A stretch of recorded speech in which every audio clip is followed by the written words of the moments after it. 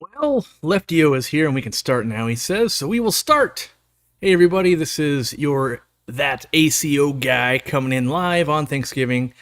A tradition we missed for a couple of years, I think, but it's back. And probably do it for things, or not, it is Thanksgiving. Probably do it for Christmas and stuff too. I kind of miss doing these, and just so happened the last couple times, scheduling conflicts between which family you got to have Thanksgiving dinner with and stuff. So, yeah, as I said online, someone said, like, hey, it's good for those of us who are alone. I said, yep, we can be alone together now. Whether you have a family filled to the brim in your house right now, all trying to watch football and fight over the snacks, and Larry over there ate all the deviled eggs and whatever's going on, you can kind of go in your own little world if you'd like and hang out with us for the next 4 hours. And then I'll ship y'all off to the Steenfod Aquatics live stream, which is following up after me. So you probably got 5-6 hours minimum to pass the time if you want, because everything's closed down today and you pretty much had to stay home. So, yeah, what are we doing today? We're gonna probably have some laughs because it gets sillier usually the longer it goes. Probably gonna be some rants. I gotta sell a couple things. That's part of my job. And and I'm gonna give away a bunch of memberships, right? We're gonna say thank you, because without you guys, I can't have a building full of fish tanks and do this all day long. Yes, I do serve you guys in that I'm trying to make better products and then sell them to you, and then we make another good product and we breed a fish and we do a thing. But without the masses of people who support us through, whether you're sharing our content, watching our content, buying our stuff, working for us, there's a lot to be thankful for. On the average, things go our way, and that's good to see. So we're thankful for that. Steam Florida Aquatics, yeah, that's right. Rants and laughs. Let's see. I thought I saw a question early in the chat. I was kind of struggling to get ready here. I was eating some Chex Mix and had an omelet before that, because 4 hours can be a long time. Want to make sure I didn't get hangry. Just got my aquarium co-op product order from April's Aquariums. My fish are loving the Magic Nano frozen bloodworms. I think you mean freeze dried, but yes. And yeah, so if you're in Canada, our stuff is available for sale through April's Aquarium. They're the only ones that ship throughout the country for now. That's not like a threat to them. It just happens to work out. We like what they're doing. Should be, I think, that way for a long time. So, gifted membership by Josh, thank you. In the giving mood. If you're in the giving mood, by all means, give it to people. Oh, I should explain that. Most people will have to opt in. And what does that mean? That means that maybe at the top of the chat or something you see the number 50 or a different number. You have to kind of click on that, and then usually there's some kind of toggle that says, hey, opt in. And you might not see that on that specific phone, or you might have to go to a laptop or a thing. But if you haven't specifically opted in, you wouldn't be able to win a free membership here. And then I've been doing testing kind of all week, jumping in other people's live streams, giving away memberships just to kind of give back to everybody. And I believe that if you've already won a membership, YouTube has it now where you can't win another one. Or there's a deadline or a cooldown period, something, because we've tried very hard to get a few people a free membership, and it basically looks impossible. So just know that, hey, I'm not getting one, like maybe you already got one, and then kind of goes on, I want to call it seniority or something. The longer you've been following a channel and interacting and opted in and all that, the more likely you are to get one if you have never gotten one. And then you can take advantage of all the perks, like discounts on the website, which is the minor perk. The major perk, I would say, is like the 40 talks we have from professionals in the field. And yeah, so I would say that. Rob Douglas donating 5, Richard donating 5 memberships. Love to see it. I'm definitely doing a little bit more member stuff coming up, so be prepared for that. What point of sale system does the store use? Do I like it, and what could it do better? We use the Shopify point of sale. Unfortunately, it's like an afterthought to Shopify, in that they run most of the websites you guys probably shop on these days that aren't Nike and giant brands, right? But because it's an afterthought, it's real clunky, and we would get away from it, except it does. We need real-time inventory, basically. updates for forecasting. Like, because we do so much online, we have all this powerful software that works with our website, but it also will work with our point of sale, so forecasting and things like that. And if we go to a different system that might be less clunky, but we would lose all the integrations we have. So it's also, a lot of the customers, you guys will be shopping online, but then you'll maybe make a return in person, and having those systems linked up flawlessly helps a ton. So that's what we use. Today, I think, is the day I remove all filters that are not air driven. That's a big step. It's a scary day because if you're like me, for a long time I relied on big expensive filtration because it is the best, and I won't deny that. I think, if FX5 or FX6 cancer filters were $15, we would all just pretty much only use those outside of power restrictions. But when you have to compare, like, well, $15 to $300 or $400, like, oh, well, then it becomes, for me, a clear thing of that's not scalable in my hobby or my store or anything like that. And then, you can still have the oopsies, like, ooh, it's leaking or whatever. And sometimes people go into this, I'm going to keep everything in the aquarium. And that's one of my favorite things about, like, this tank behind me runs both, but the sponge filters in aquariums, I like that they're self-contained. When they fail, which they basically don't because they don't have moving parts, but they don't get water on the floor. They don't drain. They don't, like, oh, the thing, I don't have to buy a motor. I don't have it's pretty much a little bit of plastic and a little bit of foam. And technically, even if you don't hook it up, it will filter. But, I mean, so will gravel and everything else in your tank. But, there's the simplicity, I think, is what people fall in love with, myself included. So, how are all the dogs doing? Getting older by the minute. But Wincy and Tinky are doing well. They demanded pets till almost 1 o'clock in the morning last night. Katie was busy prepping for the little mini Thanksgiving she's doing for my mom and my grandma and myself today. And I was most of the day yesterday. I was tinkering, playing with 3D printers and stuff. I made this thing right here, which is fairly cool to not very many people, but I'm going to make Dean a set as well. I've only made one so far. Does anyone know what this is? Like, you can try and guess. What does this do for aquariums? This piece. It is a piece that I have never owned before, and I've borrowed one once, and it was a metal version, and it would cost me like $90, and it was used on semi-trucks. But this is something that I've wanted in my fish room for a very long time, and because I didn't own a 3D printer before, I never thought, hey, let's look up, like, more and more. You kind of Google and you go, what can I make? And you see a lot of stuff like, oh, I wouldn't necessarily use that. But when you own one, you start spending hours going, what else could I print? And so, yeah. Is it a cave? It's a big socket for something. It's for Yahtzee. Hey, fold your... Yeah, it could be dice. It's a stop sign, stop sign holder to keep fish under control.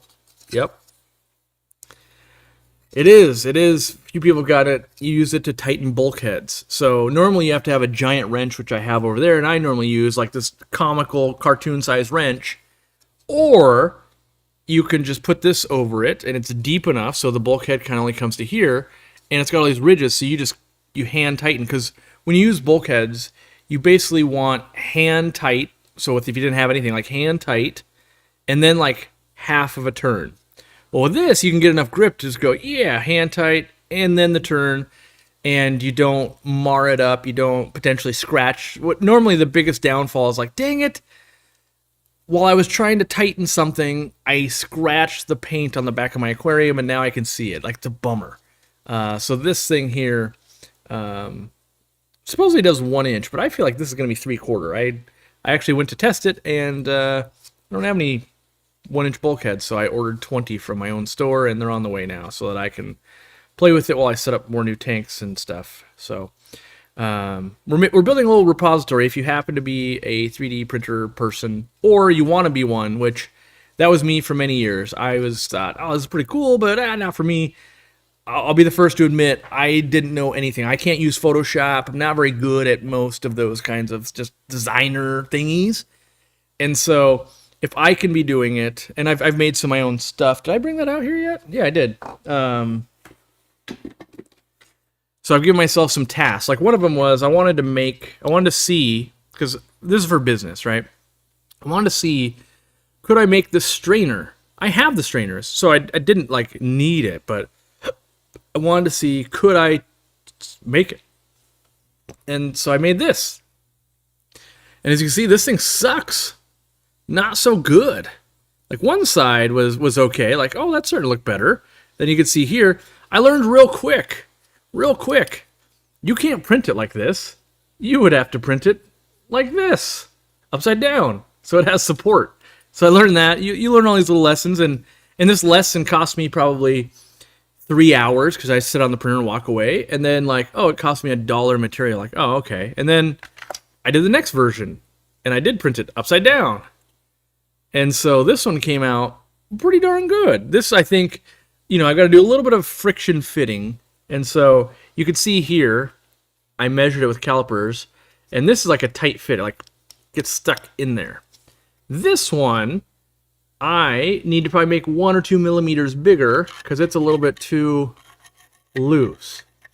But in a pinch, if you just needed 1 or 2 of these, you could just print them out on your thing. And the biggest part for me was, this was not a file I found. I made this from scratch, which was it was a test for myself. Before I bought this newer printer, I wanted to see, could I even make a thing? Didn't really matter what the thing was. Could I go, I need to replicate this, or I want to improve upon this, or I want to change it in some way?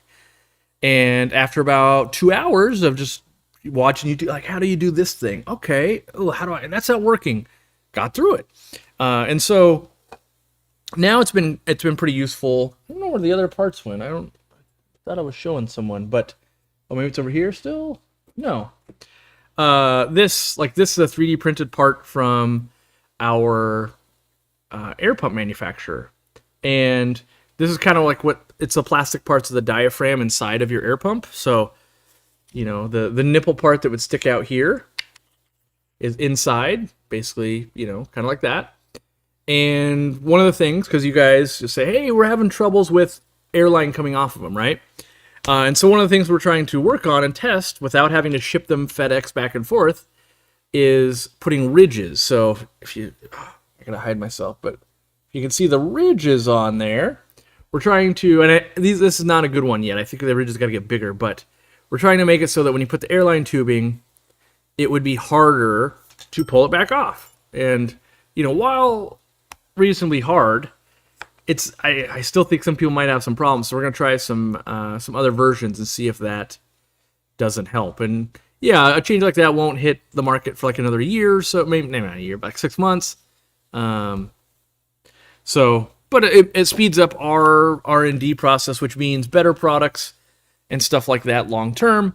And yeah, where's that other cool piece that I made? It was for the easy feeder. We're not going to use it, but unfortunately, can't find it. But I also made this. This took 22 hours. So okay, this took a couple hours, like 2.5 hours. This thing takes like 20 or 30 minutes, so that was kind of cool. And then this thing took me 22 hours. Oof, what is that, you might ask? Yeah, that thing's quite the piece. And this, I did not invent this. This, I'll tell you what it's made for. The person that invented this thing made it to sit at the bottom of a bucket for when they wash their car. They want to put the mitt that they're washing their car in, and they want to, get the grime out. And if the mitt was to sink, they don't want it to go with where all the sand and the dirt and stuff is down here. And so that's what it was made for. But what I'm using it for, I'm making a filter, because the $250 one I bought off Amazon is too loud, and I don't like it on the 800 gallon. So I'm gonna make a bucket filter, but I gotta get not a bright orange bucket, basically. But what happens is this goes in the bottom, just like that. And once you put water in, in the side or at the top, and you let it come out the bottom, I can put a nice fine pad in there to really polish my water. And I'll probably do a video on that. It's kind of almost like an updated follow-up. Now that I have a new gadget, I can make a better version of the one I did probably 8 or 9 years ago that for the time and the aquarium co-op of the size went viral of like, oh, a bucket filter. They're kind of amazing for little outdoor ponds, and originally I designed them for my indoor ponds to store, which with the expansion opening, we will have 12 of them, and I could go, oh, I could just make 12 of these, and that would be kind of cool. So, this leads to innovation and just different ideas. Like, hey, I think I could work on that, and so, yeah, I'm excited to see. I think I don't say this lightly, and I'm afraid to even say it, but I believe, for me, that the 3D printer might be the biggest piece of technology in my life since smartphones. Like and what's weird is, rewind 3 months ago, 3D printers, people are always making, like, so often they're making a thing where like, that doesn't need to exist in this world. No one needs that. But I am addicted to functional printing, and that means like, oh, I have a problem, I've now solved it, and yeah. Someone's asking, I print my own bucket? Funny enough you asked that. I was really thinking like, it's kind of better if I just make a square bucket and a square version of that piece I showed you, and then anybody could just print this. And then I thought, so I could do that, anyone with a 3D printer could do it, and then if people love it, they could buy it from me. Like, as in, we'll have them professionally made, but then it's the best of both worlds. And I believe that there's a version that would be, so something like this. This is not the right sizes by any means. This is a super deep fry tray that I've been working with Lowell on. But imagine, just for the sake of argument today, that you had an easy flow sponge filter, right? And it was going up, and it put the water into here, and you put media in here, and then there was an outlet on the other side, and this was like this deep in the back corner of your tank.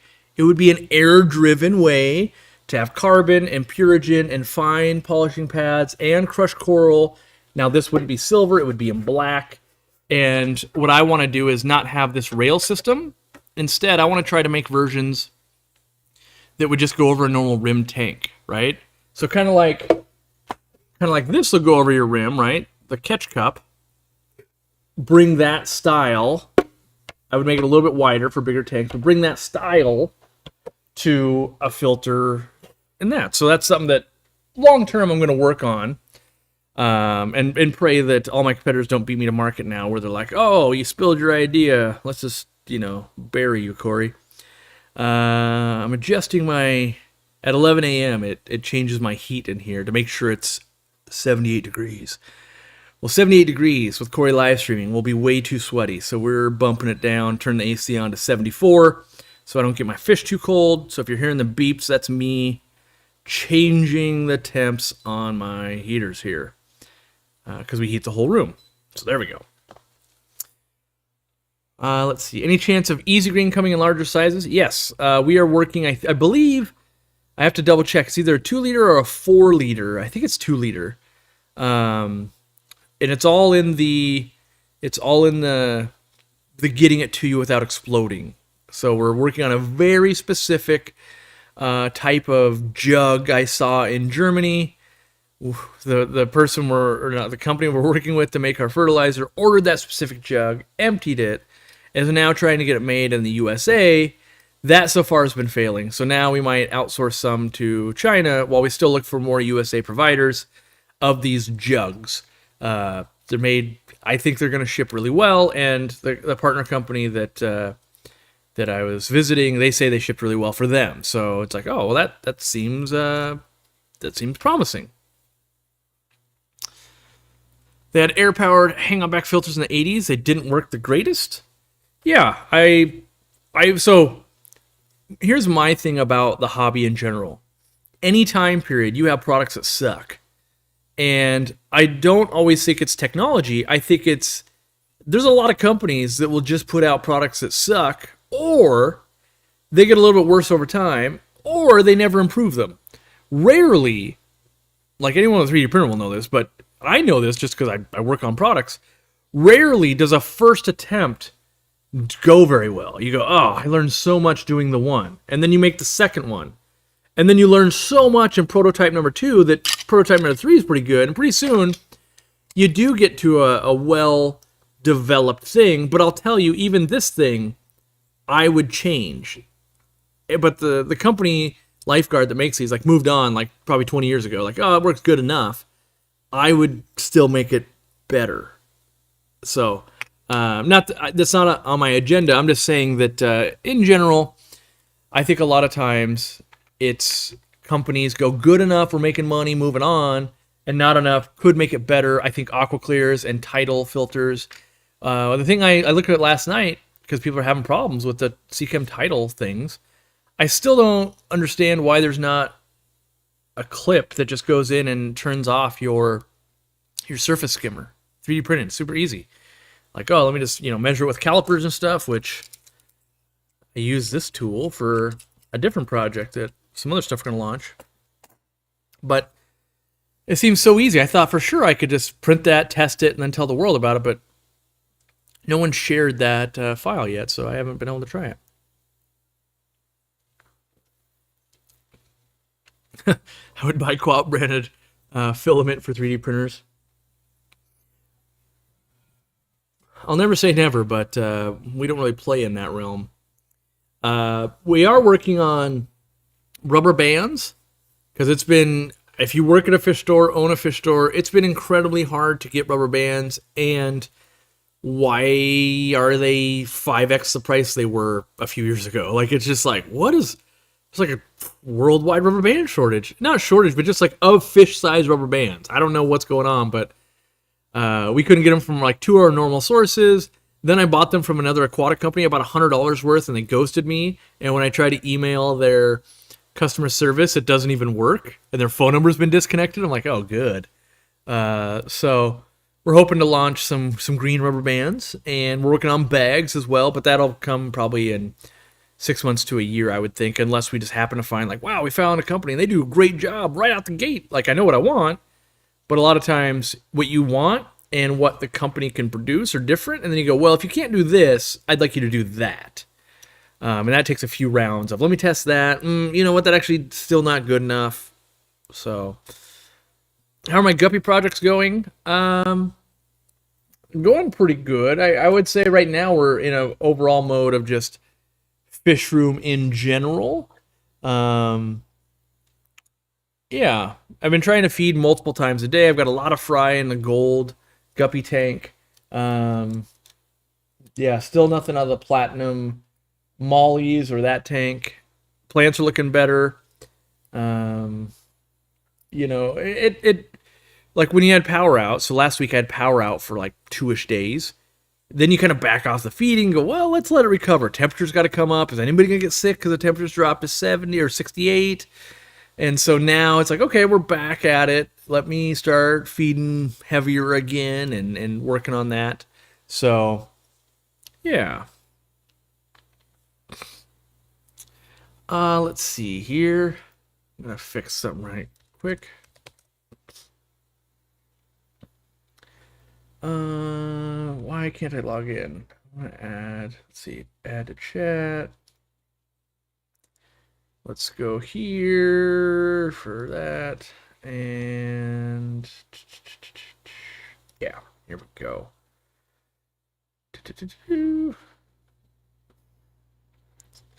I'm fixing our Nightbot thing real quick. And then I'll tell you the story, because why not? Let's see here. I gotta grab the right. This is great content, by the way, but this is how a 4-hour stream is gonna go.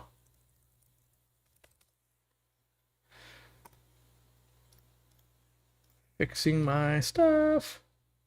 All right, we're fixed. We are fixed. Boom. All right, let me get my official public statement up. That'll be helpful. Zenzo.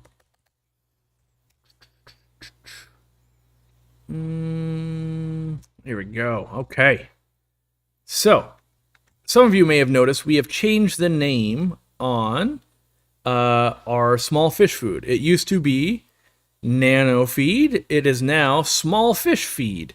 We received lawyer communications that we had to stop using the word nano, and it has been trademarked by a company in the aquatic space. News to us. It was actually trademarked as of October 1st, which our print run was already in print and on the water to us. So couldn't really have known that, but we do remain compliant. And so here's the official statement that we have for the public slash member store, not member stores, but partner stores and stuff like that. Yeah, so the official statement was, as many of you are aware, earlier today we changed the name of our Magic Nano Feed to Magic Small Fish Feed. Below is our official statement, which is, after launching Aquarium Co-op's Magic Nano Feed, we were contacted by the legal counsel of a fish food manufacturer and made aware that they had trademarked the use of the word nano on food packaging. Because of this, the new name for the product moving forward will be Magic Small Fish Feed. Our website, product descriptions, and online marketing have been updated to reflect the new name. While current product packaging in our inventory still has the word nano, future production runs will have the new name. Rest assured, the food and ingredients are unchanged. As this is a name change only, exchanging the word nano for small fish, we feel that this new name will help people better understand the application for this food, which I do think is true, because it, with more people using it, has gone into like lots of different stuff is eating it, not just small nano fish. Especially those customers who have never been in the hobby before. They might not know the word nano or realize what fish would be in that range. And so we think small fish will actually be a little bit better for that. So yeah, you guys can search if you want to find the company, but we're not here to like name and shame anybody, but we have been getting questions like, why is the name changing? Like, not out of choice, have to. And, in general, we play by the rules with everybody. Like, hey, okay, that's fine. Like, I'm pretty sure, to the people in the live chat, we could have called it Aquarium Co-op stale pizza food. And once you guys fed it and you see the reviews are insane. You would, just be like, yeah, the pizza food's amazing. So there you go. Let's see here. I'm going to trademark micro. It might already be trademarked. There's a lot of stuff to navigate in the realm. Like, people just think like, we talked about designing products. Like, that's a portion of it. Marketing's really important. Legal stuff of all this stuff.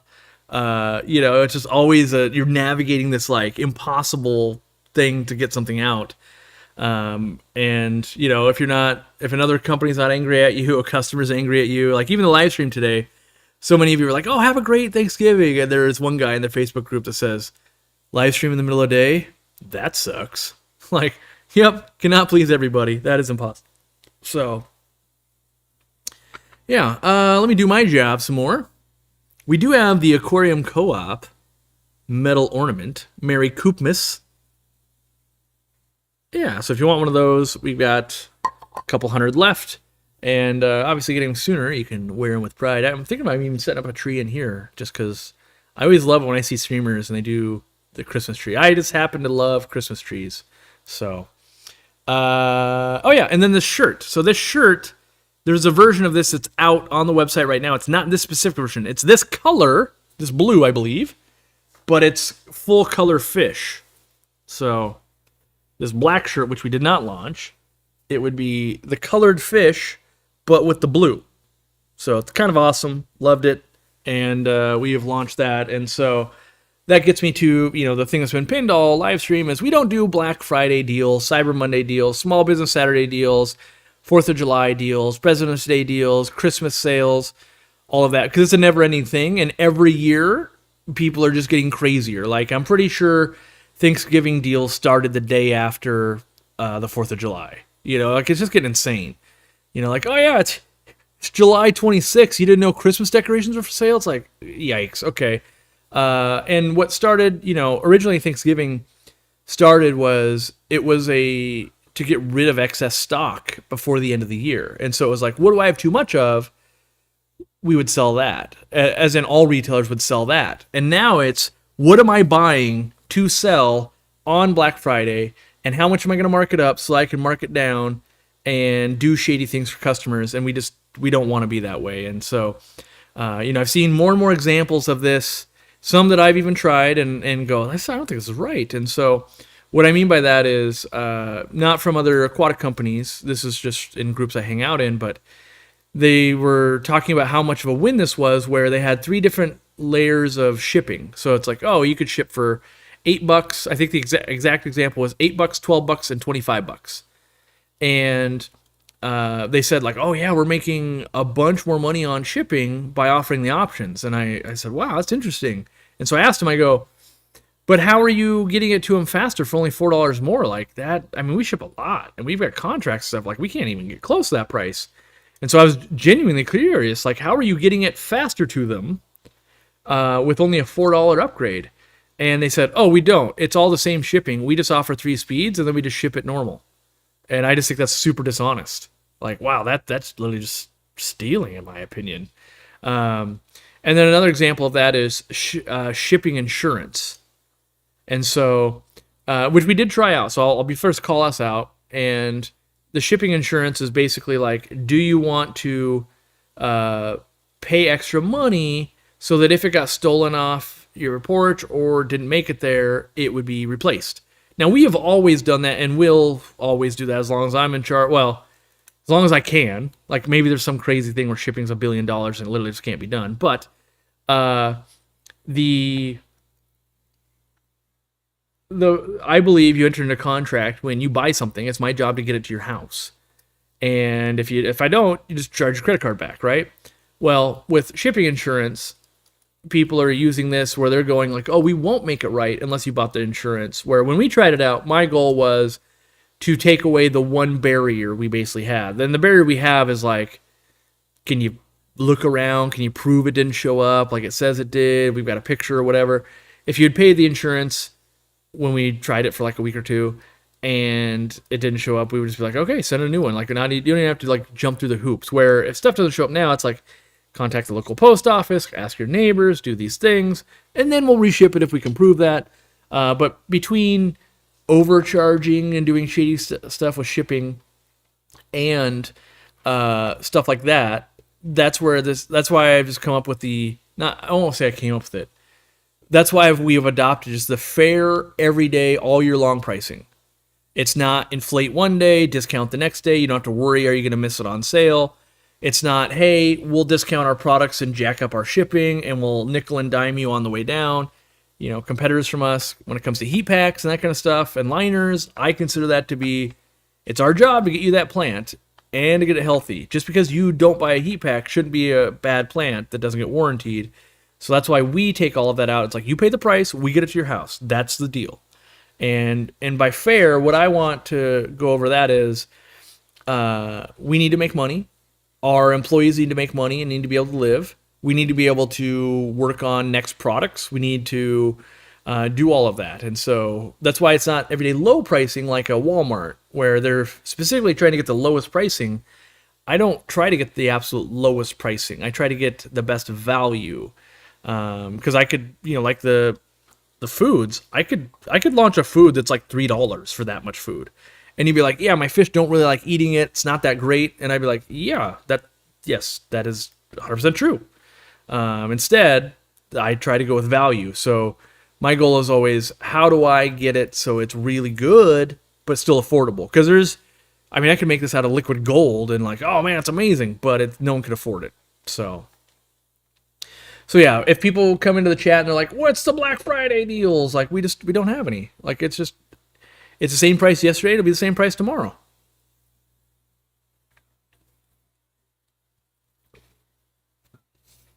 Yeah, I don't know my neighbors well enough to go and check. Yeah. Or you have a situation like Bob. Bob yesterday, UPS said they delivered on Monday. He looked at the cameras. He went and checked his mailbox. He asked his, people around him.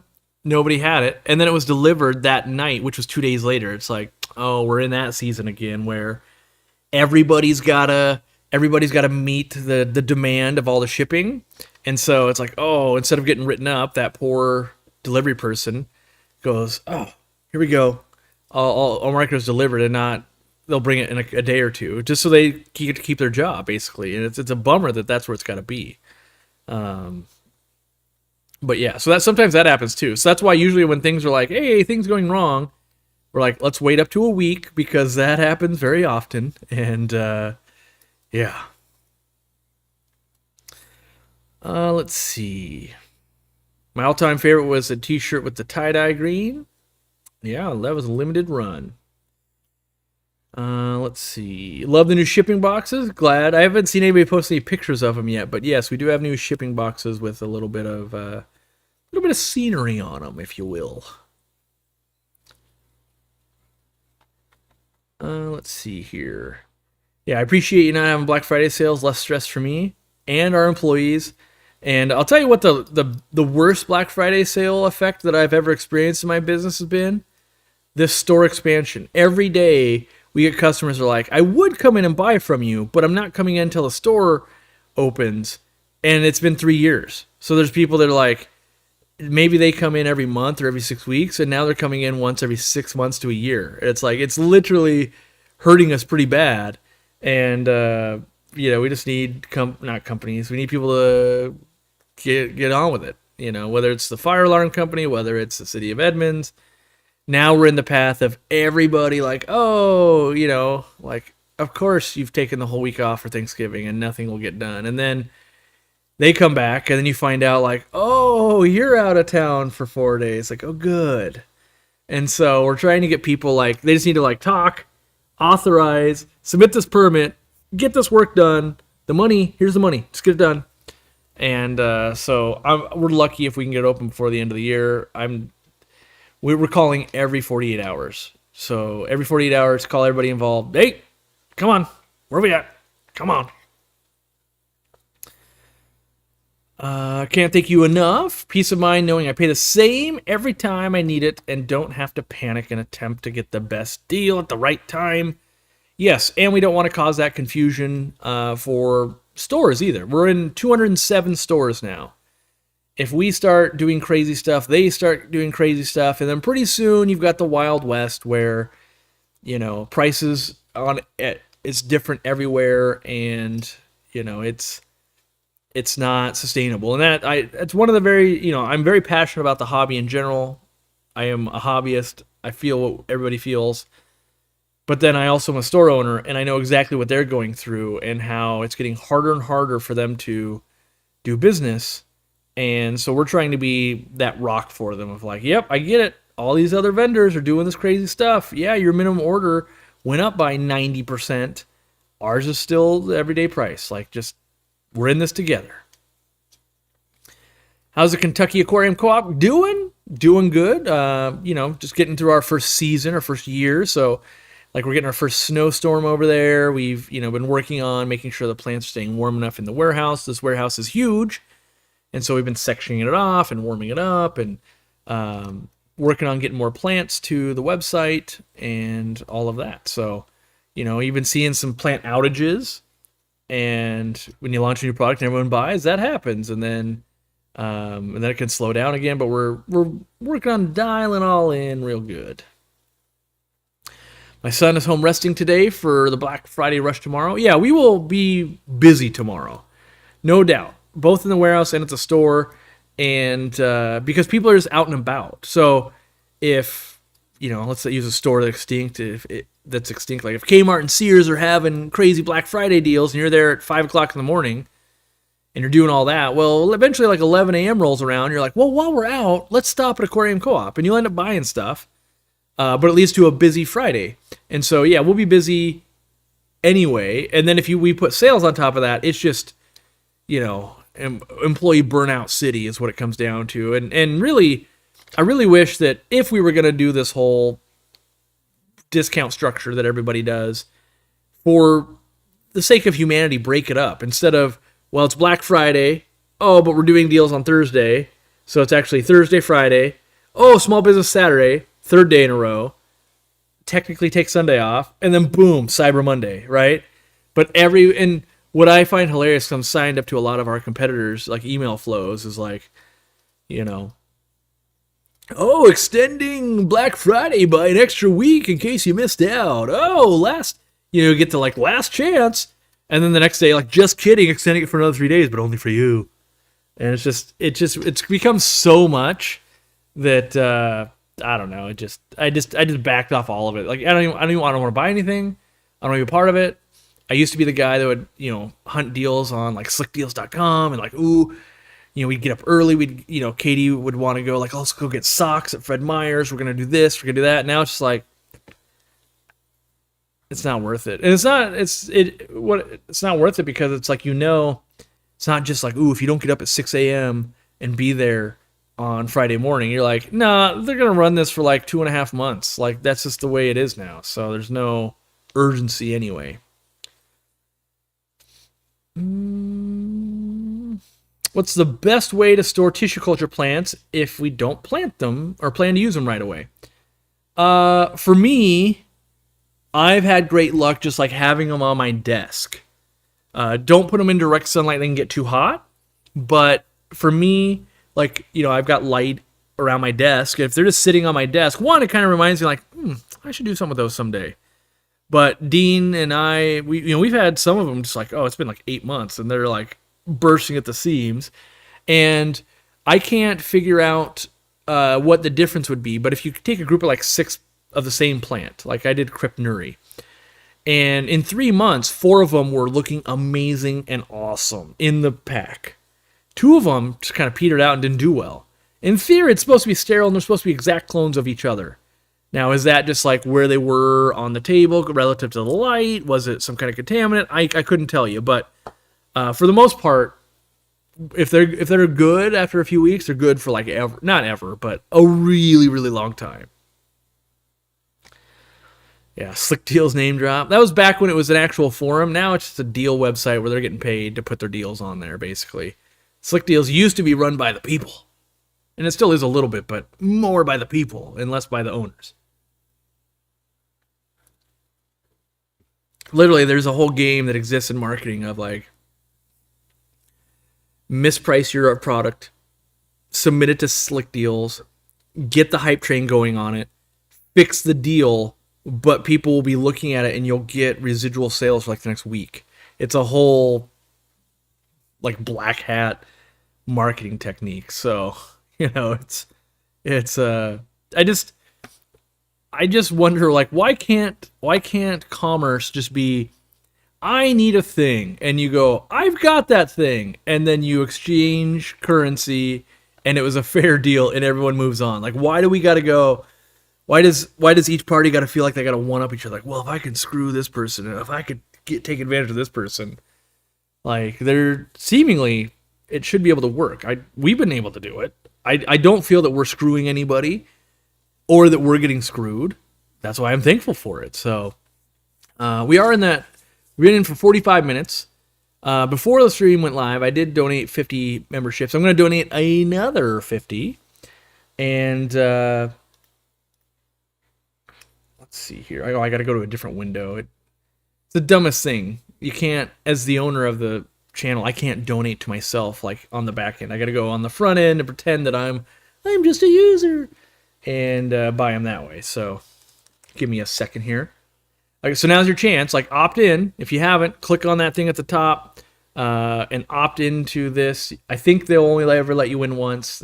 I believe that to be true at this point. But if you've never won, you might want to opt in, win it, and check out all. You got probably a long weekend. There's a lot of cool talks. I would say the most recent one that I can really go watch that one is the Chuck Rambo. It makes it think like it's going to be cichlids, but it's actually just the coolest aquarium, old school tank talk I've ever seen. So it's a must watch in my opinion. The ACO guy making the donation. Here we go. Hope you're ready. It's going to be the spam. It's coming. Would you like to spend $272.96? Oh, we would. Boom. There it goes. All right. And by the way, it's not just me. This is the whole company. Like, I'm spending the company's money. So the people that have bought memberships, the people that buy products, the people that watch ads on the videos, that kind of stuff. You guys you fund everything we do, whether it's this tank behind me, whether it's a chair I'm sitting in, whether it's my ability to buy food and live. you support everything I do, so I try to be as fair as possible everywhere, which I don't always get right, but I try. That's always my main goal. What size sponge filter would you use on a 55 mod / heavy planted medium stocked rainbow tank? Assuming it's a 4 foot in length, I would use 2 medium sponge filters is what I would do. Happy Turkey Day, fish friends. That's right, Curtis Miller. Thanks for hanging out with us. Started using the new Magic Small Fish Food and Community Floating Pellets. They're going over great in the fish room. Highly recommend. Yes. By the way, if you wanted to say thanks, which I just got done saying all the way you guys support us, but if you were sitting there and grandma's snoring and grandpa's yelling at the TV and people are in the kitchen, you're just like, oh, I'm just listening to this, like, what could I be doing? You could do the ultimate for us, and that would be go to the website and leave reviews, especially on the newer products.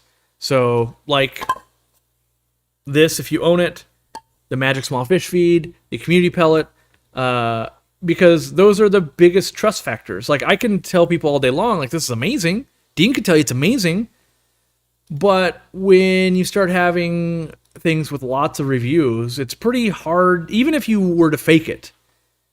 Like the brine shrimp eggs have 1,000 reviews. That would take a long time to fake it. When you get to Easy Green, right? Easy Green has 5,140 reviews. Like, because everybody as a community has left the reviews and done the thing, it becomes, and people could spend a long time reading, and sometimes they find the perfect tip, like, oh, I had that question, hadn't been answered. And so I almost want to create like a little section in our website of like the 1,000 Review Club. Our battery air powered air pumps. Yeah, that's correct. Yep. Has over 1,000, right? Same with our sponge filters. Our airline tubing's to 977. But one, you're doing two things. So one, you're helping other hobbyists, but two, you're helping me. Because I get in there and I read them and I go, oh, look at this. I could probably maybe make that adjustment. Like, that's probably just a win for everybody. I should do that.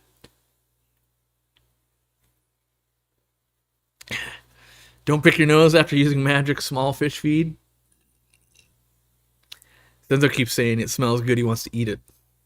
Kind of like, it smells like fish sauce. I can see that. And I've always had that. I've always had that move of like, I want to smell the food. You know, like even bloodworms. Because for me, I guess I've just been doing it a long time where I can smell and go, yeah, I don't know if the fish are going to love that.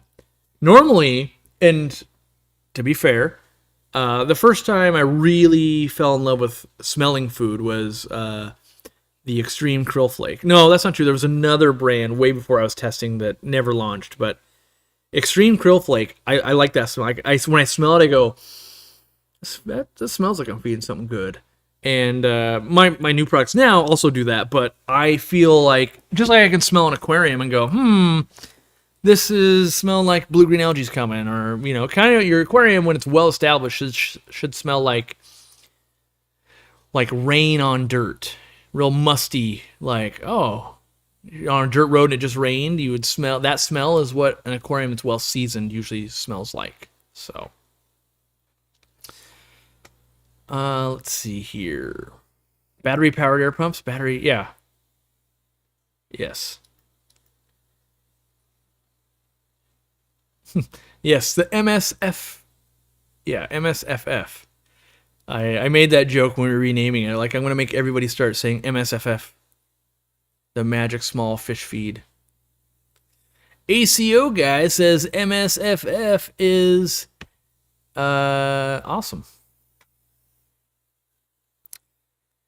Thanks for some advice. Also, I think if you've been given a membership before, you're no longer able to receive another. I think per channel. It didn't used to be that way, but I think at some point they made it that. And it kind of makes sense, honestly, because you would find people that are like, oh, how would I buy it? I'll just try and win it. And it's like, because that kind of defeats the purpose of it, is why.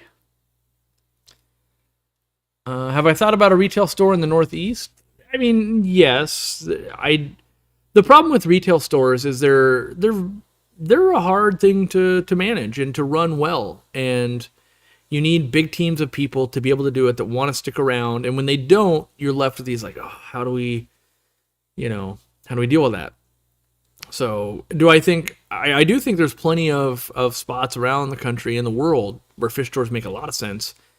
I can't clone myself a million times. And so the closest thing we've come to is let's supply these stores with good products. If you have good staff and we can supply you with good products that are affordable and stand behind, you should be able to survive if you can keep the fish alive, right?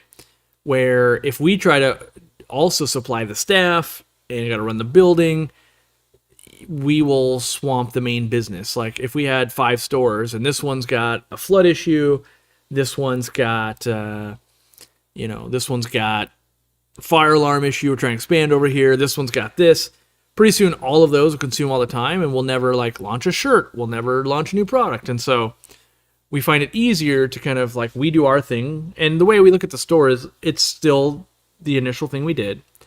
It's a great testing center for products and keeps us in tune with what's going on in the hobby and, with fish prices and availability. And like I was talking just the other day, like, where did gold tetras go?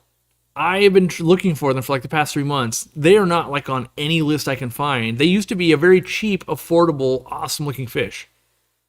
And if you don't know about the gold tetra, it's a tetra that has a specific bacteria on it that makes it a gold color. And then you could keep those in the same tank with like baby half beaks and stuff, and they would be golden half beaks. And so there was this weird bacteria that would do it, and it wasn't harmful, but where'd that fish go? That's all I'm saying. Like, I feel like before COVID, easy to get. After COVID, disappeared. So, yeah. But because we have a local store, I would have never known it was harder to get, rubber bands and bags. So like, why can't we get rubber bands and bags? Like, what is going on here? Which leads to like, hey, we'll start working on developing the best bags, the best rubber bands, in our opinions, obviously.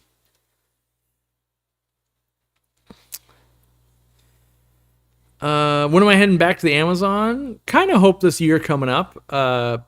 Honestly, if I'm being 100% honest, it's cash flow. Like, moving the warehouse was crazy. All the severance packages and moving costs and stuff we did, it was a lot of money. And then all these containers kind of jumbled things up. And so if we get to a point where it makes sense to go spend $5,000 or $10,000 to do a whole filming trip in Peru, we will do it.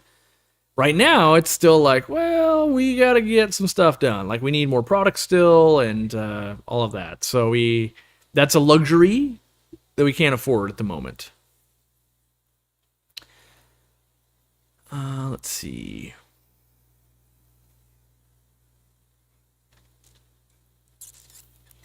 I have 13 gold tetras and they're breeding? Nice. Well, make 1,000 of them, send them to my store, we'll buy them from you. Will MSFF work on free swimming rams? I think they will. Yeah. It basically operates like live baby brine shrimp. And every day there is more like, wow, that's eating it? And it's never eaten dry before. Dean's using quite a bit of it. And the new community pellet too. So it's, yeah, I was trying to think about this because I'm still waiting for the first like bad review. And I was trying to figure out like, how do I convey to people the stress of launching a product? Because when it goes great, it's amazing, you make a lot of money. When it goes horrible, you feel terrible. And I was kind of thinking like, it's probably like my wife. She's been getting ready for a day or two for this Thanksgiving dinner. And everybody's relying on her to do a good job, right? She's got no, it doesn't have to. She said, I'll make all the food. And all of that. And then let's say today one of the things doesn't go right. She's going to be crushed because she worked so hard on it. And that's kind of, I think, everybody can have the recipe, if you will. Like, anybody could make a food. Anybody could do any of this technically. But it's applying the skill and the fact that she tries to make, the Thanksgiving meal every year. Like, I remember one of our first meals together on Thanksgiving that we were kind of alone because we both had to work. Or no, she had to work. I didn't because I worked at a fish store at the time. She had to work at a grocery store. No, it wouldn't have been maybe it was a grocery store or bakery at that. Either way, it was a bakery, but maybe independent, maybe grocery store. Doesn't matter. It was a turkey breast in the crock pot, and I had misunderstood the directions and didn't realize you had to turn the crock pot off. So it was supposed to be on for 4 hours or whatever. Turns out it's on for 8. The whole shift she's at work, and it was a little bit drier, but we still ate it. But that's disappointing for her and for me. I felt bad, but where I'm going with this is, with all those experiences, she knows, like, yeah, I better remind Corey if he's got to do a thing about the cooking, because he's going to be doing something else and forget about it. And so even though you can know all the recipes, you could look up every recipe on how to have a great Thanksgiving. If you don't have the reps and all of that, you might not succeed. And when you try making something you've never made before, you're uneasy. And so that's where, like, making a new product that doesn't exist and you invest like $100,000 into it, if it doesn't go over well, you might be eating your own mistakes for a long time. Like, oh, you made 6 batches of stuffing and it was all way too salty. Like, your family's kind of just eating a lot of that for the next week.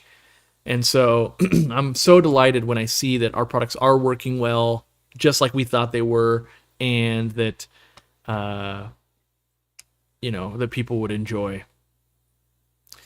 Can't eat baby brine? Well, it depends on which brine you're talking about. There's several species of brine shrimp. Some are much smaller than others. There's some brine that's so small that even discus can start on them. So depends on what micron you're wanting to feed, really. Let's see. Your shirt will be here this Saturday? All right. I like to see it. What is the most versatile aquarium size? Wait. It's a 2-pronged question. What is the most versatile aquarium size to breed the most kinds of fish? They say, to me, it's a 15-gallon. And what's the best size aquarium for fry grow out? For you, it's a 40 breeder. I don't think either of those things are that simple. For me, breeding fish, I think the most versatile is a 20-gallon. I'm not sure if Dean would land on 20 or 29 because he likes to play with discus a little bit more than I do. But I think 20s are very magical when it comes to breeding fish. Not 20 shorts like longs, but 20 highs. And then when it comes to raising fry, I don't think any one tank really works. If you take a batch of angels, let's say, and you put them into a 40, like, they're going to go really slow unless you're like quarantining them off to a very small area. And so to optimize that, it's probably like, 5-gallon into 10-gallon into 20-gallon. And I actually think Dean's got a pretty good system, and Lowell as well, of like, raise the fry in a thing. I would say something like this, like get a big one of these going, or like different sizes, and maybe you've got the first 3 weeks of the 700 angelfish living here. And then after 3 weeks, you pour it into one that's this big. It takes up maybe half the 40 breeder, and they live in there for 3 weeks. And then you dump all those into the 40 breeder, and now you grow them all out in the 40 breeder. So I think that's, while I love that question because it's in depth, I do think a 20 high is the best, in my opinion, which you can't really say no because, well, what about this fish? Like, well, sure, but we're saying most in general. That's my opinion on the subject.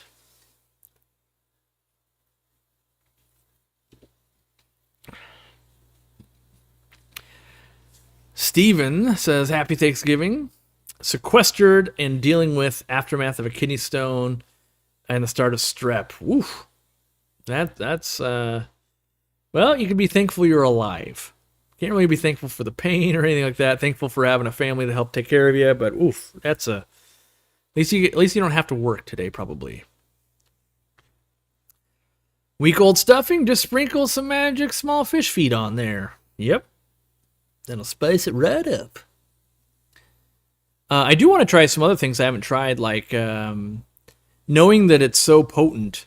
Can we get things to eat other big pellets? Like, could you marinate, for lack of a better word, marinate some bigger pellets with the magic fish feed for like a day or a couple hours, and then get like a datnoid to eat it, or something that typically doesn't want to eat dry foods might be able to, even though that food's so small. You see what I'm saying? It's almost like a dusting of it. How are the platinum blue eye mollies doing? I love mine. They're doing great. Yeah, mine are all thriving.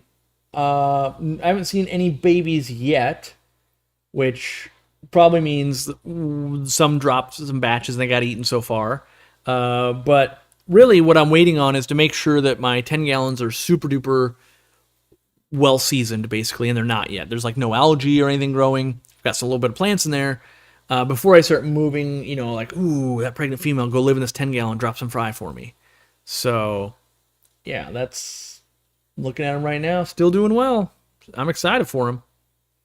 Watch pot never boils, though, so I need to stay focused on other projects. And I'll go, ooh, I got fry. Let's see, I started feeding your two foods on Friday. Today it looks like my mature guppy female is having trouble passing poop. Do you think your foods might not have adequate fiber? No. I mean, it's always possible, but like in that food in particular, krill, it's whole krill, very fibrous because there's a lot of shell in there. Um, there, I'm always hesitant what to say because it's like that guy will say anything to sell his own crap. Like I'm not trying to be that either. All I can say is I haven't had that problem, and I pretty much have an entire room filled with libraries eating this for a very long time, and I've never seen that problem. Doesn't mean it couldn't exist. I'm just saying I haven't seen it. So, could it be our food? It could, yes. I don't have the data. We don't have. It's not like it's been out for 10 years with a billion people using it. I can't be sure. Do I think it's pretty unlikely? I do think it's pretty unlikely considering I basically made that food to feed guppies, and I've been doing it for a long time, and they've really been thriving. However, it could be. I don't, last thing I want to do is be like, that would be impossible, and then it becomes a huge problem everybody's having. I don't see it. We're not having that problem at the store. So in my little cluster of testing, there's probably about 300 aquariums that basically have guppies and stuff, and no one's reported that. You would be the first so far. It doesn't mean, though, you could have something with your water or whatever, or that specific type of guppy. We will all learn together on that, but I also don't want it to seem like, oh, that guy just wouldn't take blame. Like, it could be. It could be because we don't have enough sample size for long enough to go 100% it couldn't be that. I don't think it's that, but, keep us updated, and if you start seeing it in all your guppies, that could be something different. If it's like, I'm just in one couple of females or something, I would want to make sure, also make sure they've been dewormed really well, because that's also like, having bathroom problems. If you're full of internal worms, that can be a problem too. Let's see. How do I deal with discus aggression? Well, there's usually two ways. Add or remove fish. So that's like the one way. The other way is lots of line of sight blocks. And so what does that mean? That means more plants or wood or rock, whether it's fake or not, kind of going up to the top of the aquarium. If my arm is a piece of wood in this aquarium, you can have fish on this side and fish on that side. They can't see each other. It breaks down the aggression. So kind of like tall fences make good neighbors. Kind of the same thing in aquariums too. Like tall decor makes good neighbors. You stay over there, I'll stay over here. How about that? The other thing you can do if you don't have it already is put some ditherfish in. If there's just discus, they're just, I'm tired of that guy. Why is he always around? When you got a bunch of fish swimming back and forth like, instead of hating your neighbor, you're like, these kids got to stay off my lawn. So no longer do you hate your neighbor. Now you just hate, hey, everyone keeps walking through my yard. They got to stop that. And so not aggression on one person, on a whole group at that point. What would current Corey tell younger Corey if he went back in time?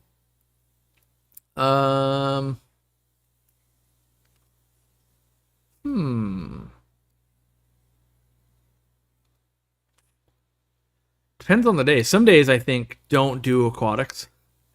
There's definitely some of those days, like when you get lawyer cease and desist letters where you're like, why am I doing this again? Like, I'm literally trying to help the hobby, and now lawyers are involved.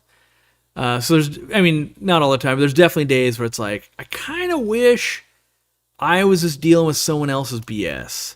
Like no one wants that, but when I worked for other companies, it's just easier to go corporate saying this is the new thing, and you're like, all right, yeah, I just got to do it, like whatever.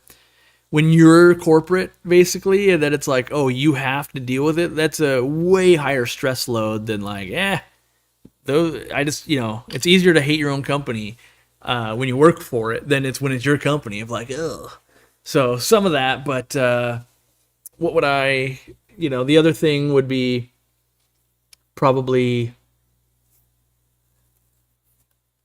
I'd probably tell myself to do less aquariums.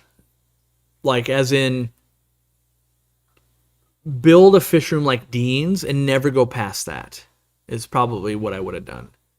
Of like, wait, so a 10 by 10 room? Like, yes, make this hobby no bigger than a 10 by 10 room. And I think it would be better for me. I would have, like, the 800 gallon is still right now an eyesore to me of like, because the expectations of it should look so cool. But the amount of work it takes to make it look cool is an insane amount. Where like a 10 gallon or 20 gallon, it's pretty easy to just go, I'm going to make this look cool and I'm going to enjoy this. So yeah, a smaller, and even still, like if we were to buy a new home, which we're not because we live here, but I would be tempted. So the two things I would tell myself is I want a smaller room. And if I ever move again, which, we'd be moving to like Hawaii or somewhere, I would put my fish room in the house. It would be, take a bedroom, it is now my fish room. So I don't have to go, well, it's snowing and raining, I gotta go out there and grab a thing. Oh, I gotta go see about this thing. Oh, I gotta feed for the 4th time today. So, yeah, the closer you are to your fish, like, oh, it's just off the living room, or it's by the kitchen, or even if it's in the garage. When it's in the garage, if it's in the same building for me, I would not build a fish room that is not physically in my house ever again. So, and truth be told too, like Dean's is on a different floor of his main house. You got to go down, kind of. It's not a basement, but lower level. I'd put the least amount of barriers. At max, I want one door between me and a fish room, not a flight of stairs, not outside, not all of that. I just want to be like, yep, I'm in, I'm doing my thing, and I'm out. And that allows you to, because I remember, like, I could be tinkering in the fish room, and my wife might be like, yeah, dinner will be ready in like 15. Well, if dinner's ready in 22, I spend 7 more minutes, like, with the fish. Where out here, it's like, hey, dinner will be ready in 15 minutes. Like, so I go in 15 minutes, and then it's not ready. Now I'm like stuck with this awkward time of like, well, it's gonna be ready like real soon. Let me find something I can do for like 5 minutes. I'll check email, check the forum. So I definitely, that'd be some advice. Just like keep it in the house. Build a breezeway. We have thought about it, 100%. And it's not just for me, by the way. I really enjoy having my dogs like interact with the fish and like, what are you doing in here? Like hanging out with Dad, basically. Of like, yeah. Well, right now. Like, I think right now, Katie might be at the store buying some low-fat butter for my grandma or something. And the dogs are all alone. But if I was in a bedroom right now with my fish, the dogs would be like, hey, what are you doing? They'd be around me. And I would enjoy that more. So, yeah, that's the practical advice. The people are like, oh, buy different cryptocurrencies or different magic cards. Yes, all of those, but I like to give out advice that I think is practical today. So you can take those things and go, oh, well, I was about to build a fish room. Maybe I should keep it real close. And I won't understate this enough, but if you build an awesome fish room and you hang out in there a ton, you'll never see your family again. And so if you're successful, you'll create a rift. So by doing it where you're like, oh, but if I do it right next to the family, they're always interrupting. Like your choice is be close to your family all the time or create a rift if you're successful. So I would say you're better off having people pop in and be like, hey, what do you got going on here? Hey, could you do this for me real quick? Hey, could you help me? Than you are being out in a separate building and then going, well, you're never around or anything like that. So my bed is surrounded by fish tanks. I can crawl into my bed from the bottom. Yeah, I'm not in that mode yet. I still like to separate. I have had fish tanks in the bedroom, but I don't want to get any water on them or anything. I want enough room to work on them. Let's see here. I've used the 10 tanks. Wait, I used to have 10 tanks and I got burned out. After a few years, I came back to the hobby and now I only have 2 and I'm enjoying it much more. Even cycling process was fun, watching the ecosystem develop. Yeah, I think that's the thing. I think the CR, let's see. Oh, people talking about the magic fish feed name change. I went to a local box store on Tuesday for dog treats, and my 6-year-old was ticked about the goldfish tank. She was in tears about all the deaths in the tank. Yeah. I mean, I want to do this weird, like, business type video that will only make 80% of people think that I'm just out to get money, but I really think as a hobby, we like to say, like, hey, this over here is outraging us, but we don't vote with our wallet. And you see it all the time, like, oh, Amazon is horrible. Meanwhile, you got 72 shipments from Amazon this year. And it's convenience and all of that, and things like that. Like, yeah, if the fish weren't good and you don't want to support that, you should have walked out without buying anything. And then you're gonna be like, well, then I didn't get the thing I needed. Like, yeah, unfortunately, that's what it's going to come down to. If we really want to see any of this change or anything happen, like we kind of have to do that. But the reality is, most people just don't care. And then you've got people that do care, but financially wouldn't be able to make that change. Like, hey, I'd have to pay more money to go to somewhere else or drive further or spend more time or whatever. And so that's what makes it really hard. And so, but I think in general, I think there's some good conversations to have around.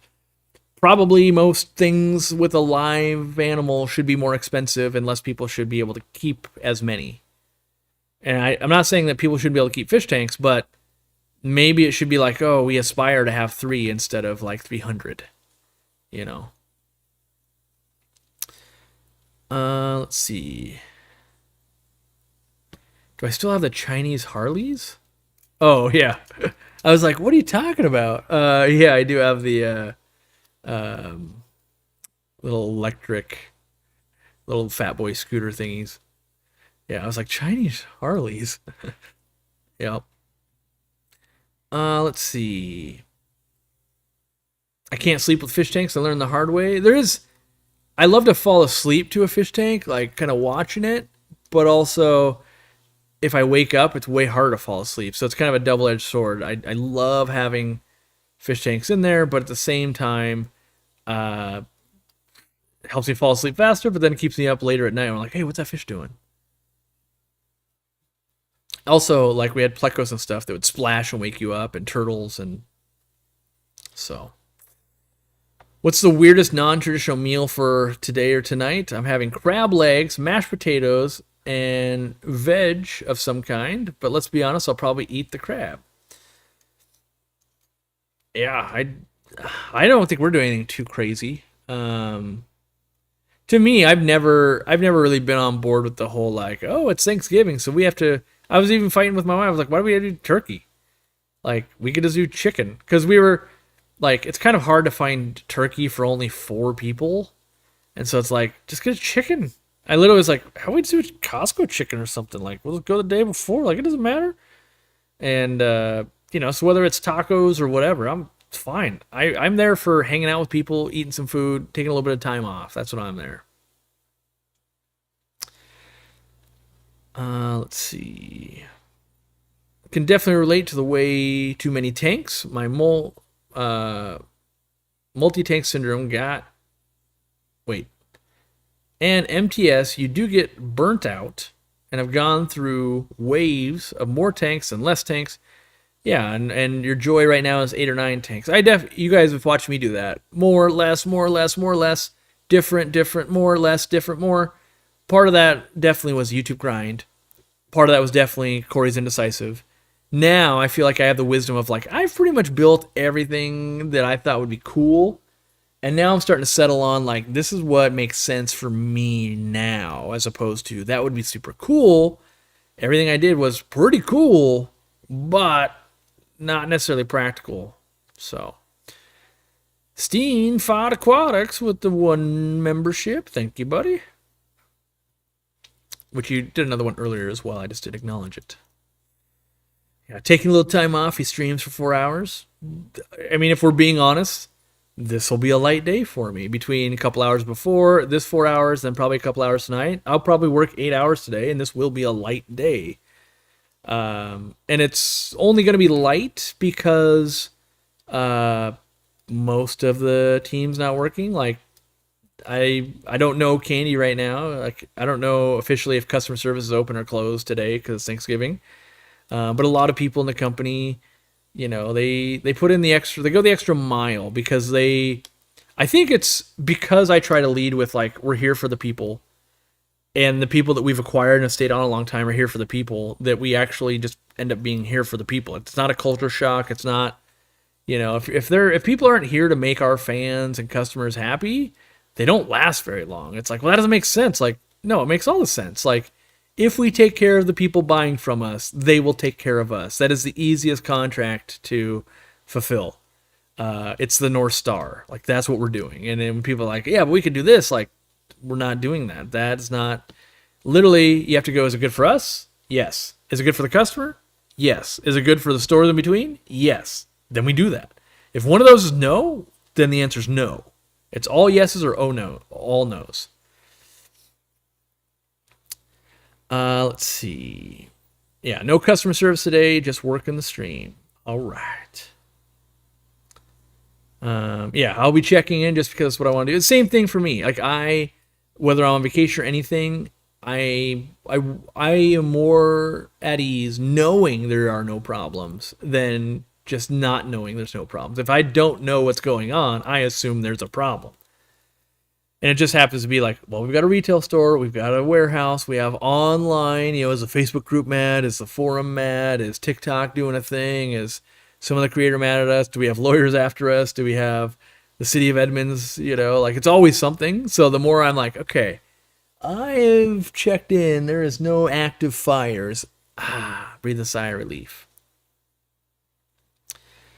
Turkey and Chinese food, we've done Chinese food and stuff for, I'm not sure if we've done Thanksgiving, but we definitely have done Christmas before.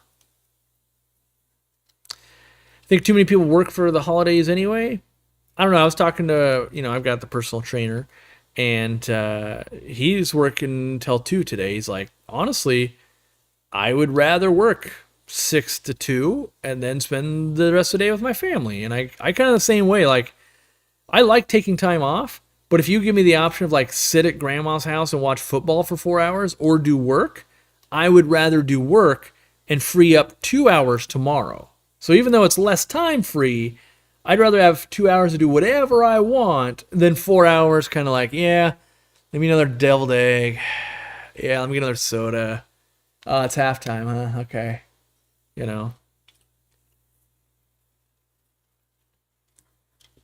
Yeah, I feel bad but grateful the walk-in clinic and pharmacy are open today.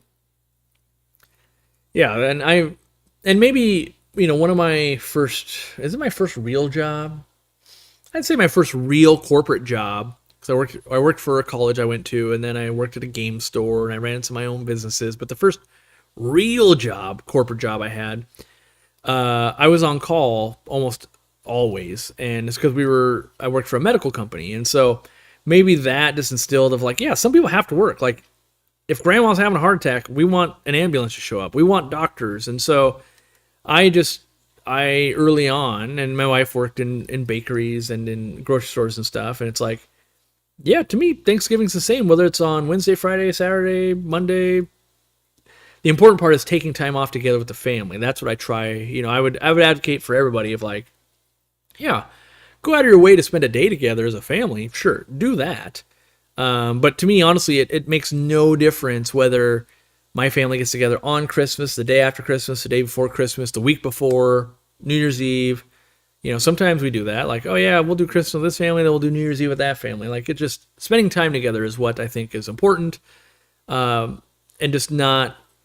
I don't think it's good for families and people, myself, to go, well, I'll just work all the time and never have family time. But I do believe that if everyone wants to buy stuff on Thursday, and you could have taken yesterday off, like just take yesterday off, and everyone will buy Thursday. I believe in the work smarter, not harder thing. If everyone wants to spend money on it on this day and not on that day, I'll take that day off. And that's what dictated our store hours and days we were closed back when it was just me. Like, oh, you guys don't like buying on Thursdays? I won't be open on Thursdays. That's easy. How long can I keep guppies in a breeding box? Their bellies are rectangular. Ideally, the least amount of time, the better, but the bigger it is, the better. So, like, for instance, I want to make giant versions of these. I basically want to make a 5-gallon tank I can set into other tanks, but the bigger the container, the longer they could stay in there. So if it's a small breeder box, like, maybe a week. If it's something kind of big with some filtration and stuff going on with it, like, pretty long, honestly. Uh-oh, here comes the insightful question. What's my favorite non-aquarium related item on my desk right now? Non-aquarium related? There's not that much. Honestly, if I took a shot of my aquarium or my desk, it is very, very. It's all work stuff, I think. I literally, like, it's tools. Like, oh yeah, here's a little measuring tape. Here's calipers. Here's scales for weighing meds. Here's more measuring things. Here's more measuring things. Here's a screwdriver. Here's foods. Here's root tab prototypes, which I'll give you a little glimpse of that. Here's the new root tabs. They're not to market yet, but there they are. They're bigger. They're like twice as much root tab for your money. Something that's non-aquarium related. I'm not sure there's a single thing on my desk. It's not like aquarium work related. If I had to pick an item that does get used outside of work, it's gonna be my Aquarium Co-op AirPods. They even say I had them. Yeah, I use these even when I don't work sometimes. So, really, I'm almost like sad that there is literally nothing on my desk that isn't work related. Yeah, everything's work related, so makes sense. It's in my office, It's like if I was in my like recliner with my laptop, there's probably a few like, oh yeah, that thing's not for work. But I think literally everything is for work. What do I got over here?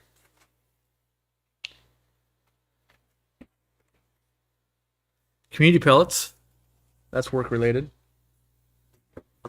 I think that's all I got. I literally only have.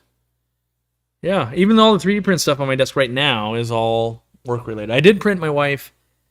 She was complaining about her spoon rests for cooking, so I 3D printed a spoon rest that is better, but some modifications can be made to make it even better. Got an email as gifted a membership. Didn't have a name, but thank you to somebody, and thanks to all the great content. Hey, well, I'm glad you got some membership action. Make sure you check out the videos. Make sure you sync up your account. If you stick around long enough, you'll even get some coins and other benefits. Which, yeah, I'm gonna give away some more memberships. Let's do like 10 at a time for a little while. Make sure, because I gotta realize, like, hey, there's hours to go still, right? There's like, what, 2 and some change hours to go? And want to make sure that everyone's got a fair chance. Let's see here. Wait. Back to the root tabs. Yeah, as you guys kind of, some of you guys kind of follow a lot of what I do, but do yourself an exercise sometime and just write down, like, wait a second. T-shirt launch, 2 foods, the ornament, the other t-shirt launch, dechlorinator, these root tabs. Like, what else is on the pipeline? Like, that's in like the last 5 weeks. It's crazy. Yeah, the root tabs right here, you'll basically, the blend changes a little bit to be a compressed tab as opposed to other type. They dissolve in water a little bit faster than I'd like, so the first round will probably, like, as long as you take it and you, like, put it in, it's fine. If you, like, oh, I'm going to set it here, dig a hole, and then touch it, you're like, ooh, it's starting to come apart a little bit, and put it in, it's still fine, but we're wanting to make this almost have a coating or something. We're going to look into that. But for now, we've already done the work on the analysis, because you got to, wait, you probably don't have to. We do. We have it analyzed so that what we put on the package is true. Print labels are being done. We're probably 2 months out or something. However many we have of the old ones, we got to sell through those first, and then these would come out. And yeah, you'll be getting more by weight for your money. Some of the package pricing might change a little bit there, just because, like these ones, we're still making sure, and these aren't the exact bottles we use, but my comment was like, hey, there was free space in the bottle. Can we just put like 5 more in it? And they're like, yeah, it'll cost you a little more. I'm like, well, I'd rather ship a full bottle, and you guys go, well, instead of $9.99, it's $11.99. Oh, look at that. We love the root tabs. Instead of $9.99, it becomes $11.99, but we're not shipping any air. That's a little bit better for the environment, and in general, people use a lot of root tabs. So, you know, that's that. Yeah, get yourself some t-shirts. I've been definitely sending them out, some influencers and stuff. And we did a giveaway on the forum, and I'll probably do some more of that kind of stuff. But yeah, buy all our crap. If I could ban one piece of aquarium equipment forever, what would it be?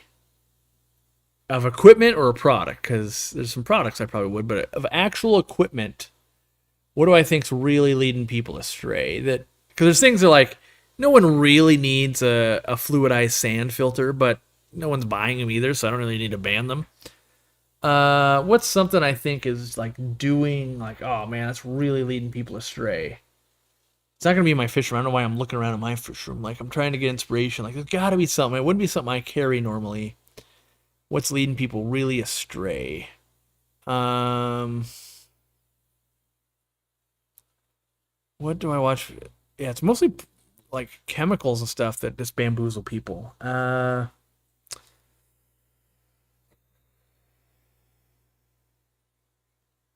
it's got to be something. I think the thing I would ban, if I could ban something that is equipment related, would be plastic decorations. Now, I actually think plastic decorations are fine. I think it's ridiculous, knowing how much it is to make a plastic decoration. That oh, you'd like a castle, $70 at the chain stores, like. To have one made is literally like a couple of dollars. The shipping costs money to get it from China to here, but those sections exist purely because everyone they sell is like, oh, that's 9,000% profit. And so that's real irritating. TDS meters are a culprit. I think they still could technically be used, but yes. Someone said ban 1,000-watt heaters. I think anything above 300. If I had my option, the biggest heater you could buy would be 100 watts, and you'd use multiple of them. That would be my opinion. But, yeah. Plastic plants, I think plastic plants and decor have a use for sure. Like, if you've got Oscars, like, you're not really going to have real plants. But I do see... So, I guess my standpoint is this. I might watch someone get into the hobby, and they've spent $600, and you're like, wow, but you don't have a Python gravel vac system, you don't have a test kit, you don't have these things that I'm like, ooh, those are critical, right? Instead they go, but I got this 2-piece castle. Well, that was like $180 for those 2 pieces. It's like, of your budget to get started in aquariums, that $180 could have been appropriated to other things, if you're on a fix. Now, if you've got a $10,000 budget and you want to spend $500 on plastic castles, great, that's fine. But oftentimes,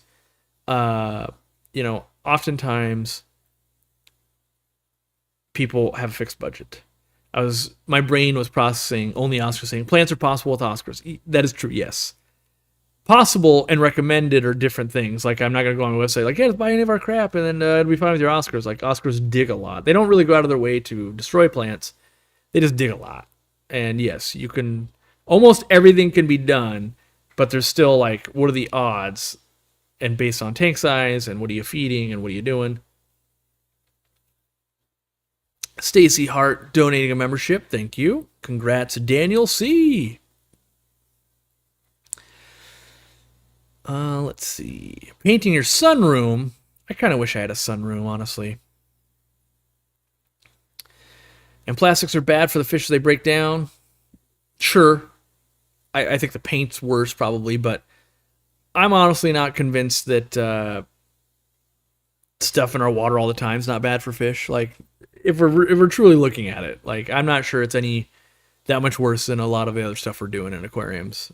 Which, you could have a person like, I'll never put plastic in my aquarium. Meanwhile, they're like, my tetras live 2 years on average. Like, well, that, let's focus on, maybe you do keep plastic and they live 7 years. Like, that's a better outcome. Thinking about moving my pygmy cories because they're not breeding in the current very hard 425 GH with 6.8 pH tank that was reading, and I need 7.5 pH neutral planet tank. In my opinion, 99% of all this is how you breed a fish is not set in stone. So I've seen the gamut with people breeding pygmy cories, and with enough time, those plants will suck out the hardness of that water. So I wouldn't change tanks unless you're like, hey, I want to do something with this tank, or I think these other fish or something, something else. I just don't see it. I bet you feeding more food, taking away competition, those things, you'll probably just get them breeding. Let's see. Thank you to Corey, Candy, Zenzo, and the team. I've been recovering from major surgery in 2022, cancer in 2023. Brutal. I already have a major health condition. Social media efforts made a difference. Well, I'm glad to hear that. Not that you've been struggling, that they help, because I think I'd be in the same boat if I had something like that. Like, many years we had TV and movies, and now we kind of have social media. And I think it's important that people get to feel like they belong to a group, a tribe, if you will, whatever it is. I think Ryan from Bulk Reef Supply and now Serious Reefs, I think he's right with that word tribe. He's like, yeah, my tribe of people. And I think that's a smart thing to do, is take it away from group or anything like that. It's called a tribe. And because a tribe takes everybody, you've got the tribe elders, you've got the tribe shaman, you've got the tribe, worker bees, you've got the kids, you've got the warriors, you've got the blah, blah, blah. Like, they all got to work together basically to make that tribe or that civilization work. And that's kind of what goes along in any social media group, or hobby. Like, it takes all kinds, and all kinds kind of have to be there for the whole thing to work. And so I think that's a smart way to categorize that. Yeah, couldn't really think of the word I wanted to use there. I'm about to build a small fish room for rice fish with ponds in the summer. Do you have any good suggestions? I did a lot of research, but you guys are professionals, right? Yeah, maybe. What's the criteria for professional? Have I tried a lot of things? Yeah, sure. It's not like I'm I'm not like, what would I say? I would say like a professional athlete sometimes is not as good as like an Olympic athlete. One's professional, they get paid. One doesn't really get paid. But not really the point of the question. It depends. Like, I would probably set something up that was like my table's over here and do shallow ponds, kind of up and down. So I would basically do 2 layers of ponds, and I would use like the horse tote thingies. I don't know what they call them, but they're like 27-ish gallons or whatever. And it costs less than $20 normally. And I would build a bunch of those, is what I would do. And I just put a sponge filter in them and have fun. And then they'd be really easy to tear down. You know, I don't know if you're going whole water change system and all that. Like then if you're drilling and all that, sometimes glass tanks with corners make more sense. But yeah. This is a big tribe. I like this not fully siloed off, even from a lot of the saltwater people. Yeah. Yeah, there's a lot of crossover, and I think that it's good. You know, if you were building a fish room like Dean's, what would I do differently? What would I do differently than Dean? I would definitely have way more plants in my tanks. He doesn't have as many plants as I would have. That's for sure one thing I would do. I also don't hatch brine shrimp, or I don't feed brine shrimp twice a day. I probably wouldn't be that guy. Although if it was in the house, real close to me, I might. I was way better about hatching brine shrimp every day when it was in my house, for sure. What would I do honestly that's different?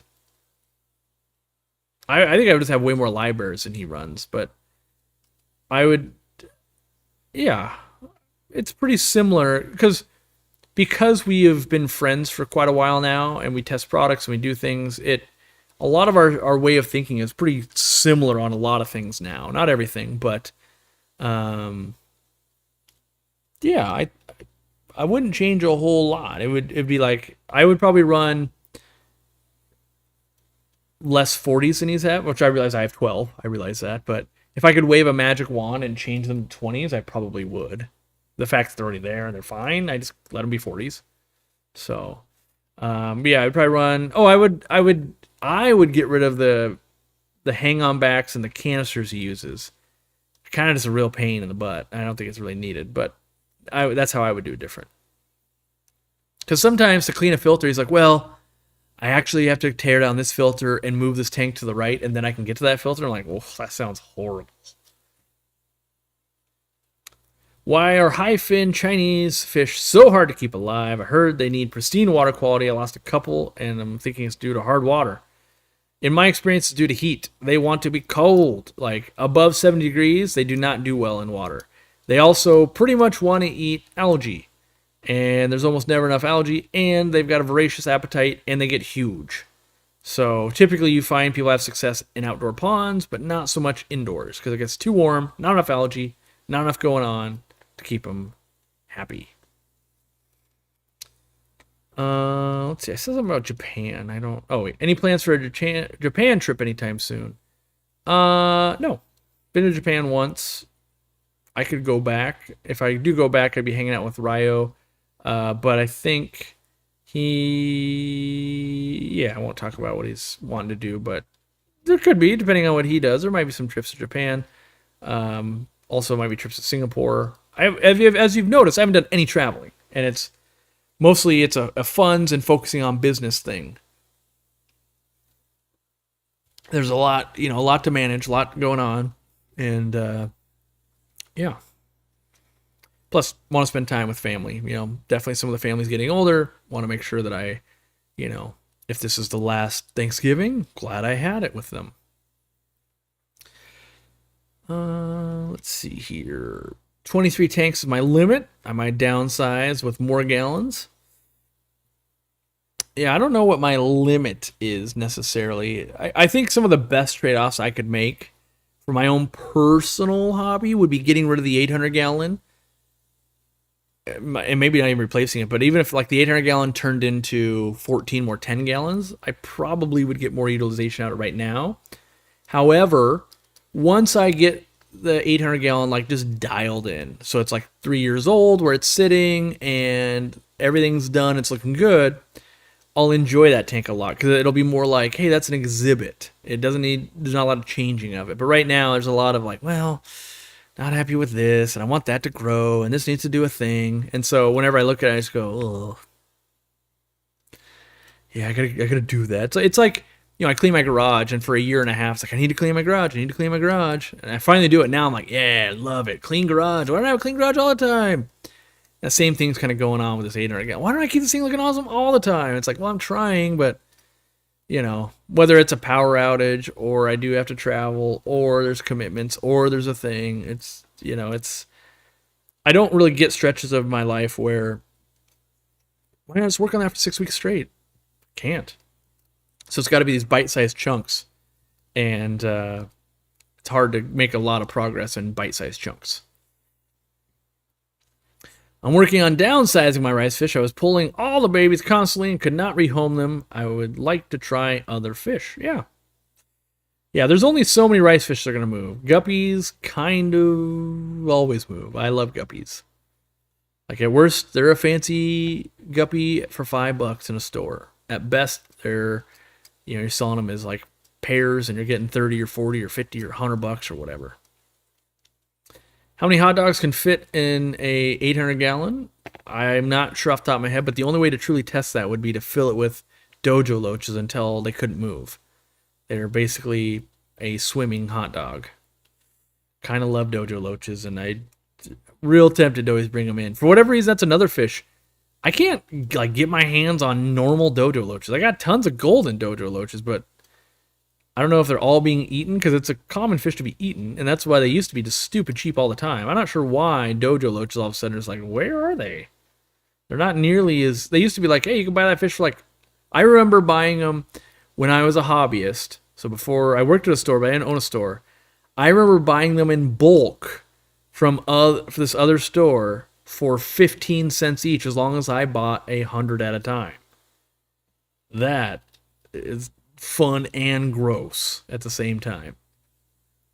Buying baby dojos at 15 cents each. To be honest, if I would ever want an 800-gallon aquarium, it would be more longer with less height. Simply put, more accessible. Yeah, I only know these things now because I've had one. You guys get some of the experience of going, oh, what don't you like about it? But at the time, I didn't really know people that had 800-gallon aquariums, and it was very expensive, and it was only ever supposed to be 36 inches high. But when they bought the acrylic, they're like, hey, just so you're aware, we can make it 40 inches high for the same price. And I'm like, well, I guess I would like 4 more inches of water for free. Now, I'm more likely to be like, no, I don't want that. If anything, if I was to do it again, I'd probably make it like 30 inches, honestly. And, but at the time, I didn't really know better. I was limited by budget. The first tank I built was the tank at the store, the 360, 6 feet by 4 feet by 2 feet. And then the next one, I was like, yeah, let's do something bigger. Because I was like, when these puffers grow, they're going to want bigger. So I went bigger. And so that went to 8 foot by 4 foot, right? So we got 2 more feet. And then I was like, all right, we could add some water volume. I was like, because 2 feet is not quite enough when you're looking at it at the store or whatever. And so I was like, well, what if we go to 3 feet? Let's try that. And 3 feet, 36 inches became 41, I think, is what it technically became. It's like, that jump is too high. And so now I know, like, yeah, about 30-ish, maybe 32 would have been the sweet spot. But you don't go, well, you know what, let's get rid of that $20,000 tank. Let's pay another $20,000 and just make it a little bit shorter. Like, that makes no sense either. Happy Thanksgiving from John Oliver, Guppies and Aquatics. John, you got to finish your website, buddy. Every, couple weeks I look to see, has he finished his website yet? You have great fish, but they're so hard to find where to buy. I'm not on band and all that kind of crap. I see you post stuff. I just want to, at 11 o'clock at night, when you're asleep, buy a bunch of fish from your website and have them show up at my door. That's what I want to have happen. You will sell way more fish once your website is done. But that's a curse too, of like, oh, so many fish are moving. Bika says, I do want to compliment your plants. I recently ordered more to set up a tank reset and such excellent quality. Well, I'm glad. We have dedicated staff. We have a plant person that is overseeing everything. We got a lot of people learning a lot about plants. We got Randy on the scene. I'm there to help tweak the system. We worked pretty hard on all the plants. And the thing is, if it was just keeping plants in our own warehouse, that's easy. It's how do we get them set all throughout the country with delays and heat packs and all this stuff. We're constantly working on that. And every plant you guys buy becomes a statistic that we make better. We get feedback from Candy. Also, everything gets rolled up, and every year, every day, every month, we get slightly better. Like we might get a 0.1% better every day. And it's like, well, it takes a long time for that to start adding up to really you could see the difference. But because we've tracked everything for like, 7 or 8 years now, it's really led to like, wow, we are getting pretty darn decent at what we're doing. Yeah, the new shirt, by the way, is this blue, but the fish are in color. So these are all prototypes. So even shirts go through prototypes. And I finally won, by the way. Jared, if you're listening, good job. But I refuse to make shirts that aren't screen printed. And I refuse to... I may have done it once. I don't think so, though. But I basically refuse to launch a shirt that I haven't been able to wear myself that has actually been screen printed. And the problem is it's expensive to screen print short, small runs. Well, AKT, the person that likes Aquarium Co-op, was able to convince him, like, just make these shirts. If you do that, he will buy some. And sure enough, they printed them, and we launched 2 of them. And so, yeah, I don't like direct-to-print garments. They fade way too fast. And we spend a lot of money on these shirts, and we don't really make any money, but I want them to look good when you're wearing them out there. And I want you to go, yeah, this shirt's been wearing for like 3 years. Like, this is holding up. Like, to me, if we make a good product, like a fish product, but our shirts are terrible, you're going to go like, yeah, I don't know. Some of their stuff's not so good.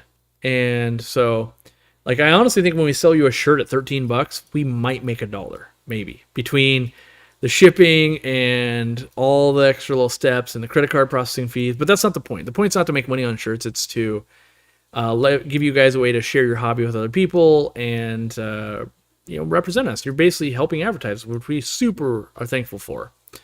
But at the same time, I've always been this way. Even when we give out shirts away for free at events, they are not cheap shirts. In my life, whenever you get a cheap shirt, you like wear it once, and then you go, it's starting to suck. Then you go, yep, put it in I'm going to use this as a painting shirt or whatever pile. And I don't want our clothing to ever hit that pile. So we basically make no money on the hoodies either. They're very expensive for us to have made, which is a bummer. But they hold up. I've got hoodies I'm wearing for years and years and years and years, and they're just holding up, doing awesome. So, my wife's a screen printer, if you recall. Indeed, a perfectionist. Yeah, So hopefully you see when if you get any of these shirts, you'll see the value in like, yeah, he's doing the right way. Not the right. The other way is not wrong. It's just I don't want to be the guy that like a direct to print shirt should be like $7, real cheap. And honestly, these shirts should be 20 to 30 probably because it's like a band type shirt. But I would rather have you guys wear them to your local clubs and your local stores and all of that, out to the park and nature and all of that, and make it be affordable than go, we got to buy the $30 shirt and I'm making a ton of money. It's like, I don't feel good about making money there. I feel good when you buy food or a product that's working for you. I feel good there, but the shirts, I view it as you guys are buying the shirt, you're helping me, and I appreciate that. Let's see. The first fish merchant I purchased, merch, was the Co-op's hoodie. Yeah, we've got another run going. I realize we're sold out of a lot of sizes, so we put in another order because we let them run real thin because an order of hoodies is like thousands and thousands of dollars. And so we have to invest that. And then, so like, let's say we spend $5,000 on hoodies. When we're done selling all the hoodies, it's like, now we have $5,200. And so it's not like, make sure we never run out. It's like, well, if we don't have any to sell, we don't make any money when we sell them really, so it doesn't matter. It matters in the fact that we want you guys to be able to have them, wear them, because we love them, and I love them. So that's why we keep doing it. The new t-shirt design would be a great hoodie, kind of. If you have the zip in the front, then it has to go on the back. And we probably will get to a point where we have multiple hoodies, but so far we are not there. Like I said, the hoodies are real brutal, so But I would love like a natural colored hoodie or just like a non-black one, so my dog hair doesn't show like a madman. Do these go out to partner stores? Partner stores can order them, and at different milestones they do get shirts, but we don't specifically send out shirts every time. Sometimes it's requested. Like we talked about that, right? So imagine that each shirt, I think it costs us like, depending on size, but like let's call it landed to us, it's at least like $9, right? And so if you go, well, every store, let's say on average they have on average, right? They have 3 employees, and we have 207 stores. So you're like, oh, well, that would be 621 shirts. Like, well, 621 shirts before shipping, by the way, because we pay the shipping. 621 times 9, that'd be $5,589 we give away just when we launch a shirt. If we just go, yep, everybody gets one, and then we'd have to pay the shipping. So it's like, oof. I mean, we do okay, but we ain't doing give $5,000+ worth of shirts away every time we launch a new shirt type of good.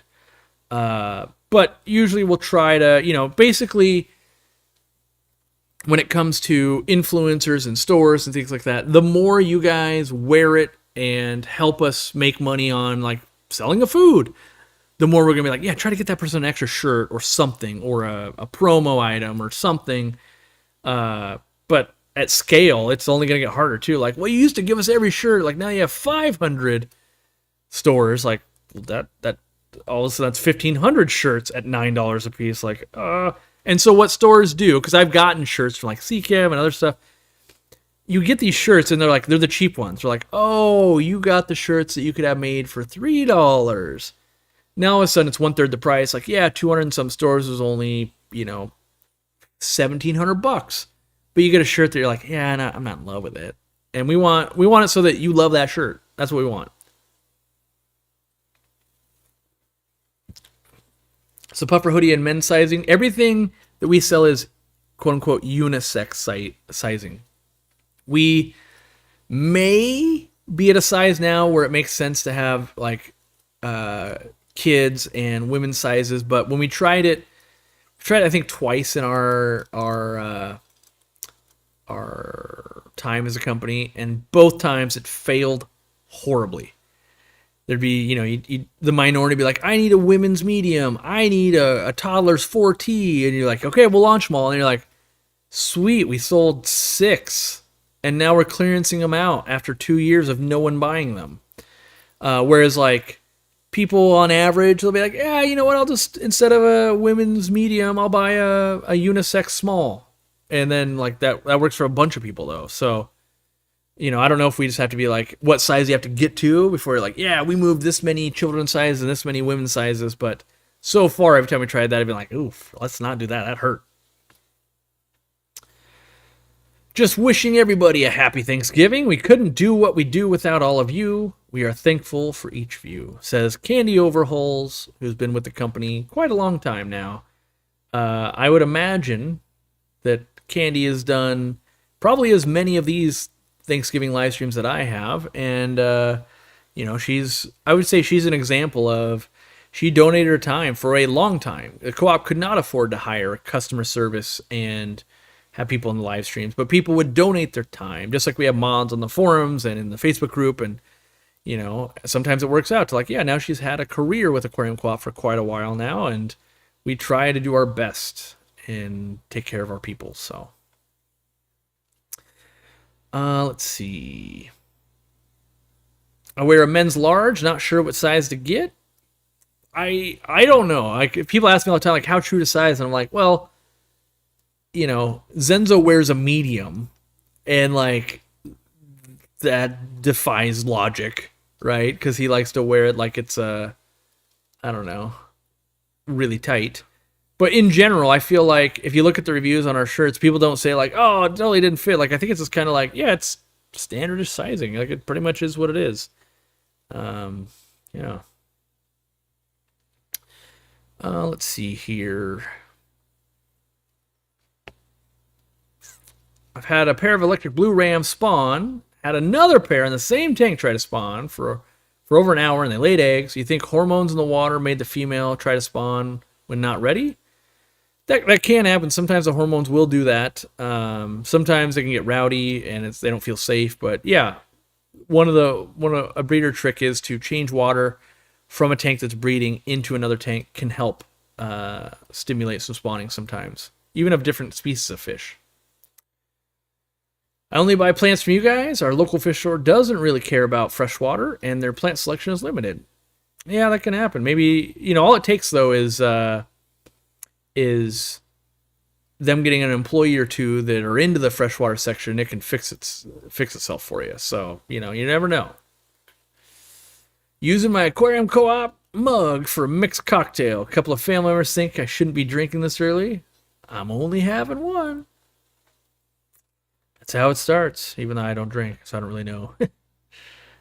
I got an extra large since it's my normal size. It's a Gildan shirt. Yep. It's a pretty common shirt manufacturer, like they have the actual shirt. So Joel dropping the $2 New Zealand dollars. Thank you, Candy. We love you, Candy. That's big. Joel dropping $2. Yeah. Joel's probably been around, probably not as long as Candy, but pretty long. It's an OG for sure. The struggle to decide on a women's t-shirt that would have a decent fit at an affordable price that would make most people happy would stress me out. Yeah, that really... And then imagine... Because I don't think people realize, like, we do a lot of stuff, but we're a tight company. Like, imagine you're literally wagering your income for the month or two, right? So it's like, if these women's shirts don't sell well, I basically shouldn't take a salary for 2 months. And so, and that's just like shirts, where those shirts might have been like $2,000 for the women's sizes. Now you do a thing like the fish food, you're like, wait, the minimum order, we're into it for 50 grand? Like, I don't get money for 6 months if this goes horribly wrong. So that's why I get so worked up about these. Like, I really hope that I'm not crazy here and that I've done something right. Let's see here.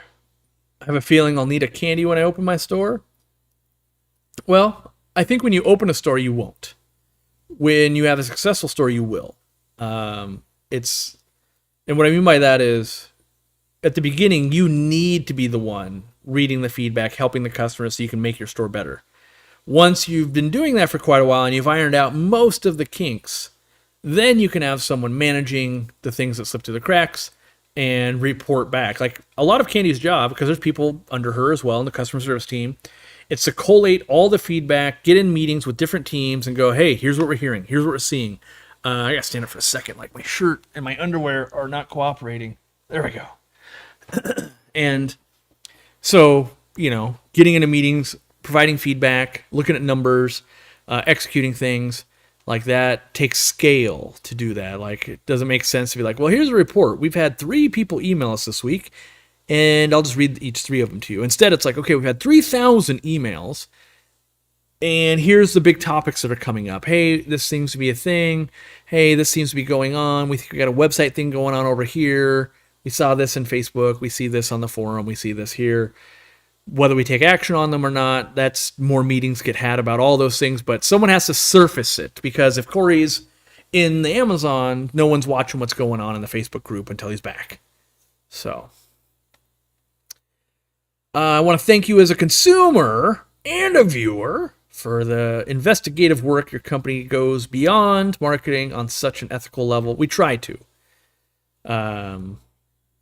We are, in my opinion, nowhere near what bulk resupply was for saltwater. They were doing some crazy magical stuff for a while. I think I was always envious of, like, wow, I don't know where they get the drive, the resources, and all of that. And I have no idea if it even panned out really well for them doing that. But they were, I still aspire to be as good as they were. Underwear, where we're going, we don't need no underwear. I'm using one of your uplift tubes on my broken hang-on back filter. It's kind of working. Need a bigger or better air pump, but proof of concept. Yeah, so that some of that is for us to launch one, we would need a bigger air pump, because these air pumps, they're not made to crank out an insane amount of air, because that would just drain the battery way too quick. So we do like, we are working on the other air pump. I guess I didn't print it or anything, but yeah, we are working on. I still want to see that other piece. Where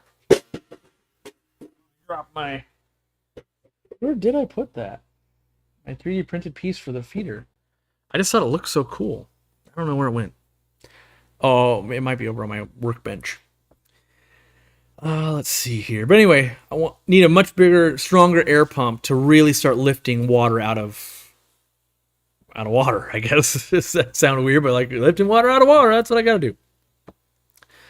So, it's a 1 hour mark, or let's see, we've been doing this for 2 hours. I think it's time for some more memberships. What do you guys think? Let's do it. I can't do it on the screen. Get you some more members. Still seeing some names there that could use some membership. Let's do another 10. Gotta remind me to do that more often, I guess, if I'm doing smaller batches. You know, that little small batch. Is there any chance the members only talks will work with YouTube Premium? No. They're still tripping on that. To allow me to listen to them while the screen's off. I listen at work and can't have my phone out. I will keep going. Come on, get it together, guys. I've been doing that for about 5 years on this. Like, come on. They did acknowledge, by the way, that there is a problem with ads on my channel, that it's auto putting in like those 70 ads after the live streams that I have to. And the problem is I can sit there for an hour and it won't load them in. It takes like 2 to 3 hours for it to finally populate. And then it does, and if I don't check in, by next morning, people are like, oh man, there's so many ads, and it's like, dang it. And they confirm there's a bug. We recorded all the process. They've got their team looking into like why. Even though all the settings are set to not show ads, it is doing that. So, part of our thing, trying to stay fair, we have an ad when you join a video or a live stream, the one, and then the goal is to have no other ones. Because I'm telling you to buy our stuff, buy our ornaments, buy our things, do our stuff. And you support us in that way. And so YouTube also wants a cut of that, though. So that's why it's like, well, you got to show one ad. Like, they won't come out and say you have to show an ad. But the reality is you have to show an ad. That's the reality. Like, you don't make them any money, they're not really trying to let you do anything. So, trying to turn the chat green. That's right. If you haven't opted in, click on one of those numbers up top and hit the slider so you can opt in if you want to try and win one of the freebies. That's the way you would do it. I know this is a loaded question, so on average, what is honest temps guppies can survive and breed? I live in Florida, Tank. Temps are going to get to 90 outside. They'll be fine. In my experience, just in Washington, which is far different than there, guppies pretty much do fine from 70 to like 95-ish with lots of air. And you can try, you don't want to be at 95, do some stuff, try to get some shade cloth, maybe put them in the ground, like try to avoid 95. But honestly, if you can, and anywhere in there, they're usually doing pretty good, honest. Yeah. But do what you can to, don't just turn a blind eye. Like he said, it'd be fine. Like your water's literally on fire right now. It's too hot. Like don't go out of your way to make them hotter. Try to if you're going to use a bin, don't use a black one. Try to use a different color. If you can get it sunk down to the ground a little bit, that'll help. If you can get a little bit of shade cloth, that'll help. Plants on top of the water, that'll help. There's all these little things. More oxygen will create evaporative cooling from an air pump. That'll help. All these things that'll help a little bit. Go a long way to going, yeah, it never got too bad. Long after us, so be guppies. Yeah. Yeah, Johnny says, I think there were 46 ads added to our last live stream. It's ridiculous. Yeah, it's so I hope that they will fix that bug. And they did implement a feature, by the way. They did implement a feature that I had requested for a long time, but it doesn't work correctly. And that was set the interval. So what I had asked them is, at first, I was like, can we just put an ad, what if I wanted to put an ad every 15 minutes or every 30 minutes? Right now, you have 4 billion or none. Those are the options I could choose. So they did put in a feature. And they said, yeah, we could allow you to set that. it only works while we're live. So if I said, hey, show an ad every 20 minutes, it would, and you guys be watching an ad. But then when it goes to a video, it still goes, watch this. Here's 70 of them. Like, that's half-baked. Come on. So still in that, like, well, then I'll choose none. If I can't choose a fair amount, I will choose none. And if you guys keep supporting us with buying stuff and memberships and that kind of stuff, we won't need to cram in extra ads. Like, each month, our revenue on YouTube goes down, but we're hopeful that you guys are making it up on buying stuff. Because I think more and more, like, advertisers in general are having to pay less for ads. Like, it's a little bit cheaper. And so content creators are making less, which means they're cramming in more ads. And I believe if everybody else is cramming in more ads, if I put less ads in, eventually you'll prefer watching us because we don't have ads. So that's my evil plan. My evil plan is to take over aquatics by not making you watch random ads on YouTube. So we'll see if my evil plan works. Main thing with guppies is slow temperature swings. Yeah, you definitely don't want 90 to 70 to 90 to 85 to 70 to 90 again, like in the span of a day. You don't want that if you can help it. So don't have 90-degree water, do water change with cold water. That's not great. That'll shock them. Shocking them. Let's see here. Have I actually hooked up the smallest Tetra Whisper? It's actually hooked up to my small Tetra Whisper, my backup air pump. I see. Do you think there will be a point where you upload some 3D prints to the forum? Might be cool for people to adapt co-op products. No, I don't. And the reason I say that is we do have a thread going for 3D prints, but it would have to be something that I design. So, for instance, there's a part for the feeder that some people would be like, hey, I would want to print that. And I'd be like, cool, I don't own the rights to it. The company we work with owns the rights to it unless they release it from us, and we can ask. But they literally have nothing to gain by releasing that to us. So that doesn't mean you guys can't do that, though. Like, I'm not going to go out of my way. Unless it cut in, like, let's say in 5 years, everybody on the planet owns a 3D printer, and no one ever buys our sponge filters anymore because they can just 3D print them. It's not in our best interest to be, like, promoting that. Which you'd be like, that seems dumb. It's like, well, someone has to come up with the idea. If coming up with the idea you make no money, I can't afford to do that for very long. So we have to make some money to keep trying to make things better. But no, I want to foster the 3D printed community and just DIY stuff in general. I try to help foster that while balancing we still got to pay people's wages, because there's still going to be a bunch of people, what we can't be doing, because this will happen. Hey, my 3D printer's not working very well. Could Corey give me a tip on how to make it work better? Like, that's not what Aquarium Co-op customer service can do. That's not in our realm. Can't do it. Sorry. Co-op's refusing to load. Going to try Chrome. Yeah, I don't know. I don't know what you got going on there. Keep live streams commercial free. Buy memberships and stuff. Yeah. Well, it's also the videos too. Not just live streams, but the videos. There's the one when you get in, and that's it. Overfeeding bloodworms can cause bloat, but have you noticed a difference in a risk of feeding frozen versus freeze-dried bloodworms? Also, what is the safest and most risky fish to feed bloodworms to? I don't notice a big difference between those two when you're feeding to fish. The ones that get the most bloated, in my opinion, are apistogrammas. They really don't handle taking a lot of bloodworms. So they can eat brine shrimp till the cows come home, but bloodworms, not so much. Still doing food things, says the Zen Ginger, but I wanted to wish all Americans a happy Turkey Day. Well, thank you. I have an iPhone Premium and never get any ads for anything except the one before the stream. And I can listen to with my screen off. Yeah, I do put that trailer. I should say we do put that one in there too. Half the time I'm trying to educate people. Like, for the last 2 or 3 live streams, it was how to clean the air collars. I really actually want to make some more videos that are basically informational. So that trailer you see, the maximum length it can be is 3 minutes. and I don't have very many videos that are under 3 minutes. So it's mostly shorts and a few other little things I can do, but it is on the, yeah, we should make some more 3-minute videos that could play before our live stream that would help people.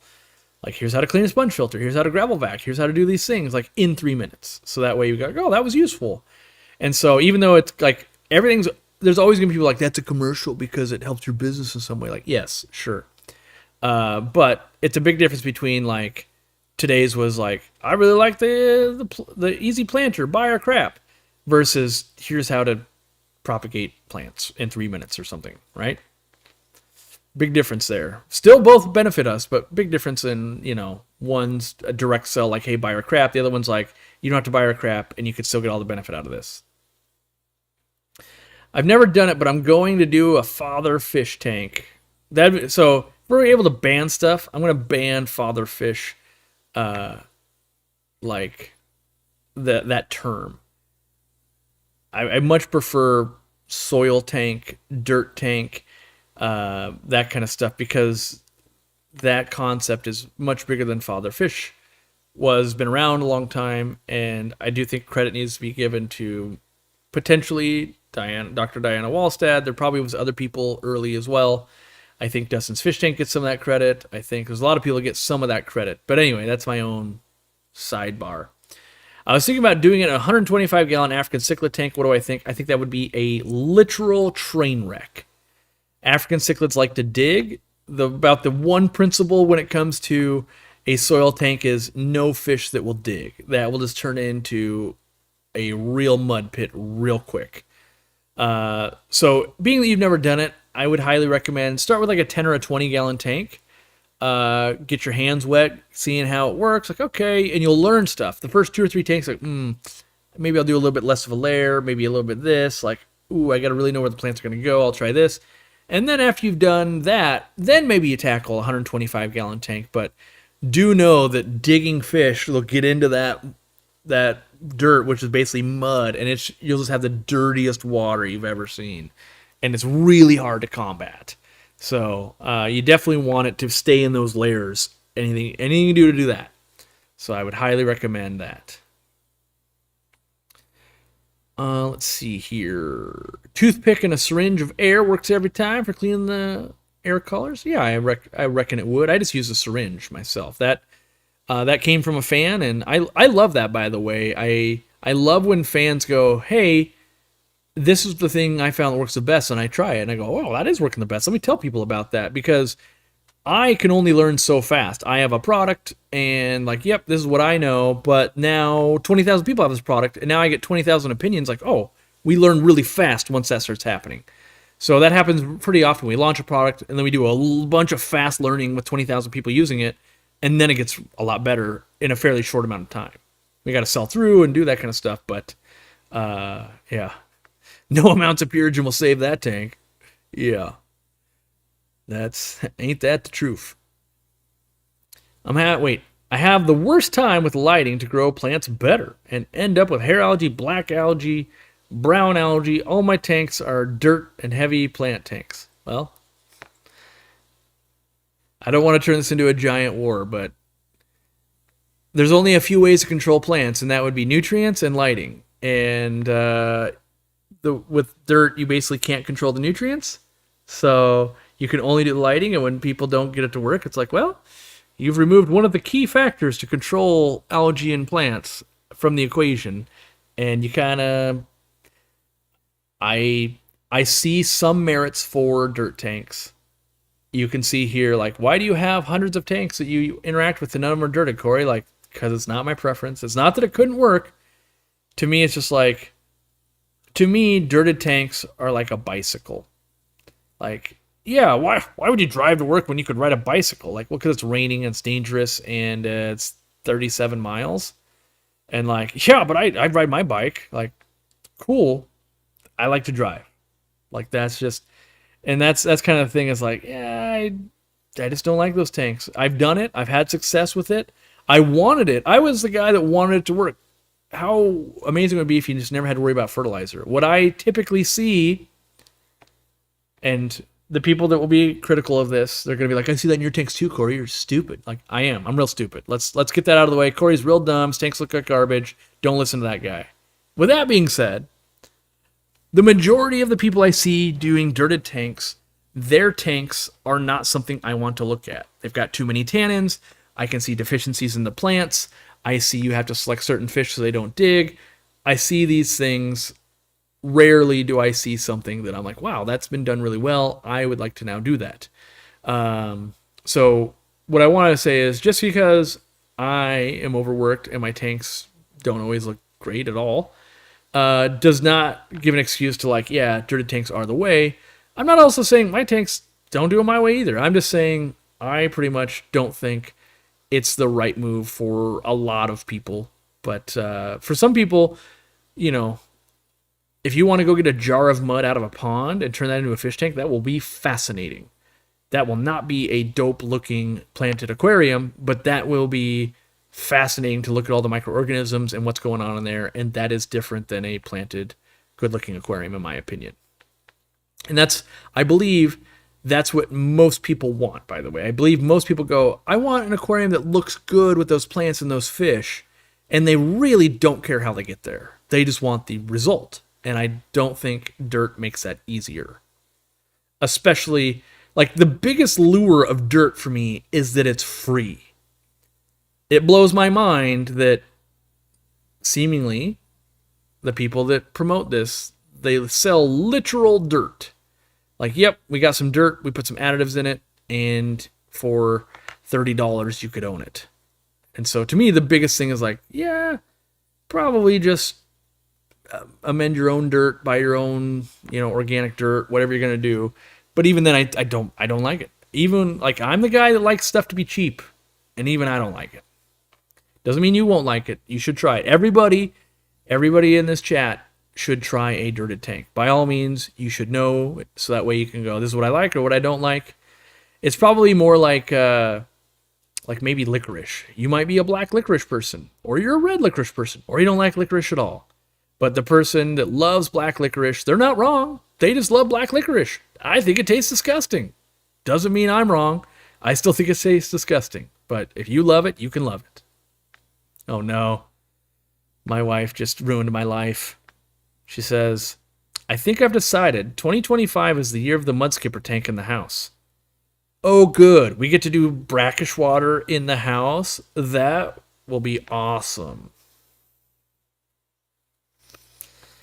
And it actually will be awesome if my wife actually just takes care of it. I would love it if I could enjoy an aquarium and I literally did not have to do anything. But so far our track record is, are you gonna do something about that over there? That is killing my soul over there. Like the algae or the thing or the... And so then I force myself to get involved. Which, the animal's doing fine. It's actually fine. It will kill my soul slightly. Of like, but you're not working on my timeline. It's also why I can't work with my wife on anything, because everyone's got to work on my timeline. Did developing and selling your own foods put a strain on your relationship with Extreme? Yeah. I would say basically everything we do puts a strain on every relationship we've ever had. The minute we do anything, people are like, oh, yeah, we hate you even more now. Like, oh, good, thanks. So far, I think the only relationship that's still going reasonably well, that's probably not true, because there's probably the one I can think of that's like Fritz. We haven't really had to make any products. For me, when I try to work with companies, it's like, let's try to do something more than the status quo. Let's try to offer a good product at an affordable price and manage these things. Like I feel like I'm pretty good at promoting things and selling stuff. On the other end of the company that I'm working with, like it's your job that if I can, like a lot of stuff, not everything, but a lot of stuff is, if you were selling, like maybe these cost, I think these cost us like $5 each. We're selling for like $7 or something. These cost us like $5 each because we bought 500. If we bought 5,000, they might only cost $4. If we bought 50,000, they might have cost $2. And what I need with the companies I work with is like, Cool, you were selling 500. It's now been 2 years and you sell 20,000. We should do better for the customer. Like, let's get the price down. And unfortunately, we time and time again see that that's not happening. We are able to hold the price. Like when you look at our prices, and maybe I gotta use like the Wayback Machine, but when you look at pricing from like before COVID to now, we're not crazy high because we go, okay, we just gotta scale it more. We gotta sell more. We gotta buy more. We gotta do a thing. We gotta keep the price and the quality the same with doing these moves. It's not that you guys won't pay it, because you will. In general, people just pay more price, and sometimes there are products we have to. They're like, okay, we like brine shrimp. We have done everything we can do. There is no tricks to. If they raise the price, we just have to raise the price. There's no room. There's no room left. It's got to be a frozen container. We got to store it in freezers. We got to buy freezers. There's no give on that. But there are some products of like, well, like these root tabs, we could probably get you a little bit more for your money if we commit to if we buy $500,000 at a time. But we might only save you 3%. I'm like, well, that's real risky to buy $500,000 at a time, save 3%. But in general, our first response to, hey, things are going up, is what can we do to not have that happen? And we know that there's lots of companies that have already let us know that prices are going up in January. This is pre-elections. They're just like, yep, just giving you a heads up. And that's another Black Friday type tactic, by the way, in every industry is you probably want to buy a bunch right now because the price will go up in January. Normal procedure from almost every company, roll out your price raises in January. And, my pushback on a lot of these people is like, how are you going to charge more? And the North Star for me right now is, let me look it up today. How much is a Python hook? Amazon.com, let's look up a Python hook.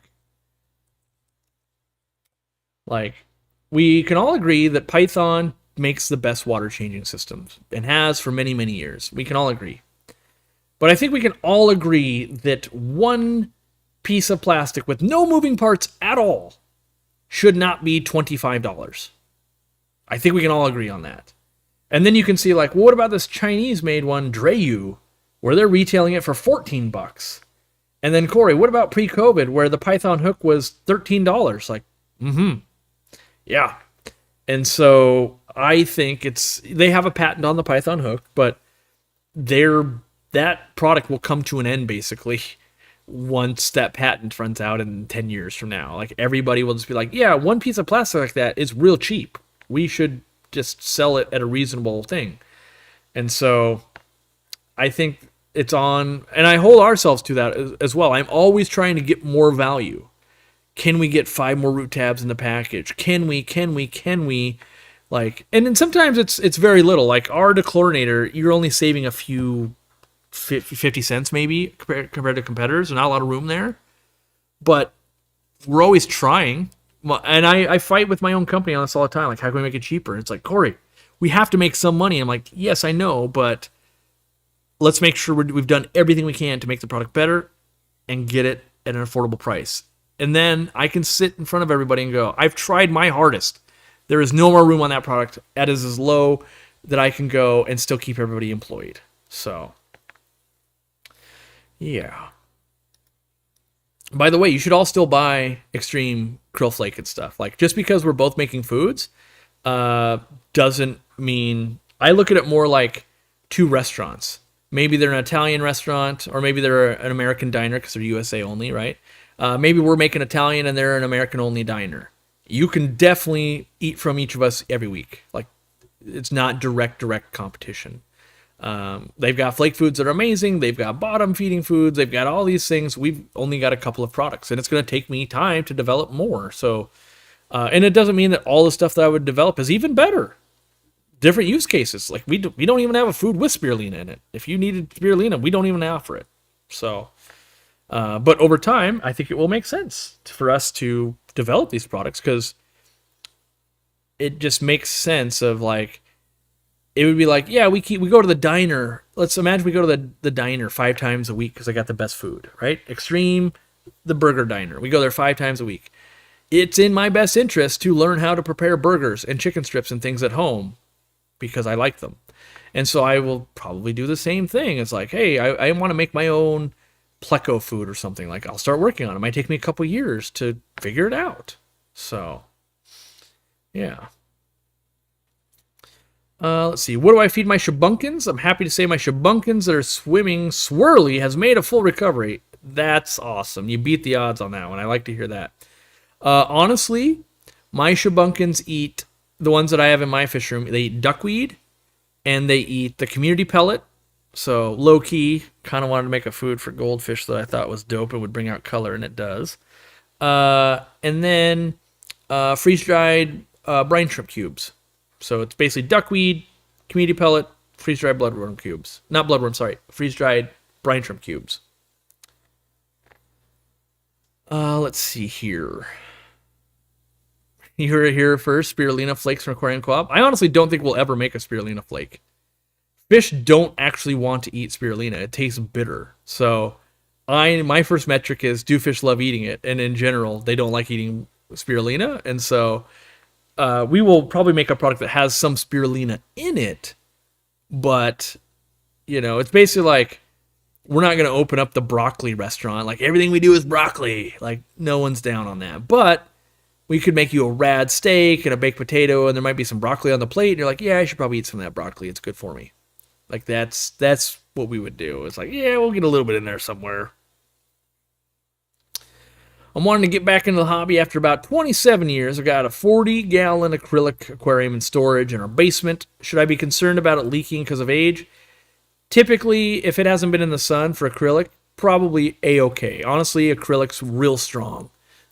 So I personally probably wouldn't worry about it.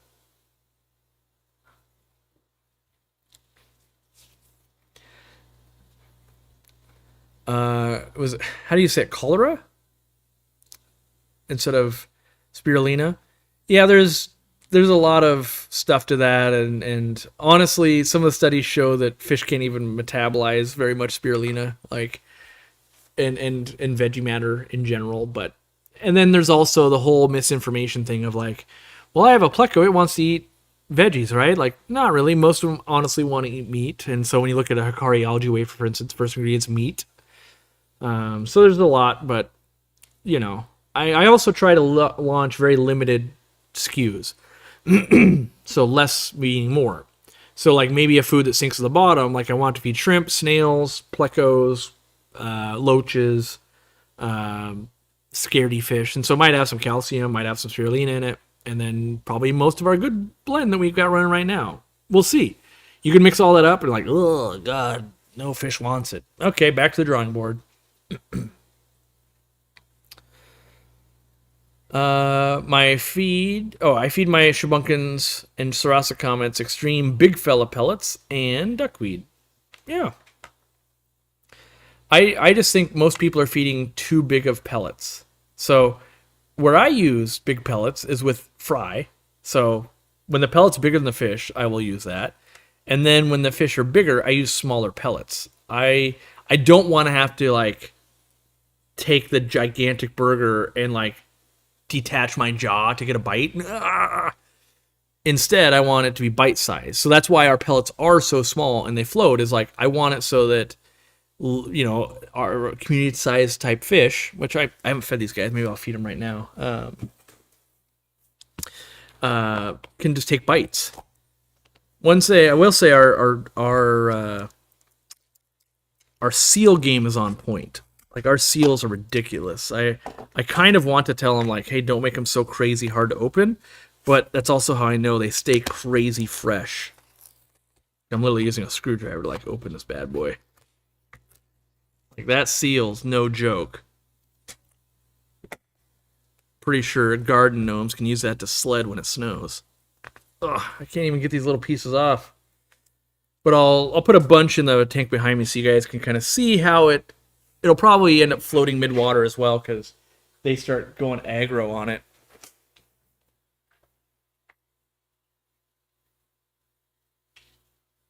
Okay, I accidentally dumped like way too much in there, but they're still gonna eat it like mad.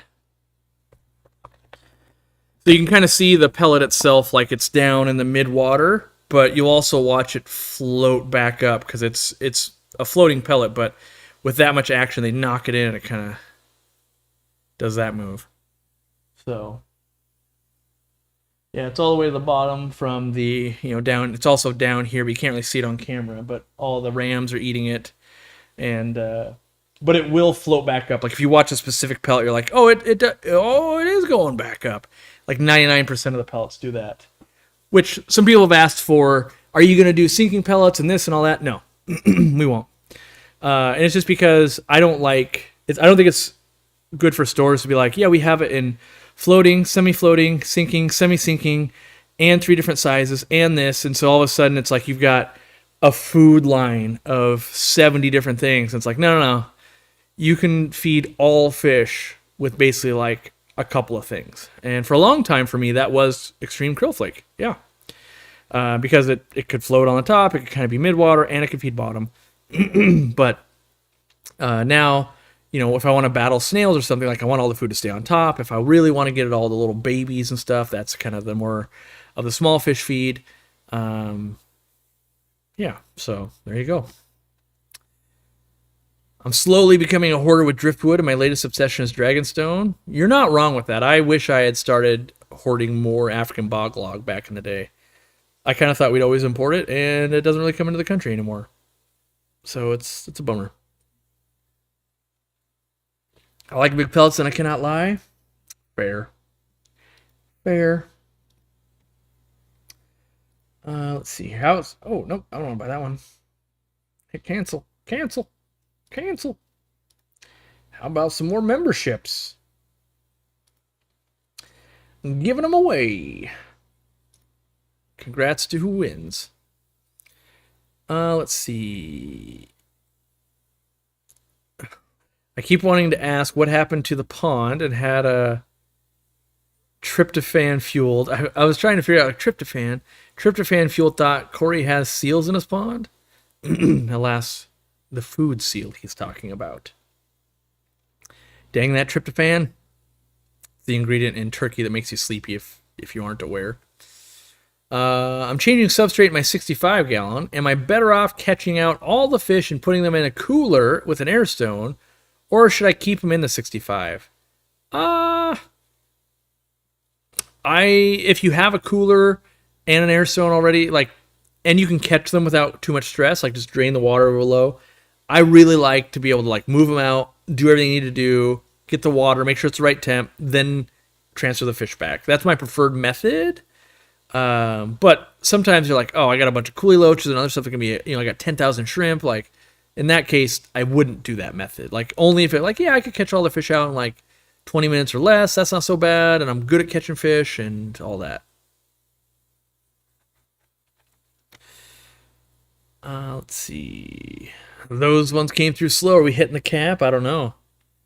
I'm eager to find that cap where everybody that's eligible for one can get one. So if you want to get a chance, you just got to toggle it on. Kyle Hernandez stopping in on Turkey Day. I only have 2 shabunkins, but they're over a foot long. They eat mostly koi food. They're very cute and chunky. Yeah. Goldfish in general will eat anything because they're meant to just goldfish. What they do is they basically want to have something in their mouth, chewing on it all the time, and then they poop it out, and then the other one eats it, and then they poop it out, and then they eat it. They're just meant to break stuff down. So small pellets works fine. Large pellets work pretty good too. Honestly, it doesn't really matter. Honestly, with goldfish, doesn't matter. With something like Oscars and stuff, it would matter because a big pellet, their teeth are in their throat, so they have to continually puke it back up a bunch, and that's how they chew. And so that's why it's coming out their gills and making a mess. Where if it's a small pellet, they just swallow it. So, yeah. I have 2 blue eye lemon plecos, but I put in zucchini. Only got snails to eat it. Yeah. They they prefer meat, honestly. John Skolick. Skolsilic? I don't know. Donating 10 memberships. What a guy. Do we intend to discontinue fry food? No, we don't intend to. However, we will long term if no one buys it. Still selling fine right now, but what I mean by that is like, no, it is different. It's got a different nutrition profile. It feeds differently. It's got the squirty bottle. A lot of people have been using it for a long time. We don't intend to stop selling it unless like, oh, everybody just wants to use this food instead and we're only selling a little bit. All right, maybe we'll discontinue. So as long as people are using it, we got no reason to stop selling it. That's pretty much every Aquarium Co-op product or product that we sell at Aquarium Co-op, whether it's Repashy, Extreme, our food, other people's stuff. If lots of people are buying it and we can get it at a fair price and sell it to you at a fair price, we have no reason to stop selling it. If not everybody gets to win, like I haven't said that little spiel in a while, but basically for products to work, the person that sells it has to win, the person in the middle would have to win, and the consumer, you, have to win. If any one of those isn't winning, as in making a profit, being able to stay open and feed their family, it will crash. And so you need all of that to happen. And so that's why I work very hard on our pricing and all of that, because it's got to be good value to you. It's got to be good quality to you. It's got to be working out for the stores, and it's got to work out for us. So a lot of work goes into making that happen. And you guys help a lot. When you leave the reviews, super helpful.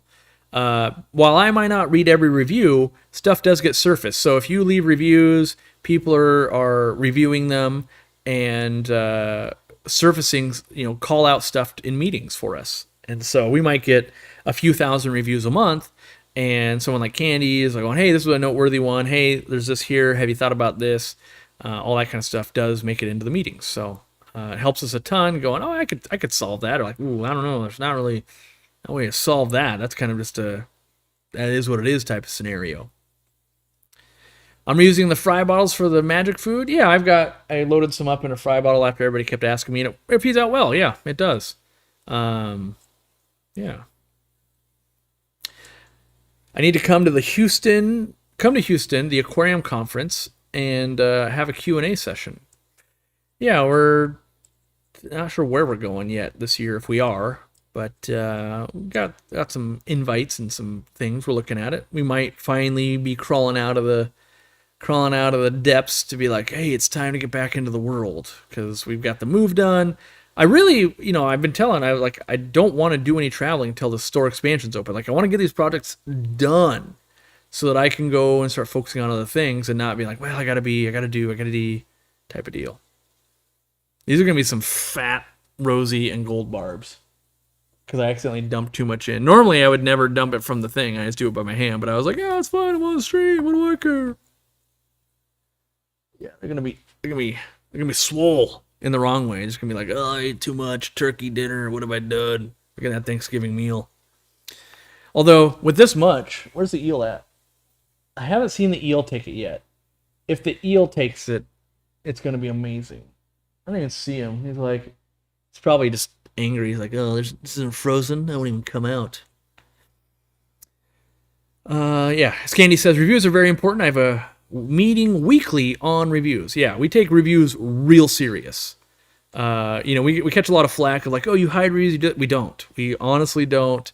The only reviews we get rid of if like you're swearing or you reveal personal information or it's not relevant. So if you're like on the sponge filter and you're like, my iPhone is showing a blue screen of death, like that's not relevant. So yeah, which sometimes we show the trust badges, but I think they're tacky, but we have like a 99.6% transparency rate, which basically means 99.6% of all reviews are actively showing on the website, and that's out of like 80 or 90,000 of them. So yes, there has been, what's the math on that? Like, I'll tell you what the math on that is. Let's just say 90,000 times 0.004? Yeah. Yeah, so out of 90,000, there's 360 that aren't being shown. And that basically means like, swear words, name calling, doxing people, or completely irrelevant. And so like that's an insane ratio. Because there's plenty of like legitimate like, oh yeah, it's this product, and they're talking about this product, and they think this product sucks, and it's like, yep, that stays. We don't scrub that out. That just stays. I think if a product has 5,000 reviews and 100 people hate it and 4,900 people love it, that sells it even better. Like, yep, 9 out of 10, more than 9 out of 10 people. That's 19 out of 20 people like this. So, let's see. I swear that happens every time. I never dump from the tub, but when I always do, it's too much. Yeah. Yep. Normally I've got a big container. Like I love these types of containers. With these like tops. It's a Ziploc one. Normally I kind of have this and I'll feed. I actually emptied out all my fry food into this so that I could test it in the bottle. But I normally will take, stuff like this and just dump it in and have my, because I want it so these can get dropped and they're also waterproof, which these have been doing that really well also. But I've been using these for like 20 years type of deal. And you can pick them up at the grocery store. So I usually ask my wife, like, if you see them, can you get me some? Let's see. Yeah, a great project to finish would be the retail store. Tell me about it. Yeah, I always forget to leave reviews. That's why I'm reminding you guys some more. Like, I don't leave tons of. I do leave reviews. I don't leave tons of reviews with companies I work with, but it's different when it's Jiffy Lube. It's like, yeah, which by the way, I did leave a review from Jiffy Lube. The guy was like, "Can you leave me a review?" And I was like, I literally told him, I go, if this will somehow get you more money or good marks on your reviews, I will do it. And he's like, it will. And I was like, I will do it then. I won't just do it just for like the sake of doing it. Like if I'm going to take 5 or 10 minutes of my day, I want it to actually be helpful. And so with you guys, like if you write us a review, it literally will help us make a better product because I'm fully invested in that. But there's so many companies like, it just goes into the ether and means nothing. And like, that's just a waste of time. If you're not going to read them, if they're not actually going to do something for somebody, then we won't do it. Or I won't do it. So that's why we literally will read them and we will use them for making everything better. Let's see. I love the emails about leaving a review because I have a squirrel brain. Okay, let me run a poll. I'm interested to see, and I don't want to bias it because I have my own opinions. So I'm just interested to see because I'm always afraid that I'm what do I want to call it? Taking advantage of the relationship we have, right? So what's the question I want to ask? I want to ask, yeah.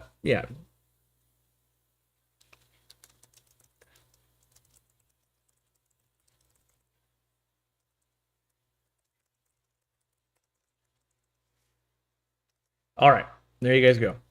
So the question I want to ask is it okay to send a second reminder for a product review?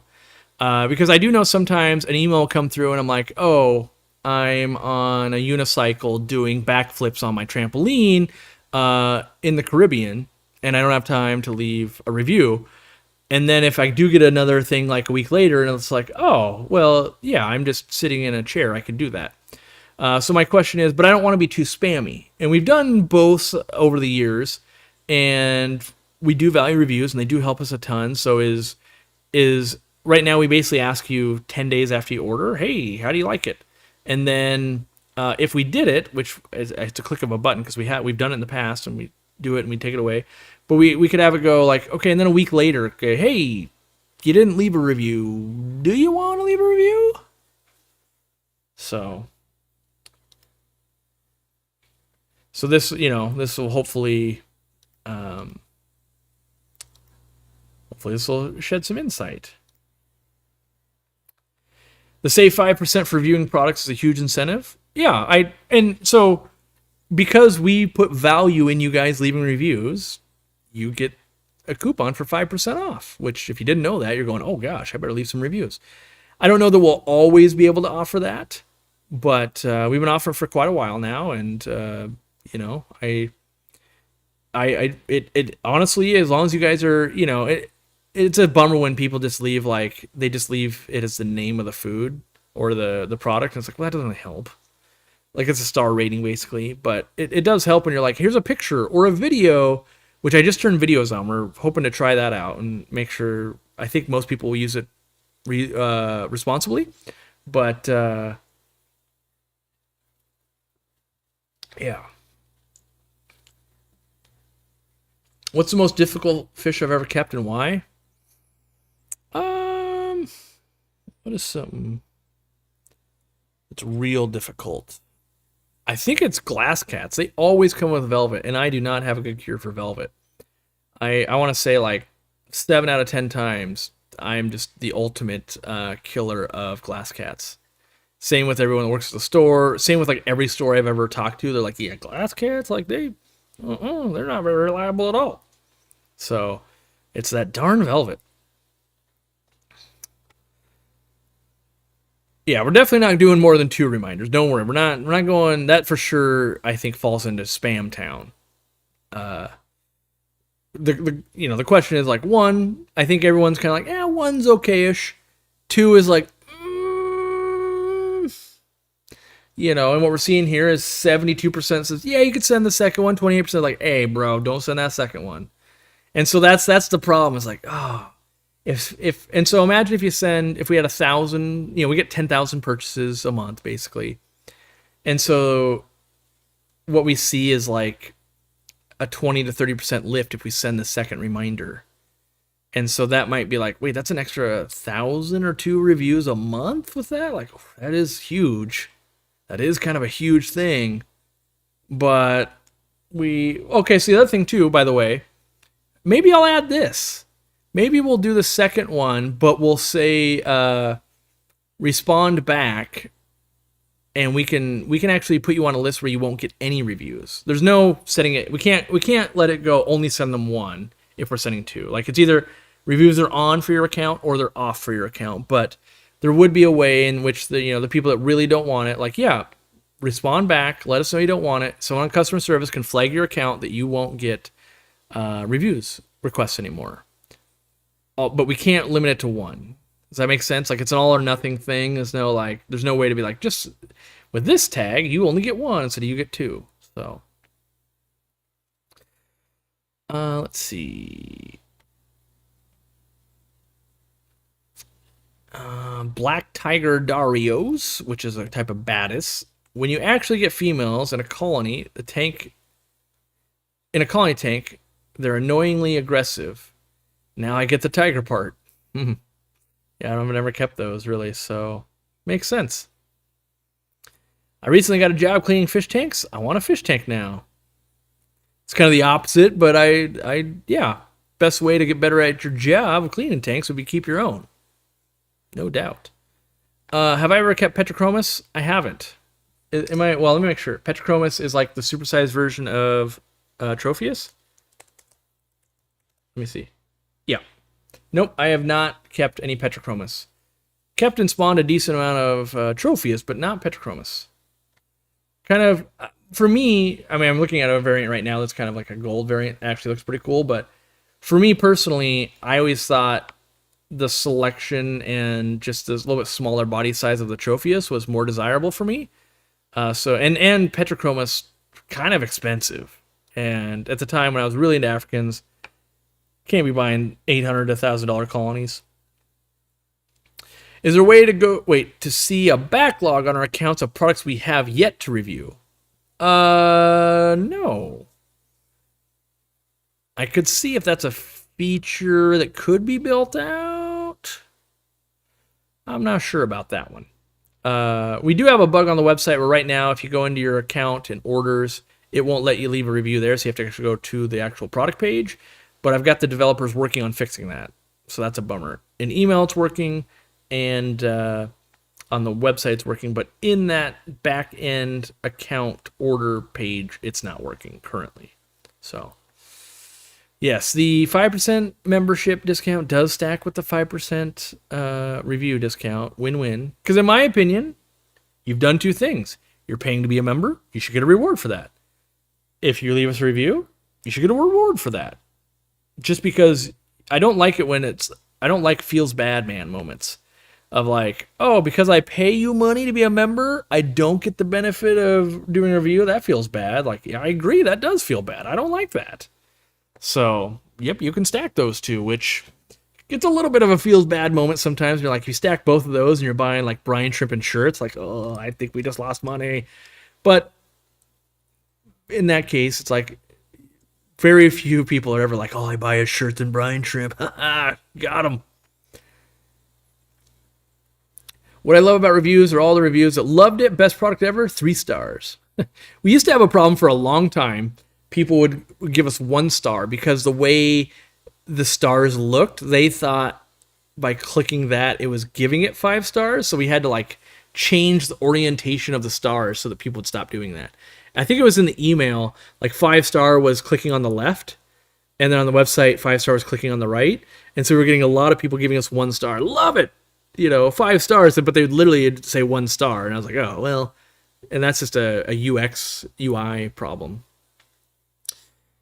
Do we just go into our recent reviews and leave a review, or does it have to be an email? Yeah, she says, I assume she, I don't know why, Lumi, he, she.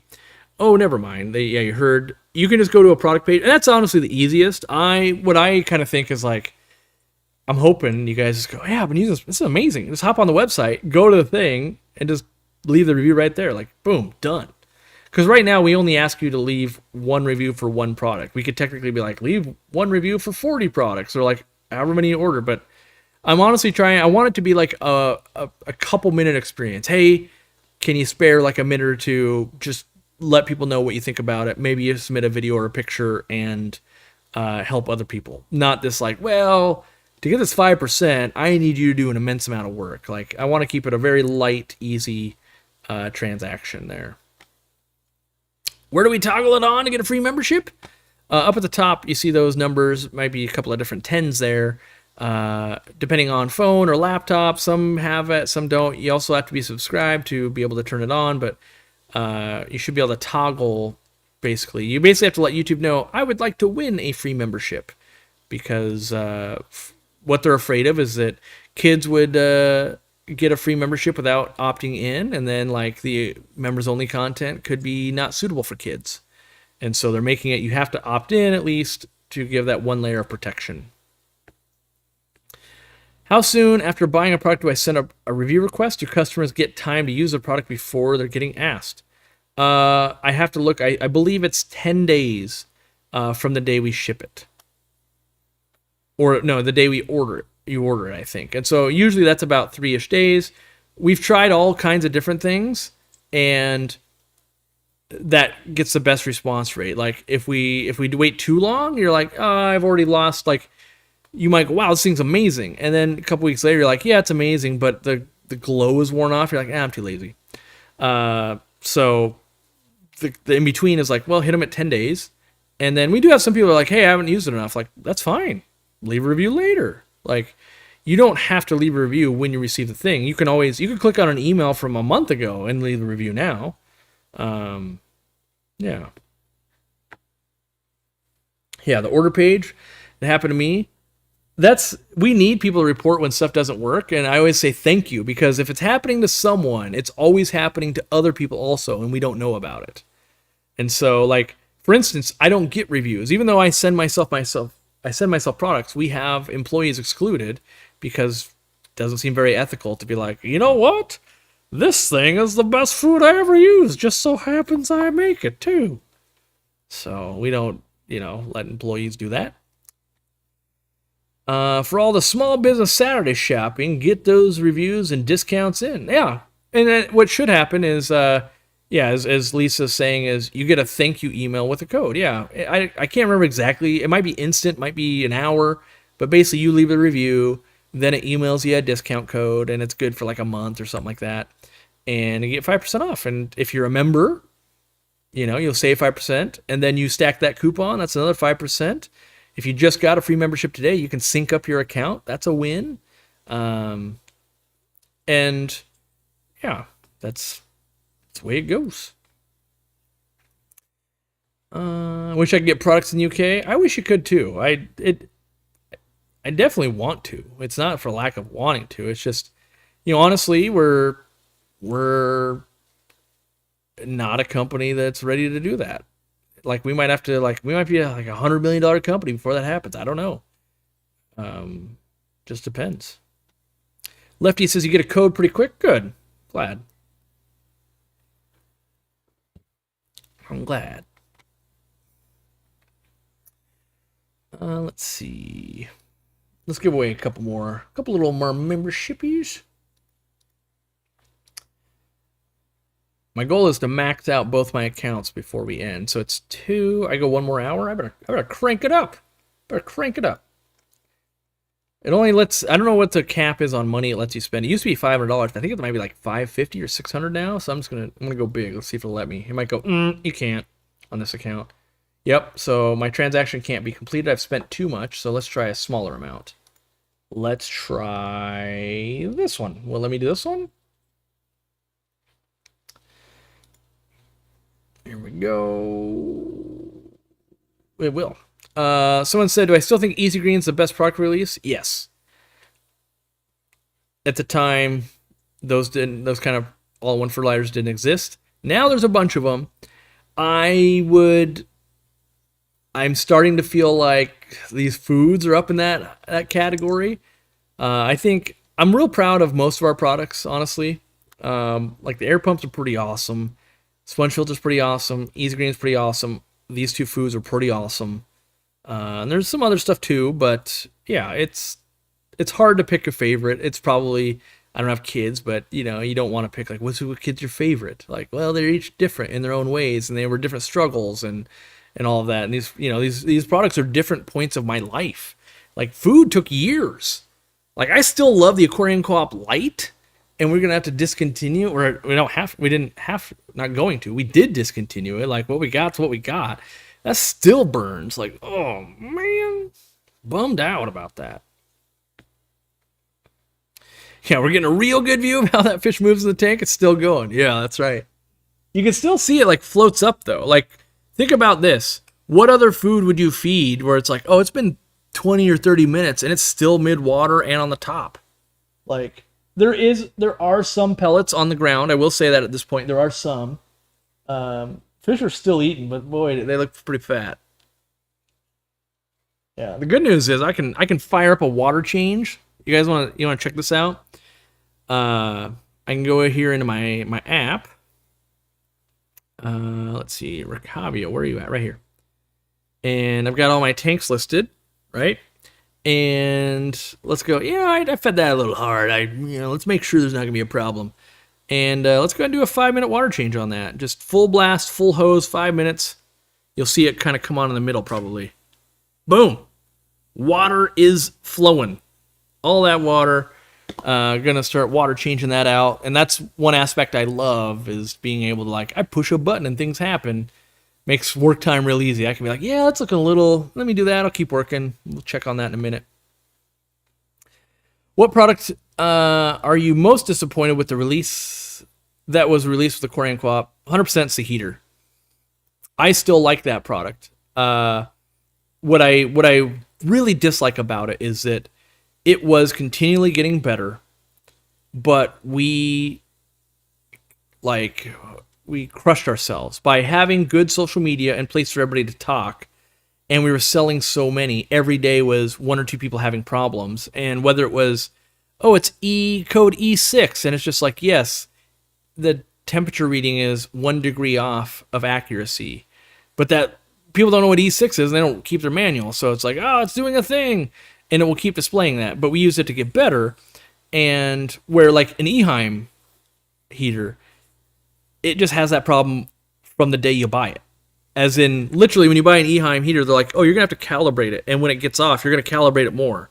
We were trying to develop a heater of like, let's go as long as possible without ever having to calibrate. And when it does get out of calibration, bring up an error code so that we know, so we can track it back to a lot number and tell the manufacturer and make tweaks to make that go even longer. With all of these, we were trying to solve 5 problems at the same time.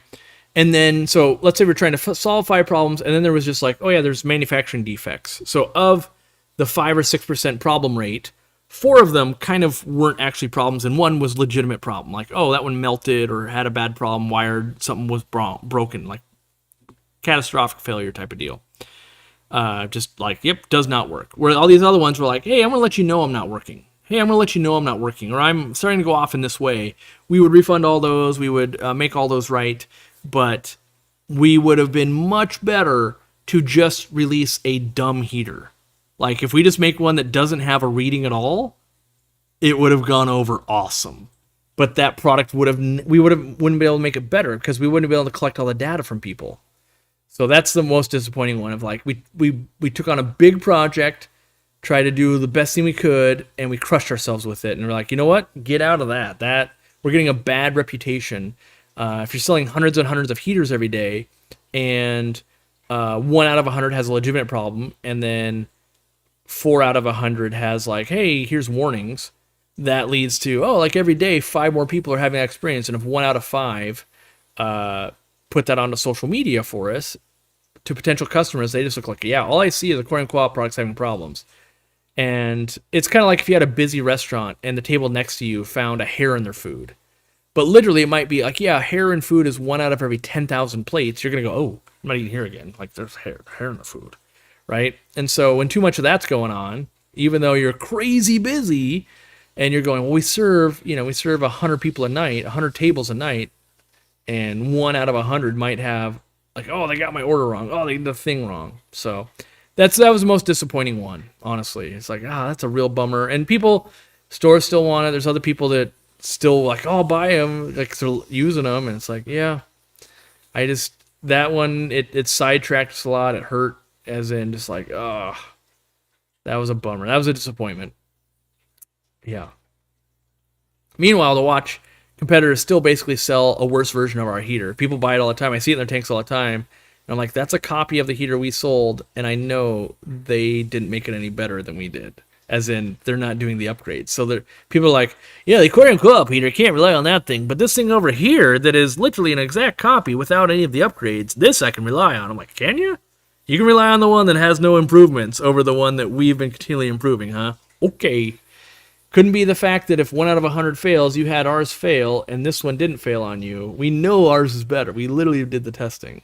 And stores are doing the testing and all that. Anyway, I don't want to talk about that because it just gets me all worked up going, dang it.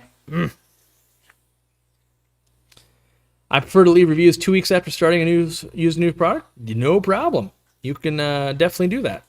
You can leave a review whenever you want. Whether you get an email or not, you can hop on the website. If you log in, your review is verified. If you're not logged in, it won't be a verified review. But as long as you're logged in, you'll leave a verified review. Let's see here. Imagine the 8-hour streams. Yeah, I'm a workaholic, so yeah. Usually with an 8-hour stream, I take 1 bathroom break. 4 hours I can do without breaks. Unfortunately, I will do 4-hour meetings with people. If we've got a real serious thing we want to get through, I'll do 4-hour meetings. And it could be like, yeah, we got a lot of design work to do, and then we got to talk about this, and we got to do that. And so people on my team put limits. Like the limit is basically an hour. It might stretch to an hour and 15. My brain can do it, but other people, and part of it is they've got lots of takeaways and stuff they got to do. I don't have as many takeaways. It's like, hey, we need to do this and this and this. I've already been working on all this, and this might be new information to you, but here's what I need you to do. So I don't know. I'm built for it. I don't know if gaming conditioned me or what, but and partly it might be passion. Like it's so important to me, and I do like what I do for work that I don't view it as like, oh, that was a 4-hour meeting. I'm just like, yeah, I got important work done. I love it. Let's see here. Yeah. I use the heaters in my reef tank. Most stable heater I've ever had. Like, yeah, there's it's kind of one of those like, if you had a problem, it's the worst heater you've ever had. If you have no problem so far, you're like, these things are amazing and they were affordable. Like, oh, it's so just twisting the knife. Like, oh, I wanted it to work, and yeah, it's we sold an insane amount of heaters, though. That is true. So we definitely did that, and I'm not gonna say we'll never get back into it, but boy, howdy, am I hesitant to jump back into that pond. I'm starting to get to the point where the co-op package arrives once a week. Got to start planning these better. A little bit of that is my fault. I will take the blame. Well, it's not really my fault. Couldn't be avoided. We had attempted, like, these product launches should have been spaced out by like a month each, but because the ports got so backed up, we couldn't. It when you have like 3 or 4 containers all come in the span of a couple weeks, like that, well, nothing we can really do about that, unfortunately.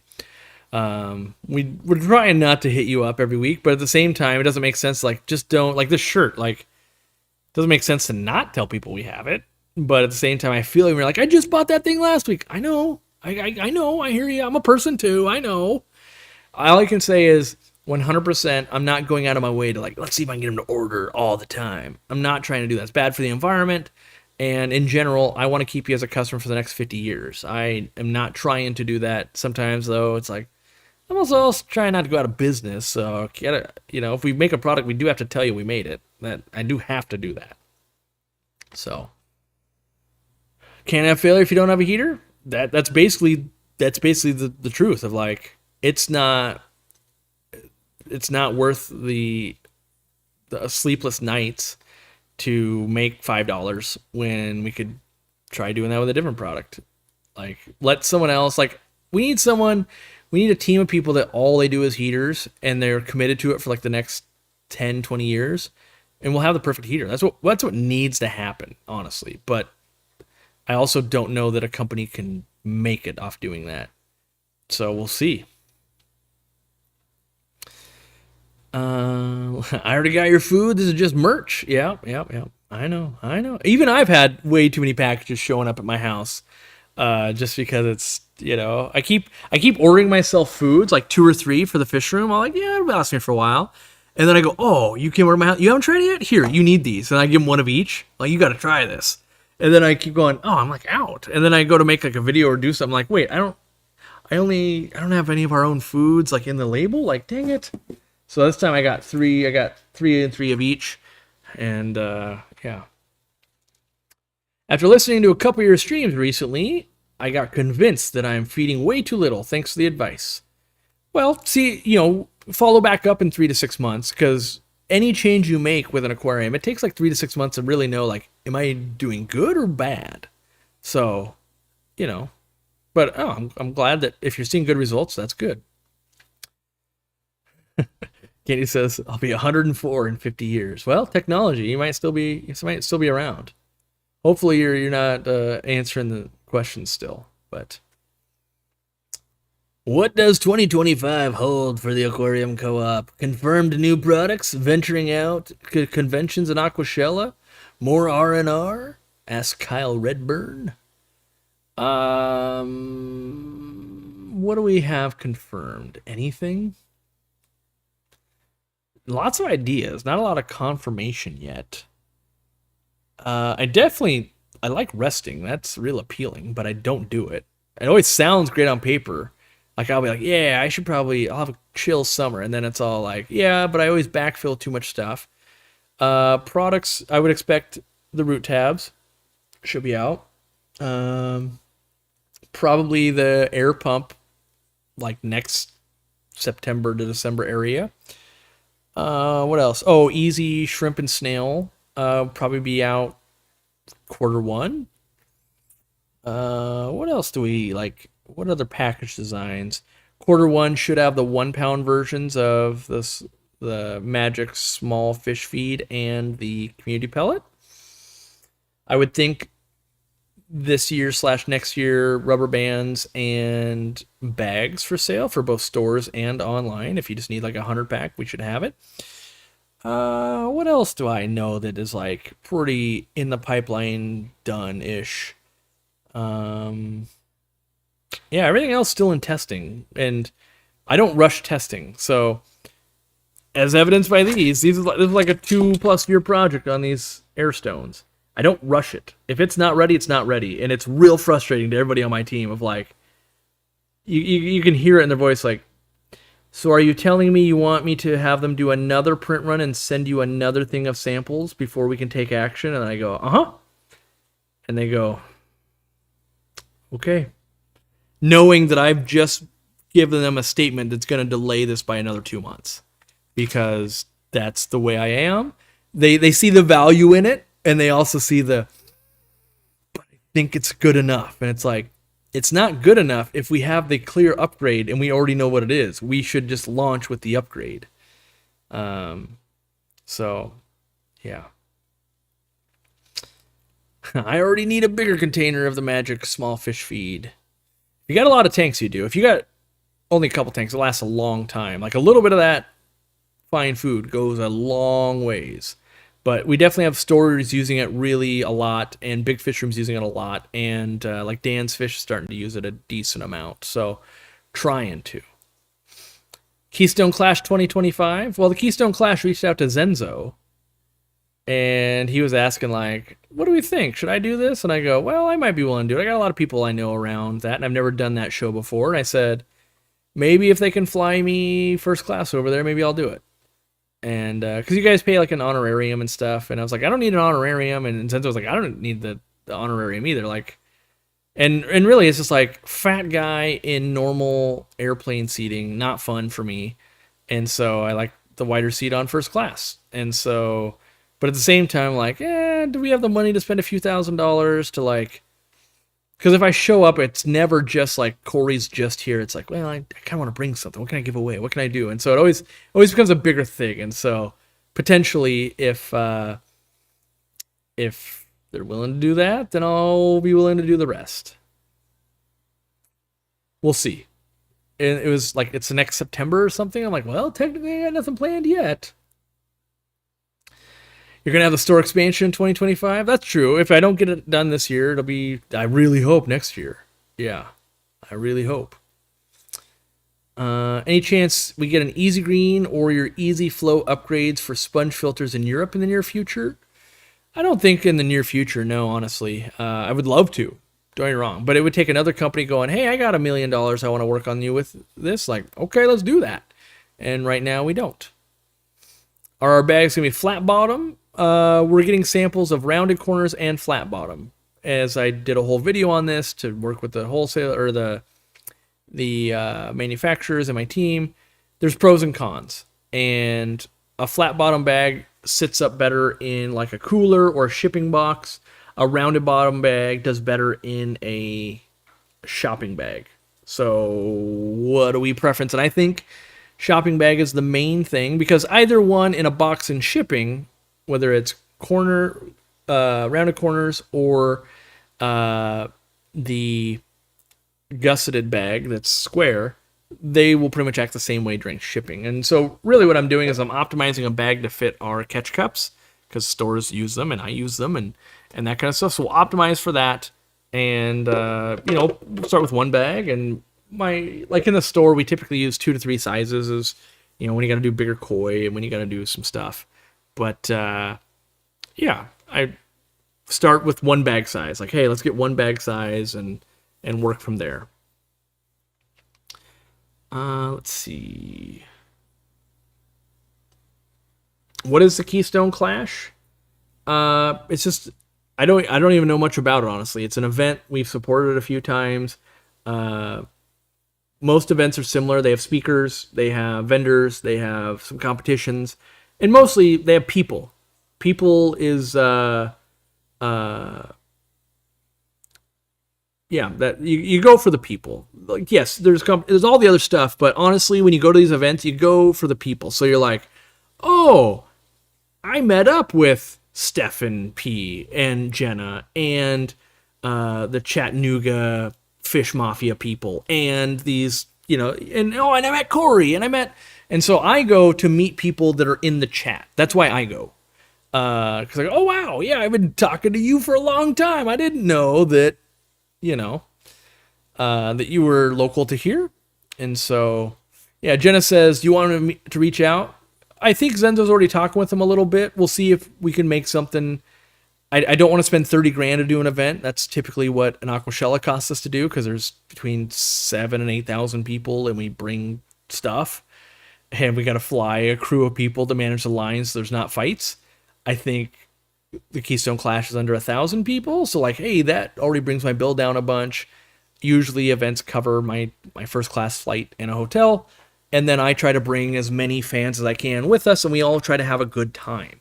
depending on how many people show up is what it looks like. If there's not very many, we all go out to eat and we have a great time. If there's like, oh gosh, there's a horde of people, maybe I do a VIP meet and greet or something, and line management and all that. Mostly I'm trying to keep it lower key of like, look, I really just want to hang out with you guys and just be friends and hang out, and not so much like, Corey, can you do the song and dance? Can you make us $50,000? Like, can I? Yes. Is that what I want to spend 3 months of my life doing? Not really. So I come to hang out with the people, and so Aquashellas I haven't done any for a while because it's real grueling work. It's, hey, can you give a talk to the vendors before the event opens? Hey, can you do the VIP event each morning? So I got to be there an hour to an hour and a half before the show opens for the VIP ticket sales. And then there's a VIP event afterwards, and there's the vendor party after that. So my days end up being like, wait, your day starts at 8 and ends at midnight? Yes. 3 days in a row? Yes. After flight and a different time zone? Like, yes. It's insane. And like, and how much money do you make, Corey? Oh, you make negative $28,000. Oh, why do you do that? The fans. And so I'd rather, if I can go hang out with fans and have a meaningful time and go eat somewhere and have fun with 30 people, and it costs me $2,000, that sounds awesome. So yeah, we'll see. The people equal the tribe, that's right. Found you 69 months ago on the tube. You taught me so much, thank you. Best $5 I've continued to spend as a member. I love to hear it. You guys' feedback has been positive on the membership. You guys love the video, which I do love as well. Yeah. Square bags can trap small fish in the corners while in shipping. That's why everyone uses round bottom bags. At least that's what I've heard. Yeah, but then you've got people like Dean who shipped a lot of fish, and he will only use square bottom bags. I think there's a lot of preference. There's a lot of it depends on how the square bottom bag is made. There could be pockets where stuff can get trapped and all of that. In general, I mostly favor round bottom bottom bags. So most likely we will do that. But you want to know, like, how good is a manufacturer at doing each of those? They might be like, oh, we are the world's best square bottom maker and a mediocre round bottom maker. Like, oh, 1 out of 100 bags leaks with round and none leak out of square. Like, maybe we go square. Got to figure all that stuff out. And we're still in the dating phase. Let's get some samples from these manufacturers. Let's see what's the quality. And there's still like, how thick is the bag? How long is the bag? All the dimensions. Is there writing on it? Isn't there writing on it? What does it cost? Can you do 100 count bags? Like, really what I want is I want the perfect bag in a 100 pack. I want 10 packs to a case so that we can sell you, the 100 packs will have a barcode. So you as a home hobbyist could order just 100 bags. And if you were selling at a swap or whatever, that would work out great for you. If you're a store, you're buying the case, and the case has a different SKU, so you're buying case quantities at a time, and that works for stores. And if we can get that going, great. Then maybe we launch 1 or 2 more sizes. But bags and rubber bands, no one's making any money because they're heavy to ship, and that's why they're getting harder and harder. Harder and harder to source, because as a business principle, no one really likes doing things that don't make them money. That it's just not good for business. So, and when you find products that are doing that, yeah. Dean's talking with my wife right now. He's gonna eat a bunch of this double apple pie, and my wife is, being that he knows. So my wife and Dean get along really well because Dean literally went to school and taught culinary. My wife went to Cordon Bleu for baking as a classically trained baker. And so Dean's skill set, my wife's skill set are different. Dean does not excel in baking, but cooking really good. My wife is a badass when it comes to baking. And so my wife bakes stuff for Dean quite often when he comes over. And then Dean, being in the culinary world, knows that Katie appreciates a lot of that kind of different bake stuff, and so they'll talk about that. It's funny to me to just know that, like, yes, my wife and my good fish friend also have a great bond out of something that I know nothing about. I don't know how to cook. I don't know how to bake. I probably am more likely to successfully make a fish food than I am to make a pot of spaghetti or something. Honestly, like I think that's true. I think I've made more fish food than I've made spaghetti or almost any meal. So, yeah, a little crazy. If you get to go to the Keystone Clash, you better bring home a suitcase full of pierogies. Yeah, because it's in Pennsylvania. Uh, that's true. Yeah, there's. I could, and so the other thing too, I could hang out for a little while. Pennsylvania, there's some stuff to do around there, and yeah, we'll see. We'll see what's the timeline, what does it look like, and I hope I'm to a point where I can just demand first class. Which if I weighed way less, if I was Zenzo, like Zenzo fits fine into a normal seat. Same with Randy. Like everyone wants first class, but as the sweaty fat guy on a plane, ain't nobody want me next to him, and I don't like to make other people not comfortable. So I've in the last however many years I've only flown first class outside of there's flights in like Peru and stuff where like that doesn't exist, bro. Like you're on a tiny plane and you just deal with it, right? Like yeah, I deal with it. But given the chance of like if I can pay more money and just have my own space and not have to be like, hey, you're the fat guy sitting next to me, I pay the money to avoid that for other people. So basically, if I'm gonna leave my house, I want to be comfortable. I'm comfortable in my house. I can talk to 522 people live right now, and then thousands after the fact. If I'm gonna go give a talk somewhere, like yeah, I at least want to be comfortable as I get there and I'm there. That seems like a bare minimum. And yeah, you get my stage presence and you get my stage presence. I'm a big dude, so I want to be comfortable. Let's see here. How many times have we told you not to add beef heart to the spaghetti? Dang it. Dang it. Can we take off the membership discount if we are happy to support? I'm not sure how we could pull that off. You could unsync your account, but then you wouldn't like automatically get the coins added on. But I don't think we have like a toggle. I mean, go on the forum. If there was like 10% of all members would rather pay full price, we'll pay a developer to build that out. But I have a feeling it's like 5 people are willing to do that. Super gracious like that. Here's the better thing. I would rather you just spend 5% more. So in your mind, if you don't want the 5% discount, just buy something extra and it's a win-win. You've supported us more. We sold another thing. We make more money. That sounds awesome. Yeah, my wife does not have a cooking channel. We've thought about it.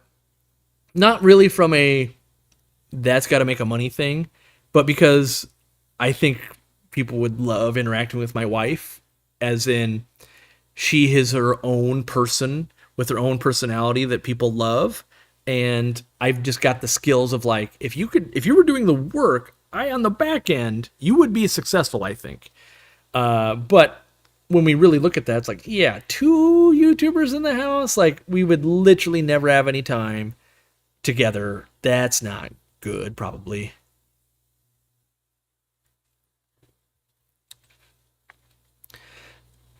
Oh, I'm plenty kind to myself. Don't get me wrong.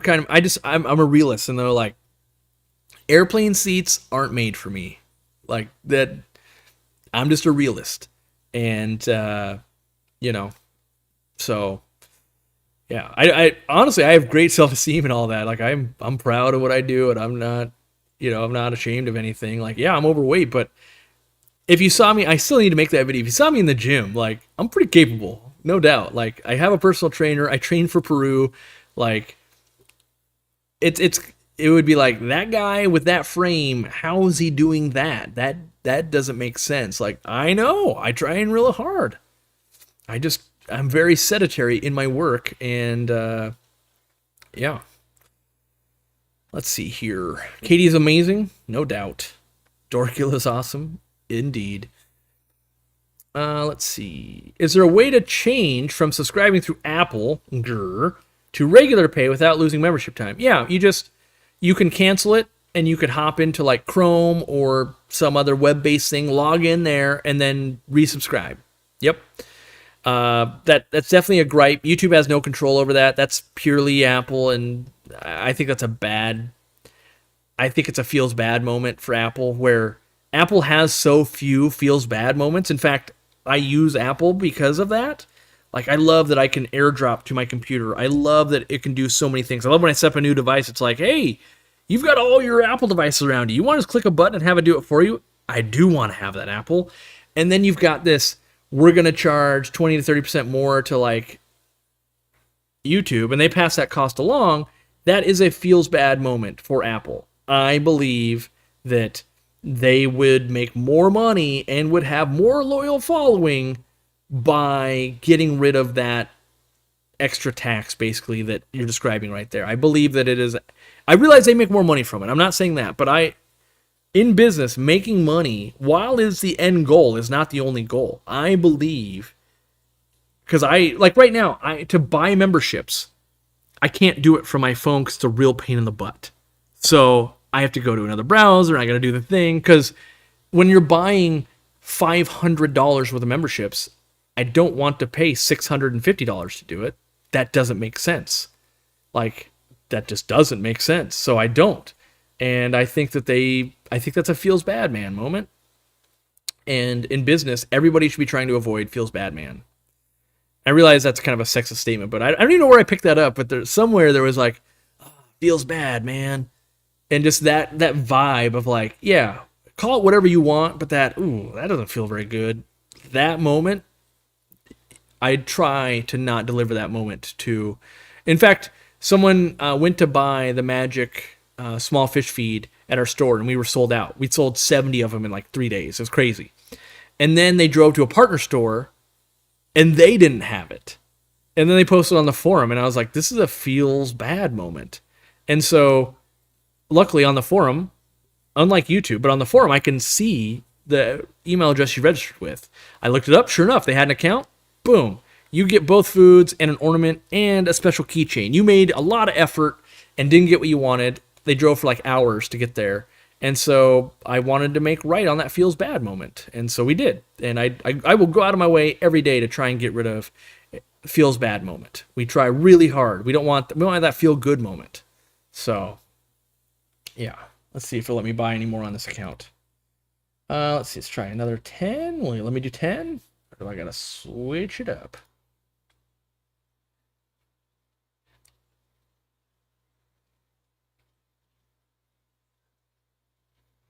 Let's see.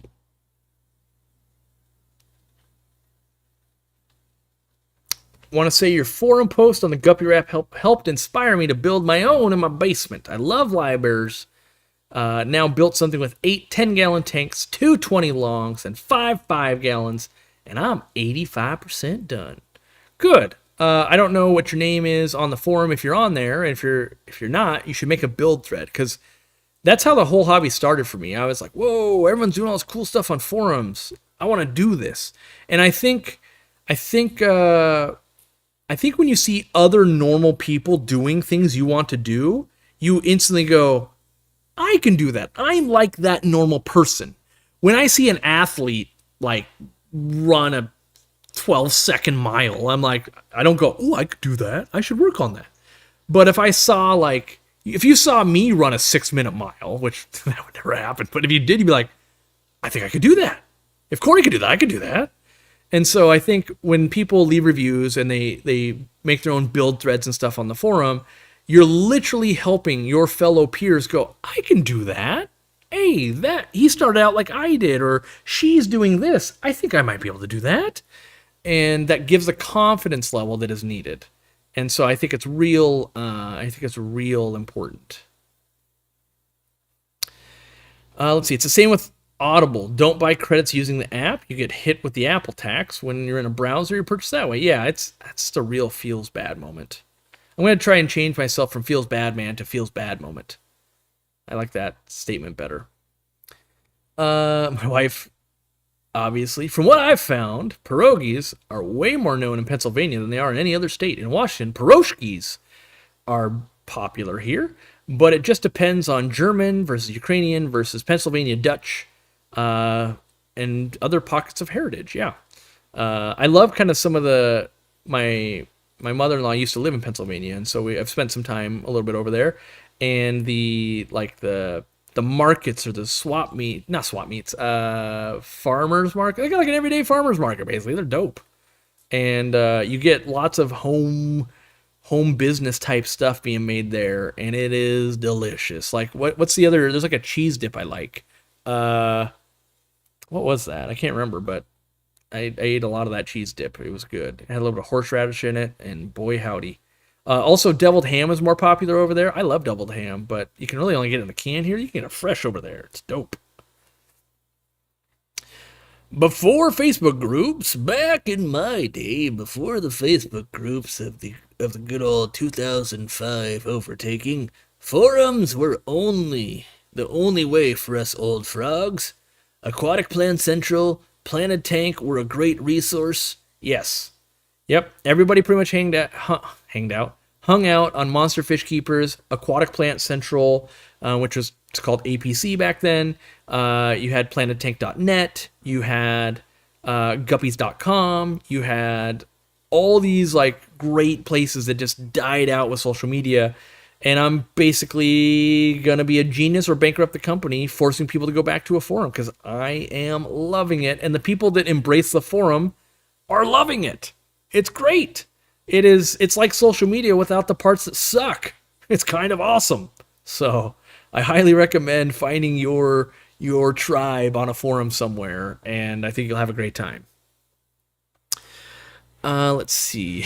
Yeah, canned ham is a feels bad moment. Yeah, it's true. I'm not saying you're not wrong.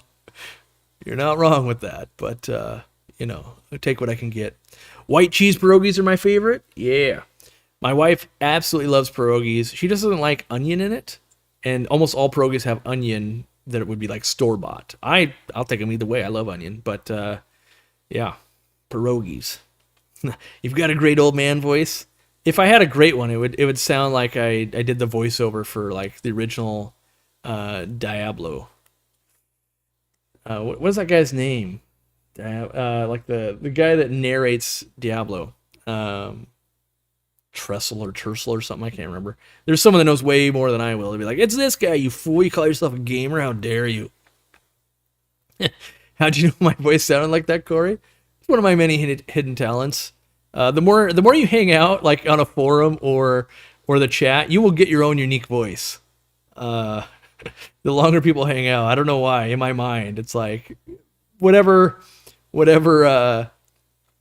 Uh, like I can pick up from the way you speak, it influences the way I think about you. Like in my mind, like I watch the live streams from Stephen P, but I can't get past the fact that he can actually rap, and so I want to, in my mind, make him just like the most gangster dude I know. If you haven't, yeah, Deckard Cain. Yep, you're right. If you have never, it's not necessarily family friendly, but if you've never gone to Stephen P's channel and listened to the rap, the initial part you're like, whoa, this is terrible, and then you're like, this is actually amazing. Wait a second, like that's kind of crazy. And I always go, I wish I had skills like any other skills in life to add to the skills that I'm fortunate to have. But that's a skill where I'm like, I'm not sure how I would use being able to rap about fish for good or evil, but that is a skill for sure. Yeah, Monster Fish Keeper is still alive for what it is. That's one of the forums where I'm like, it's kind of just a buying and selling place. Like there are some other stuff, but if you were there in the heyday, it was the place to be for sure. Now it's like, oh, no one's posted in 2 or 3 days in this part of the forum. Like, oh, used to be like, oh, we got 80 posts a day in puffers. Like, I'm learning. Let's see here.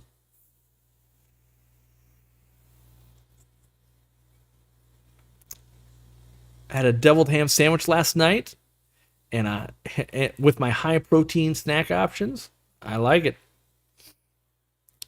I'm an old World of Warcraft gal. Yes, sir. Or the Horde. Stephen P says there is a clean version. back before I conversed with Stephen P very much at all, I still kind of like, I kind of want somehow to make like a really cool rap or just cool beat or something for Aquarium Co-op, but it seems like an immense amount of work, and then only 12 people think it's actually clever. So yeah. Let's see. So we're at 2:30. We've got about a half an hour left. I'm going to be shuttling everybody over to the Steenfod Aquatics live stream that starts in 15 minutes, but we're going to let them get warmed up for 15 minutes before we slam them with our 500 viewers. And they're taking the reins, if you will. They're going to entertain you for a while longer while you listen to people snore because I've eaten too much turkey. RuneScape's your vibe, never too old. I've considered getting into it. I think old games like that survive that well is because the gameplay is amazing and the graphics suck, which usually means I would love that game because I don't really care about graphics. I love gameplay. I love it to be grindy, and that game looks real grindy. Of like, I worked all week. I got my spell damage or spell casting skill up by 1%. Like that. That is my kind of game. So. Let's see here. My local mosquito and tick company has a hilarious hold song, clearly written for them, about mosquitoes and why they keep people from answering the phones. That's I like that. Yeah, Stephen P does make it look easy. That's right, because I consider him a peer, and when you see a peer do something, you're like, I think I might be able to do that. Where like a professional rapper, you're like, I can't do that. But yeah, when you see someone and you're like, I might be able to do that. I'm going to start my rap career. Let's see here. I circle around with Minecraft, WoW, and LoL, which is League of Legends. I don't know. I feel like League of Legends, what is it? League and, why am I having like a brain fart? League and, what's like the sister game to League? League One, but Dota. League and Dota, they're just, I don't know. I feel like they're too toxic. Like, everybody there is like, how about I just be the worst human being? And everyone's like, yeah, that's what we do. And it's like, I don't know. I feel like for as grindy of a game that can be, as you're trying to rank up, the last thing you need is just, I don't know. I always try to go and play. I'm like, this game is fun. I hate this community. It's not good. There's no community here at all. So, yeah, I like having community.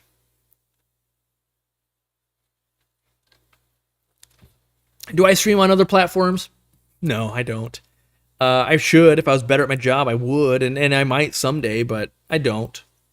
And mostly, we've got it pretty dialed in here on Facebook or on YouTube. When I start like multi-streaming to Facebook, there's a lot of trolls and just BS that goes on there. And honestly, if I'm gonna hang out with my friends on Thanksgiving, I want the least amount of annoying people in the room. Just like, I get it, guy.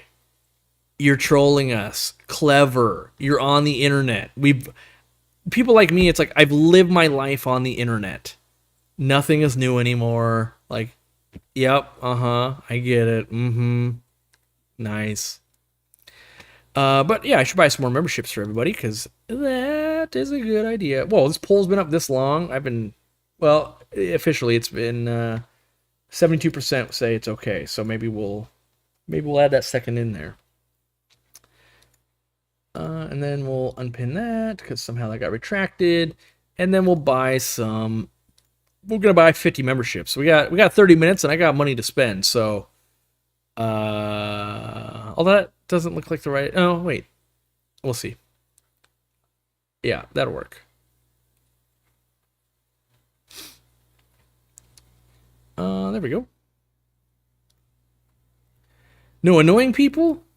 Okay, I'll go then. Let's see here. Ooh, Stephen P, are you still here in the thing? And is the Secret Santa for the Fish Fam still, you could sign up for it? I signed up for it, and I got someone to be a Secret Santa for. So maybe you guys, because I love Secret Santa. I love it, especially fish-related ones. I love White Elephant. I love all that kind of, you never know what you're going to get. I'm going to try really hard to give someone something pretty cool, and we'll see what they do. But yeah, if it's still a thing, we could put that link in here.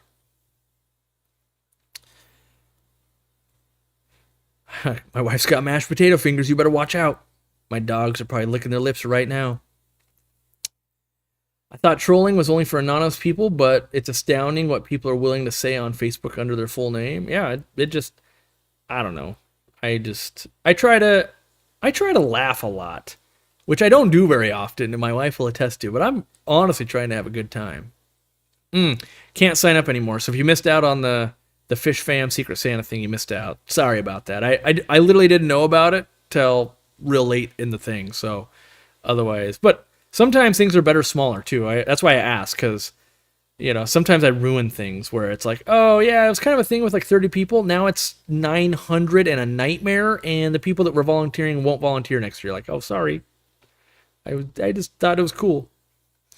Happy Thanksgiving, everybody who celebrates, and good evening to those who don't. From Steve. Thanks, Steve.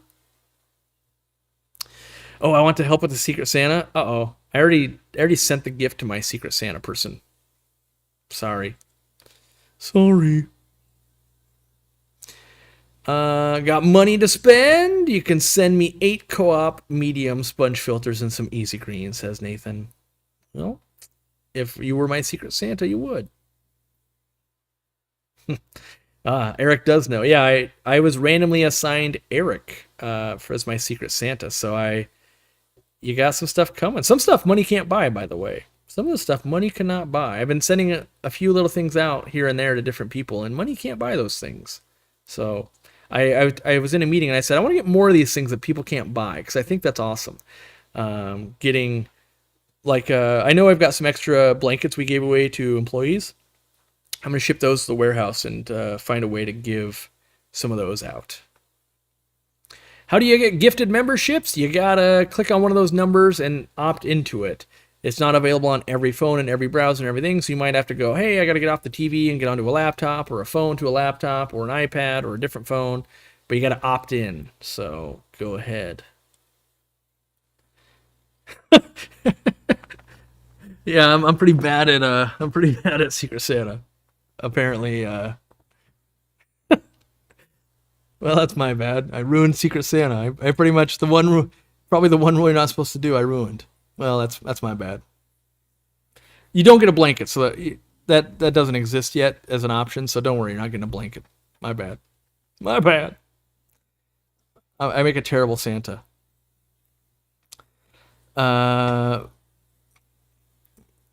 Collect blankets and then my dog steals them. That's kind of what happens to me. A fan made us a rad like goldfish blanket that we use quite a bit, but the dogs also love it. Like, it's kind of an awesome throw. If anyone's ever, well, now someone's my Secret Santa, and I don't want to make it like unbearable on them, but my favorite gifts are like handmade things, because like someone making you a blanket, and I'm always shocked when people aren't like thrilled when someone's made you something. Like, some people think that, let's say you crochet or you knit someone a blanket, and they're like, oh, you went the cheap route? Like, no. They put 180 hours of their life into this. Like, if you put that at $20 an hour, like, they just gave you a gift worth thousands of dollars. So I am always looking for people that have handmade things with care, and so I value that kind of stuff very, very highly. Just because I know what it goes into. In fact, for a while I was convinced, I'm going to learn to knit or crochet, because I think it's one of the ultimate gifts of, like, you make a blanket or something like that for someone, and you spend months doing it, or at least time, depending on how much time a day. And when you give that to people, like, that's a huge investment.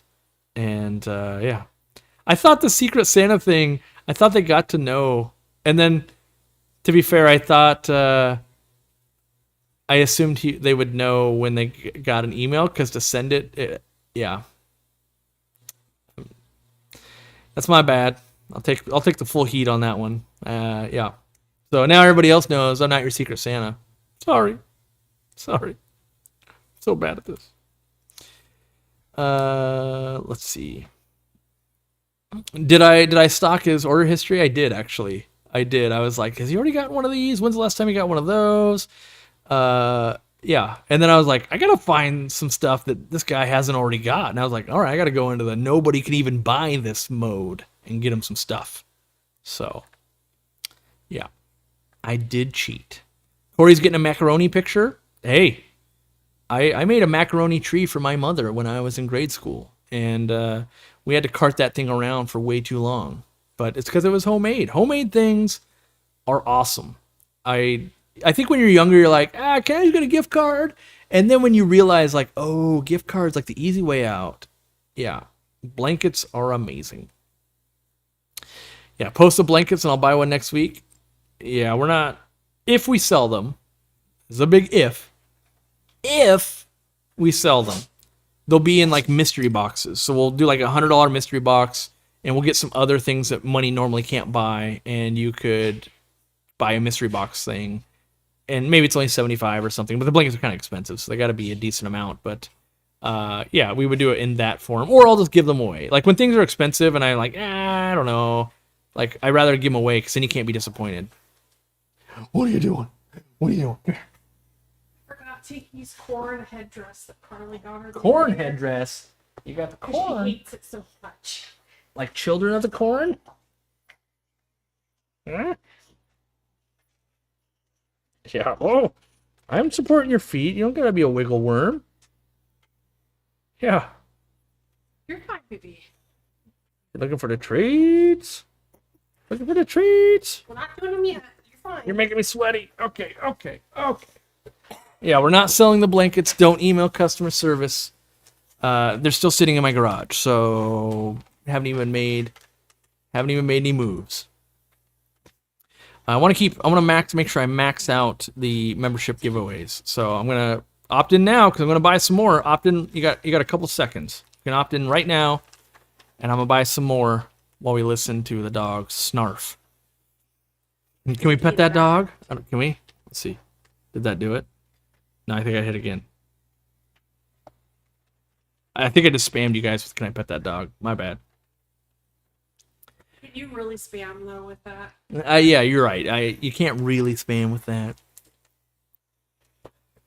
Let's see. How does gifted membership work? I've been watching the whole stream, but I don't know how to win them.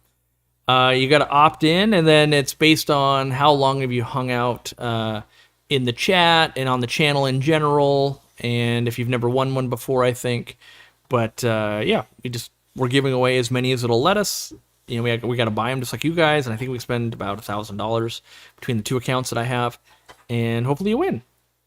Yeah. The membership extravaganza. That's right. You want Wincy? Do I want Wincy? I could lose an eye. Tongue starts whipping around. She gets the little stallion legs going. She's so cute. She is so cute. So cute. New to the hobby, I appreciate your videos and what other members have made. It made this whole process easier to get into. Well, that is the goal. That is the goal. Yeah, click on join, and then there's 3 dots in the corner. Make sure it says you can accept gifted memberships. Depending on which platform, desktop or phone or all that kind of stuff, it displays a little way, but you basically need to click the accept gifted memberships thing if you want to try and win a free one. Otherwise, you spend $5, and it's the best $5 that you can spend, some people would say. I think you left some fish food on before. She's rolling in it. Uh-oh. Yeah, I did spill fish food over there. So I can tell you that the magic small fish feed and the community pellets are stinky enough that your dogs will roll in it if you spill it on the ground in the fish room. It's going to smell like fish. What's this? Come on.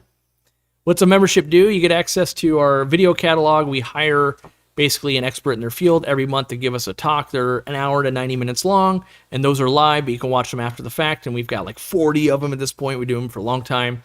And you can sync up your account with the website, and you would get 5% off your orders if you're in the United States. You also can get things like coins and like that Yeti at the 5-year mark. That's a membership thing. And there's some other stuff too, I'm sure. But the big perk is honestly the hired people to talk. Yeah. Magic dog food. Boop. Boop.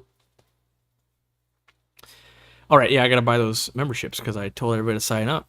Sign up, get in. Let's do it. Here we go. Let's see if we can get another one in. Will it let me? Going big, going big. Will it let me go big? Ah, it's too big. Well, let me go that big. Let me try buying 20 memberships. Well, let me do that. Here we go. Melissa Peppers join herself with the dog. I like it. There we go. There's the screen I was looking for. Come here. If you don't try to run away, I'll pick you up, but you'll probably try. Come here. Yeah, see? She wants treats, doesn't really want to be picked up. I don't like being on camera for the treats. I just like the treat part. Yeah. She's on camera right now. Kind of. Kind of. Kind of. Let's see here. Stinkier dog. Yeah, it's Stinky Tinky for a reason. She likes to roll in stuff. All dogs do, though. Let's see. When are you going to have Dan give a talk? Potentially. In general, and it's not a hard rule, but in general, I try to avoid YouTubers. Mostly just because if you want to see a talk or, listen to Dan, he's got a whole channel on it, and I recommend it. He makes good stuff. But I feel what I'm worried about is I'm worried that people would feel like it's a cop-out of oh, you just had a YouTuber do a video? I can watch them every week. Where I go out of my way to find people that aren't normally online to go, hey, give a talk about this subject that you would normally have to go to a club or know them to get. But sometimes we do, but we try not to. It's mostly we got to fill in a slot. We're having a hard time. Everyone's busy at that time. December can be a hard one. But yeah, it's not off the table, for sure. She's waiting for you. Come here. Come here. You're running. Come here. No. She's such a Yeah. Yeah, you derpy. I can see the hair coming off. I gotta run the Roomba after the hair. Let's see here.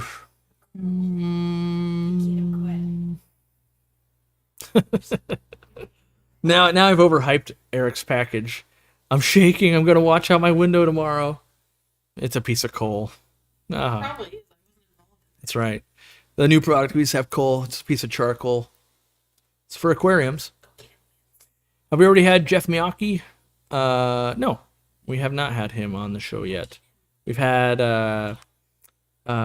Jennifer. What's her last name? Jennifer.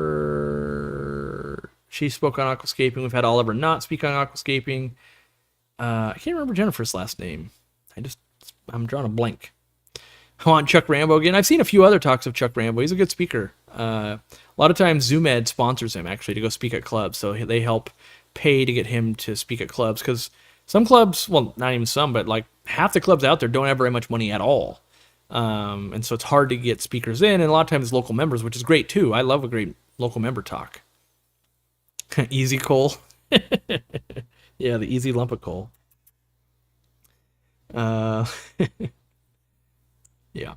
We got about 8 minutes left, and we're going to start thinking of the name that, not name, the secret word that I love to bombard other live streamers with. What's a good slogan we should all say when we hop into the Steenfod Aquatics live stream?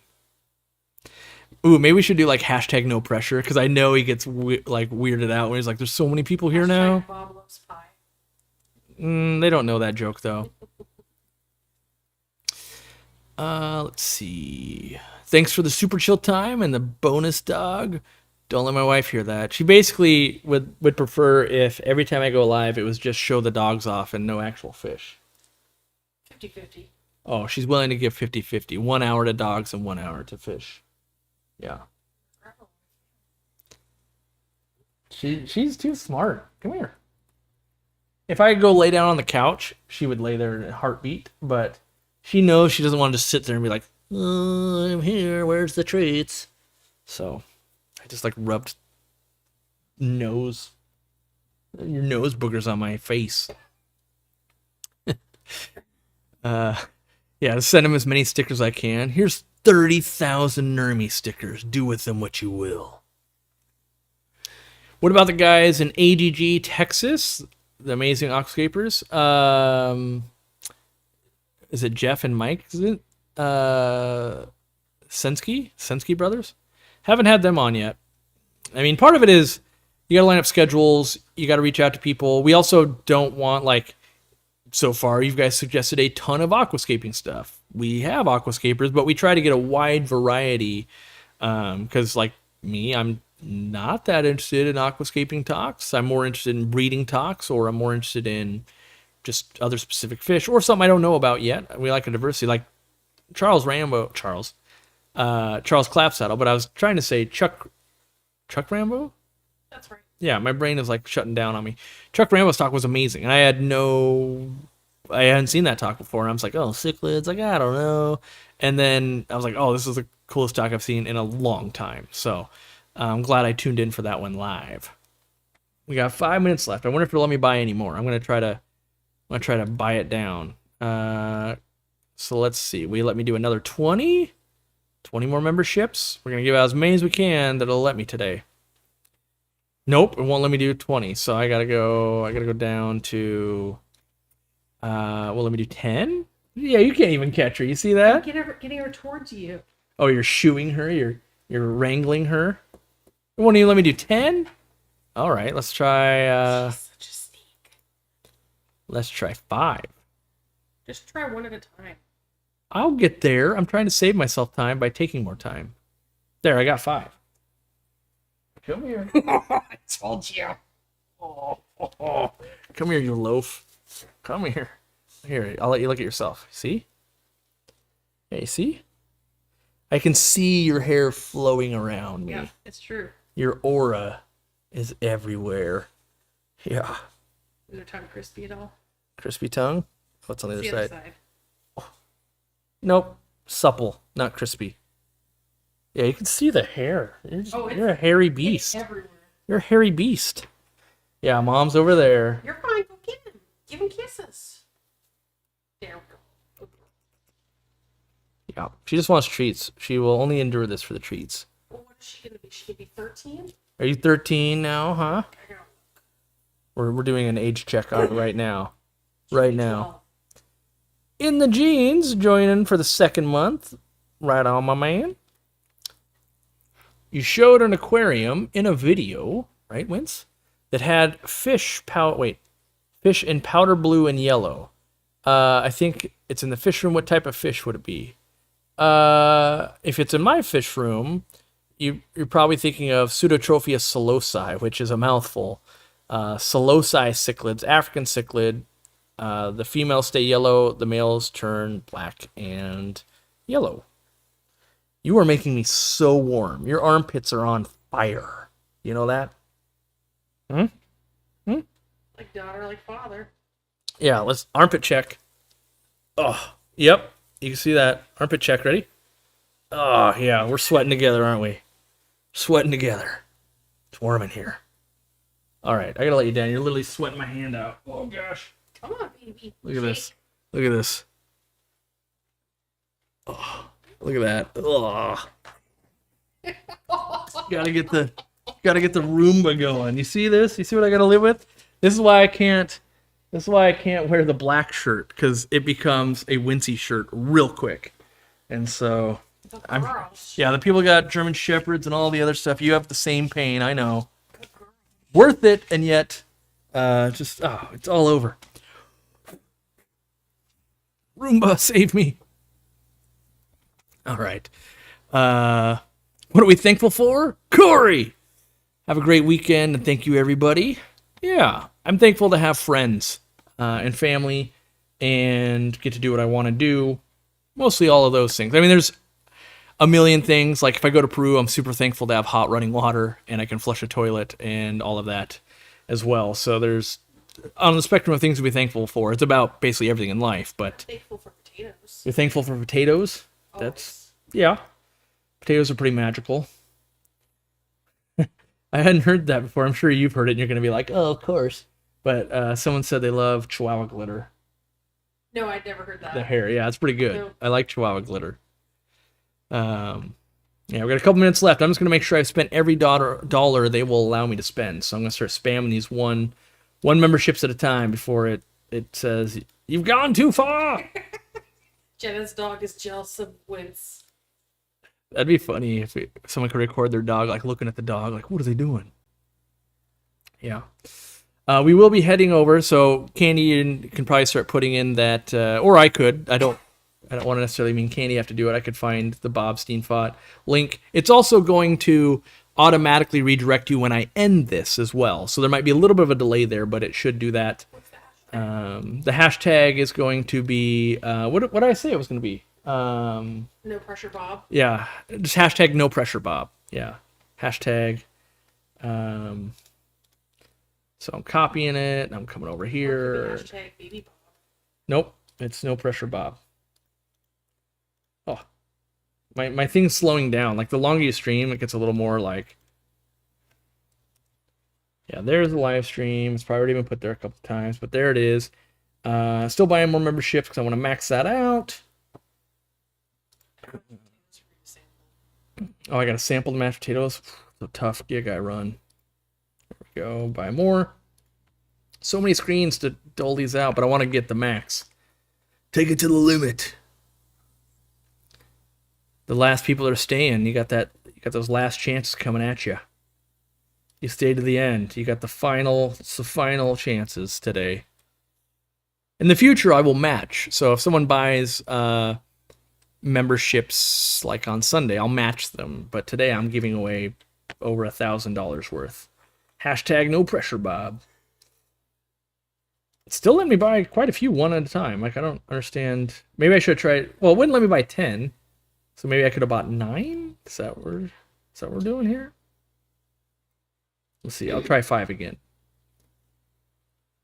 See, that makes no sense. It wouldn't let me buy 10, but now I've bought like 15 in different denominations. I don't know how that works. Wince controls it. Wincy, are you controlling my mind again? Let's see. Maybe there's no cap to 5s? This is for testing, obviously. For testing. Are you just gonna have me next to you next time, and I'll just do 5s the whole time? I'm gonna get a strong letter from accounting tomorrow. Like, did you mean to spend all of our money on memberships? Well, mean? That's a strong word. Did I? Yes. Did I mean to? All right, cut me off from the 5s. I got any 1s left?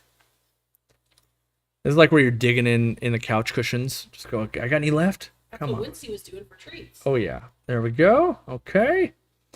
Getting another couple more singles out. I still got one more account. I gotta make sure I max that one out. We're Have you going. ever tried fried turkey? Someone just pulled theirs out of the fryer. No, Randy does it every year, and he says it's amazing. And I Really? said We should one of try these times that. I'm gonna go eat it because I believe him. Randy's a man that likes to eat. He's not messing around when something's Especially good. meat. Yeah, he's all about the meat. He's got he does briskets and he does all that manly stuff. Not me. Yeah, this is hilarious. I just want to see. Maybe there's a limit to maybe you're allowed to do yeah, you can buy $250 worth twice. You can do this many 10s, this many no, that doesn't even work totally. It makes sense because it's YouTube and it doesn't make sense. Yeah. Let's see. Can I buy a 10 over here? Let's see. Let's see here. We're running over time, but okay. Well, let me buy a 10 on this one. Let me try a 5.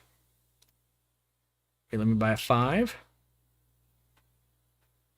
Yes. Boom. Nope, won't let me buy a 5 either. Can I rapid fire? Can I get my credit card shut down? I'm surprised at some point it hasn't yelled at me on both ends yet. Like, hey, you're cut off. We think your card's been compromised. I'm dueling banjoing right now.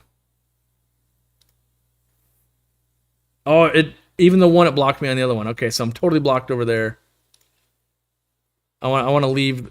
Okay, I'm leaving this game. I've given everything I got. It literally has locked me out on both. Oh, I just received a text message. You Yep. noodle. It's asking me. I better respond, so. You know you're doing something right when the credit card company is like, are you sure you're this stupid? Remember the hashtag. All right. Let's see if it'll let me buy more now that I said yes, that was me. You're just gonna get. I want to know if it was limited because of YouTube or it was limited because of the credit card. It's officially limited by YouTube. So I have bought the max on 2 accounts that YouTube will let you buy.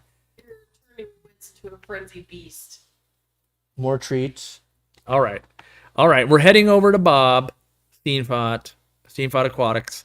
And that's all the memberships I can give out. As many as it goes.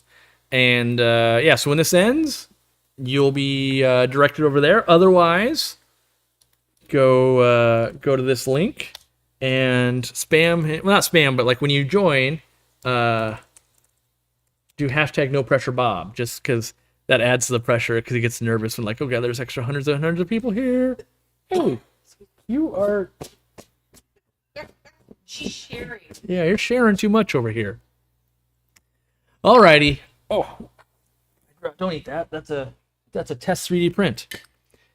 Thanks for hanging out. Thanks everybody. I'll see you over there. I'm gonna hang out for a while. We don't head to Grandma's for a bit, so I'll be hanging out in that chat. And thanks everybody. Hopefully you want a membership. Hopefully you'll check out all the content we got there. Sync up your account. Buy all of our stuff. Buy 200 shirts, 7 decorations, and all of our foods.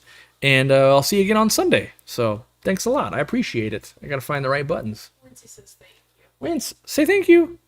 Wince, say thanks. Bye-bye. Bye-bye.